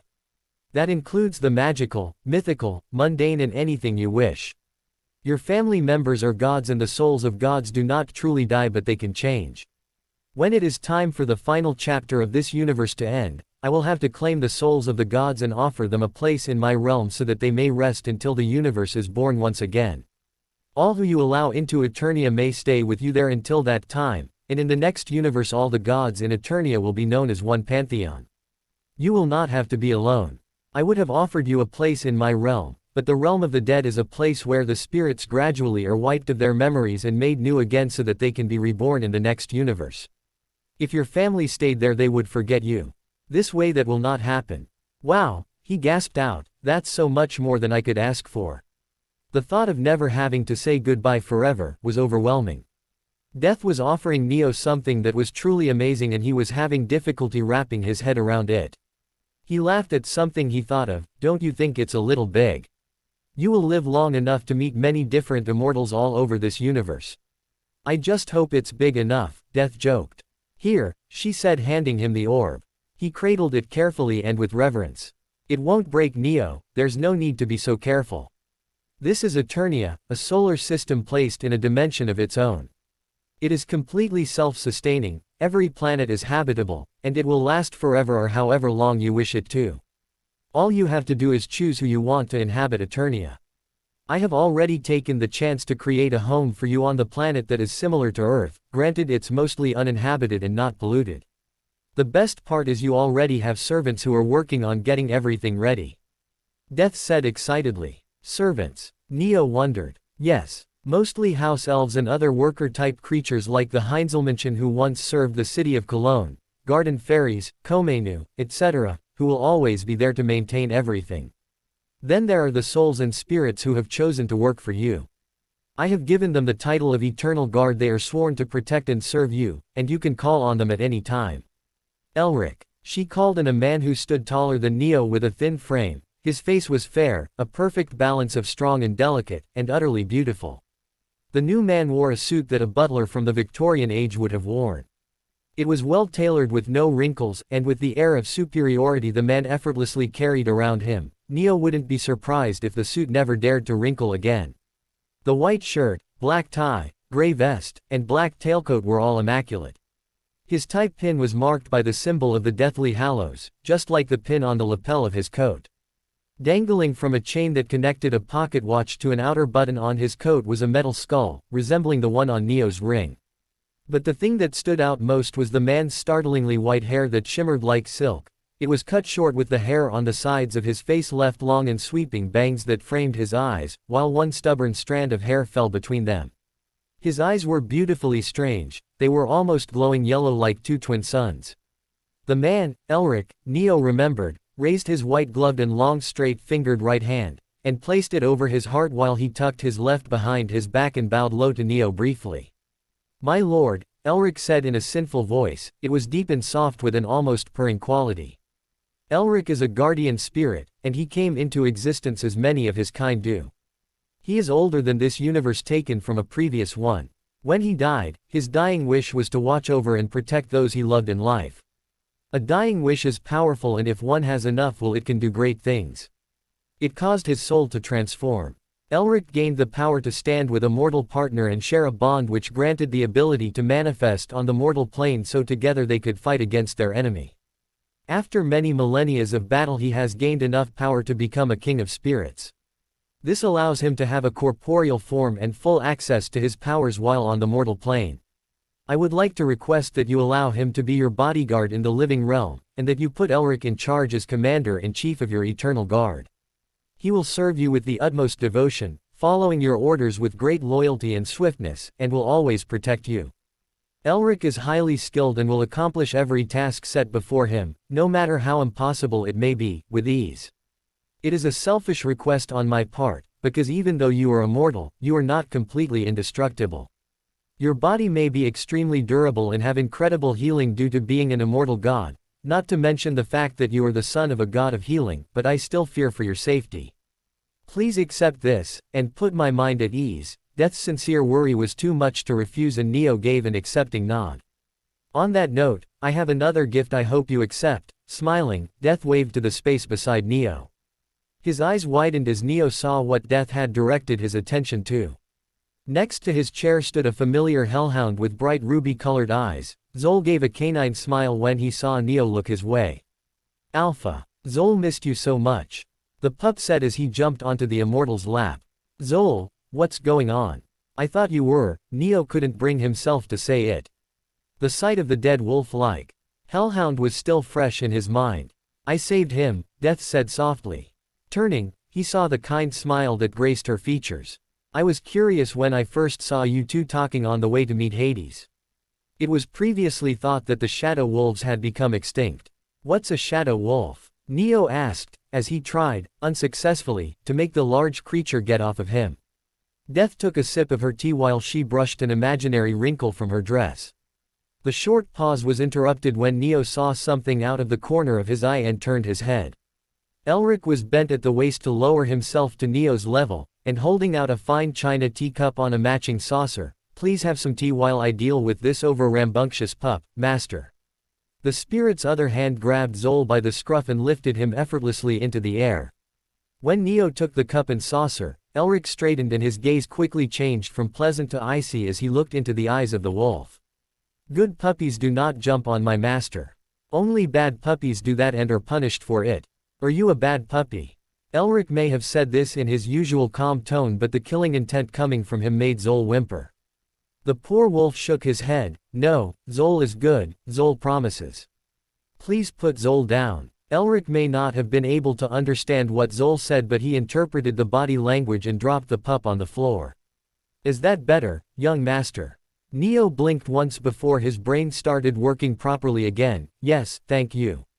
Thanks are not necessary, master. I am merely a spirited servant. Elric gave a small smile, bowed and retreated with graceful steps to stand behind Neo's chair. Well, that was full of double meaning. Death giggled, then went on with the previous conversation. Shadow wolves are spirits that were formed from the dark chaos that existed before creation. They look like giant wolves and live mostly in the shadows, thus their name, and there was only one in the beginning. The first shadow wolf developed a taste for the evil beings that lurked in the shadows and soon sought them out to fill his growing hunger. He didn't care if they were monsters, souls, spirits, or gods who had fallen into darkness, he consumed them all. In the ancient days before man started to expand his domain, the shadow wolf ruled this planet's darkest parts.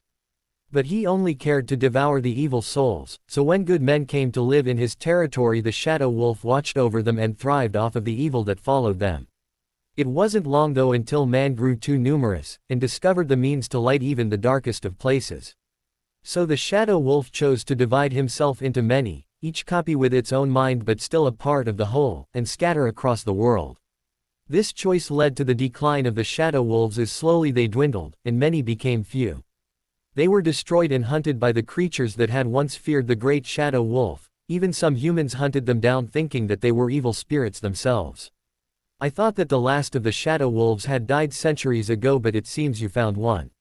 It would make sense if one traveled into the underworld and lived there, because like shadow wolves, hellhounds devour evil souls that live in the underworld. So I don't blame you for thinking that Zol was a hellhound that just looked like a wolf.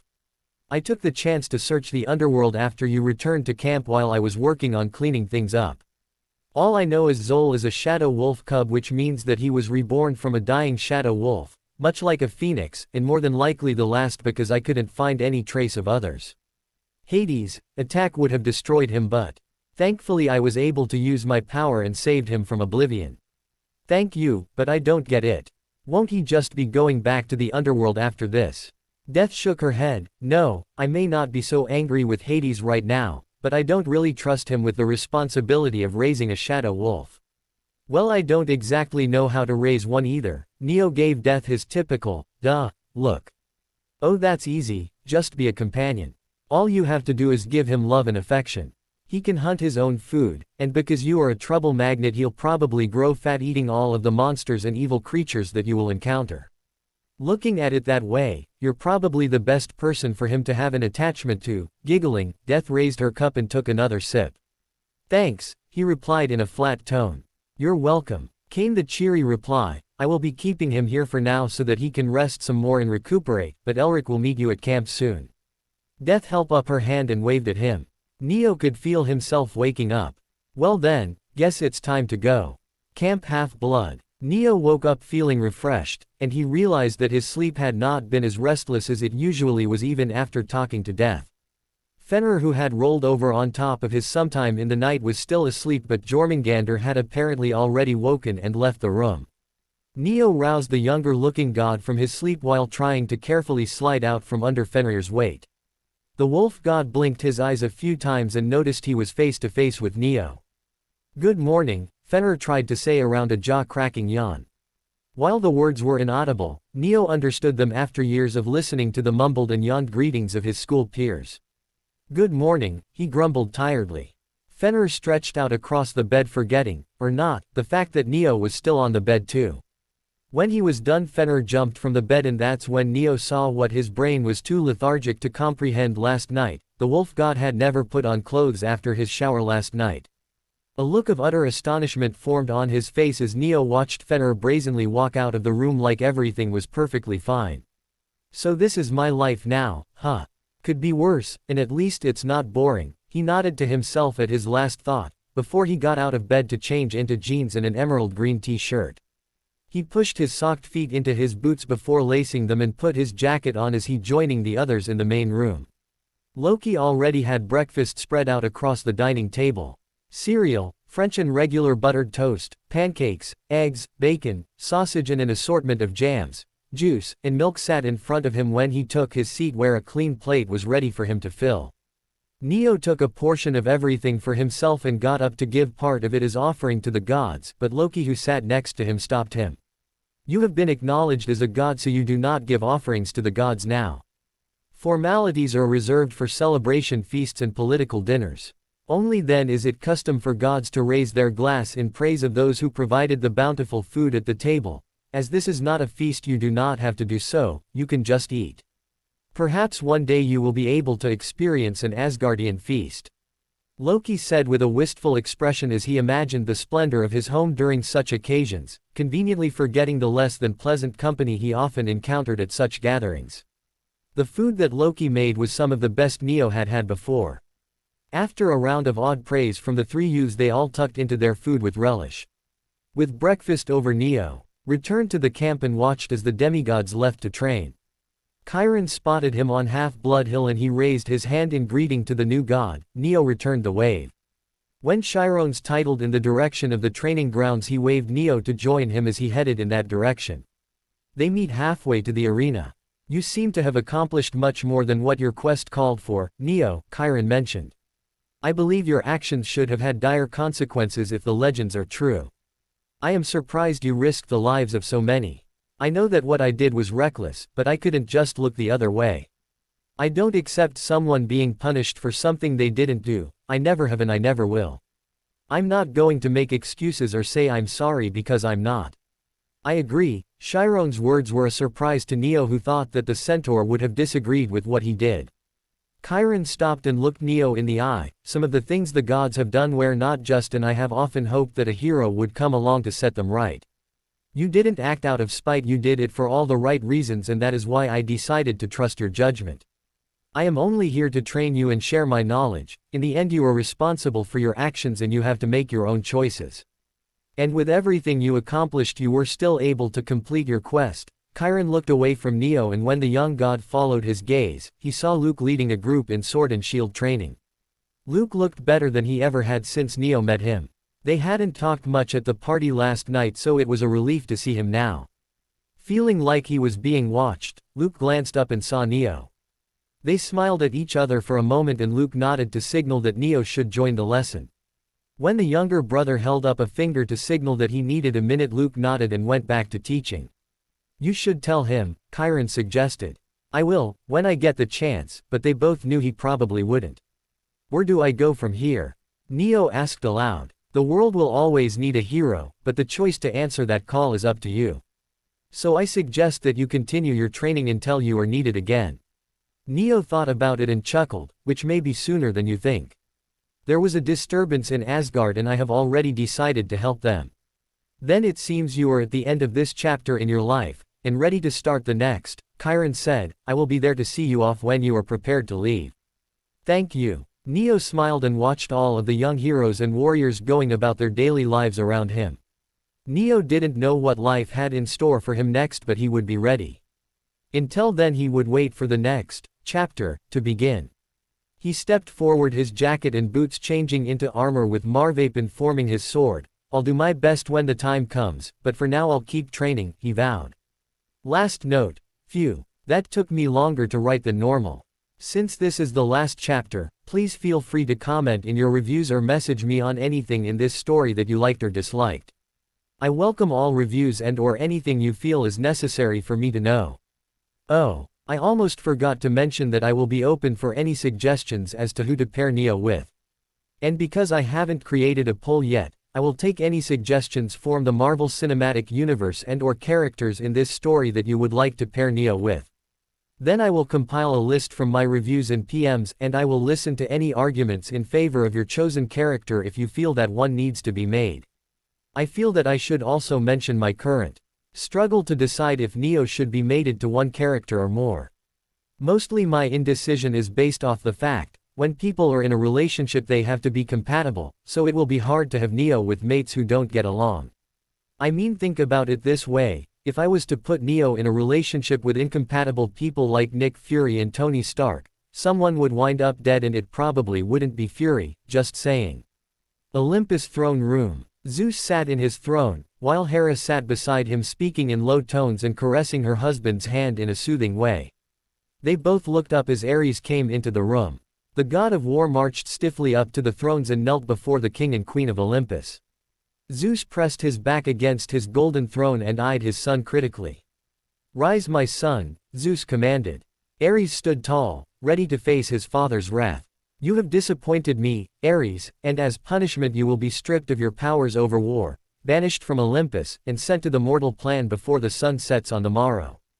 As I am not without mercy, while on earth you will retain your strength, skills and immortality, as you work to protect humanity for the next century.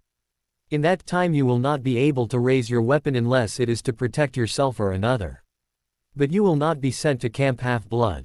Instead you will be entrusted into the care of an acquaintance of mine." Zeus stated, "You can only return when your 100-year exile is over or until I feel you have learned to act honorably and with humility, whichever comes first." Hera walked up to her son. "You will always be a god of Olympus, my son. I hope you will come to understand that you are a good warrior, but you are not a great warrior yet. A great warrior does battle so that he can protect those he loves. A warrior fights with honor and respect even for his enemy. This is what your father wishes for you to learn. You are the god of war, feared by the enemies of those who fight under your banner, but you are also feared by those who fight in your name. Learn and grow from this and become the greatest god of warriors and heroes that will ever exist. My wish is that you become a god to be honored more than you are feared. Soon stories will be written of the gods again, and I hope that your name will be among those who are revered." She finished what she had to say and hugged Ares lovingly. Even after the hug was over, Hera stayed close to him as she circled her arms around Ares' arm. The words of his mother stung Ares' pride terribly, but ever since the meeting with the son of Hermes, Ares has been thinking. The young god may have been onto something when he spoke of the hearts of his children. Ares had seen something great in Clarice as well, that was the reason he gave her the spear. His other sons and daughters had not merited his respect due to their need to cause violence instead of having a true cause to fight for. He had taken the hour since the council meeting to think over the things he was finally able to see in hindsight. If his children were a reflection of him, he could see the disappointment that he had become, for that is often how he viewed his own children. He hated to look into his father's and mother's eyes now, and see that he was someone to be disappointed in as well. Fortunately for him, even Ares could beat up his pride and realize what others saw in him. "I concede your decision and accept my punishment, father. I will leave tomorrow and I will strive to make you proud of me again, Lord Zeus, mother." Ares bowed his head and turned to kiss Hera's cheek before he gently pushed her hands away. "Then you are dismissed. When you are ready to leave, the gods will be there to see you off. Hermes will then take you to the place where you will be staying for the next century. While there you are charged with the protection of all who reside there." Zeus gave a nod of dismissal toward the door and Ares quickly left. Earth, New York *. The early dawn sun had barely risen, causing long shadows to creep across the ground, but the morning had long since started for most. There were plenty of people out and about already. New York City has a population of over 8 million people, so it's safe to say that its culture is diverse and many of its citizens have encountered others with different styles and tastes. But this fact didn't stop people from watching the gorgeous, yet slightly stranger than normal, woman who was walking in the direction of Central Park that morning. As the woman, who as mentioned before seemed slightly strange with her long white hair and Gothic-style dress, walked onto the grass of Central Park, her steps became lighter and she almost skipped over to the closest sitting area. Taking a seat on one side of a pair of benches that had been placed back to back, Azrael Nightshade waited patiently for her old friend to show up. It didn't take long until another figure who was hidden behind the shadow of a tree sat down on the other bench facing away from her. Azrael smiled happily when she felt his presence. She loved her old friend more than anything else. He was completely different from her, but they were two sides of the same coin and she wouldn't have him any other way. It's good to see you're still as happy as always, dear. I'm sorry it took so long for us to have a chance to sit down together, the figure behind her said. His masculine voice was soft and gentle, carrying a tone that was clearly full of love for the one he spoke to. Don't be silly, you don't have to apologize. I know it's not your fault, but if you really want to make it up to me, you should start by getting your handsome self over here, she said teasingly. Her request made the man laugh as he stood and walked around the bench to sit next to her. Azrael felt a sense of complete happiness as she leaned into his side. Besides, even if I wanted to, I couldn't blame it all on you. I've been a little busy too lately. You know what's been going on, right, Zach? Netzik Vanguard, or Zach as Azrael usually referred to him while they were out, curled his right arm around her shoulders and with his left hand made her raise her chin to look deep into his knowing black eyes before he let go. As her glittering emeralds met his dark black pools, she was beeped into their beautiful depths just like every time she gazed upon her golden-haired mate. Yes, I always have my eye on you, because I never know what trouble you're going to get into next, he teased. Hey now, I don't go looking for trouble, it does a perfectly good job of finding me all on its own. Thank you. Azrael's voice had turned slightly annoyed and Netzik raised his left hand to ward off her ire. I know, love, I know.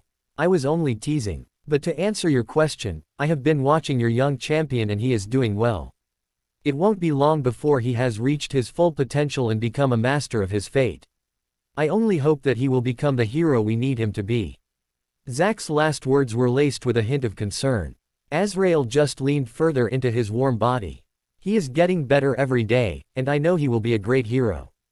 We just need to give him some time. He still has some growing to do, she replied gentle and took his left hand in both of hers.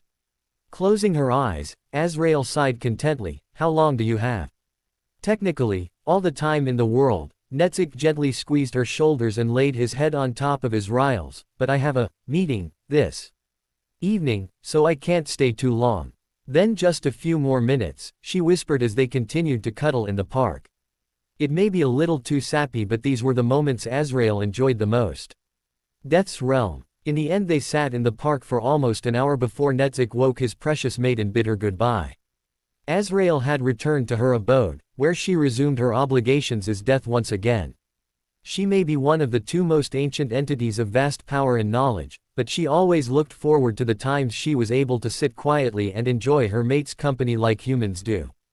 Her reminiscing was interrupted by the appearance of a familiar spirit. Elric stood in the shadows cast by the firelight, silently waiting for Death to acknowledge him. Did you need something, Elric? Death asked without looking at the spirit. I am only here to report that my lord's sanctuary is complete. All of the other spirits and I have worked hard in preparing it, and the sorcerer has finished connecting the grounds of the sanctuary to the designated area outside of the city. He was successful in creating a dimensional rift connecting the sanctuary, and through it Eternia, to the earth my master inhabits. I was informed that it is a simple matter of breaking the connection to ensuring the safety of Eternia, something my lord should be able to do easily once he knows how. Elric replied in his calm voice. That is good news. I will meet with the Ancient One so that the dimensional wards will be placed into my care for now. I will also be adding a little extra, she said with a smirk. Only those who are welcome and need sanctuary will ever be able to enter. I will not have the home of my champion in jeopardy. She straightened in her chair. Then a table with a pen and piece of paper on it appeared and she started to write something. On another note, since everything is ready you will be able to join him now. When you do I have something for you to do. You will give this to him, she said while placing the paper into a folder, which had come from nowhere, and handing the folder to Elric. The clock moves ever forward for most, but for some it moves, in a different way. Fate gazed out at the constantly expanding multiverse and felt indifferent. Not only could Fate see the vast cosmos made up of every universe and dimension, but Fate could see the past, present, and future. For some time now the ever-unfolding dimensions that weave through each other and create the fabric of existence have seemed so bland and tedious. But one spark of exciting change filled the vast workings of everything. Yes, Neo Evan Thorson, the Master of Death, was a new little twist to the thickening plot. He would make sure that things were not so boring for a while. This new god was young but had greater experience than most. Oh, he would do great things indeed. He had shown that by completing his quest to save his brother while at the same time setting to rights the wrongs done against two of the children of Loki. Fate watched as Neo's ever-changing future stirred the fates of those he came into contact with. It was beautiful to Fate, chaotic perhaps, but that was what made it so beautiful. As a cosmic entity of immeasurable proportions, it was still not easy for Fate to make changes, even for the better. Only a person who was not completely ruled by Fate was capable of changing the future.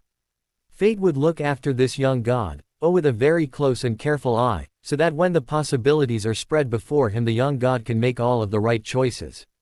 Neo had been doing a great job on his own, so Fate would trust this young one's judgment. Still, Fate watched what would come. In the next 15 days on Asgard, the sorceress Amora would be plotting and cleverly tricking the Thunderer into inciting war between two of the 9 realms. Asgard and Jotunheim were notorious in their dislike of one another, and it would not take much to cause a war.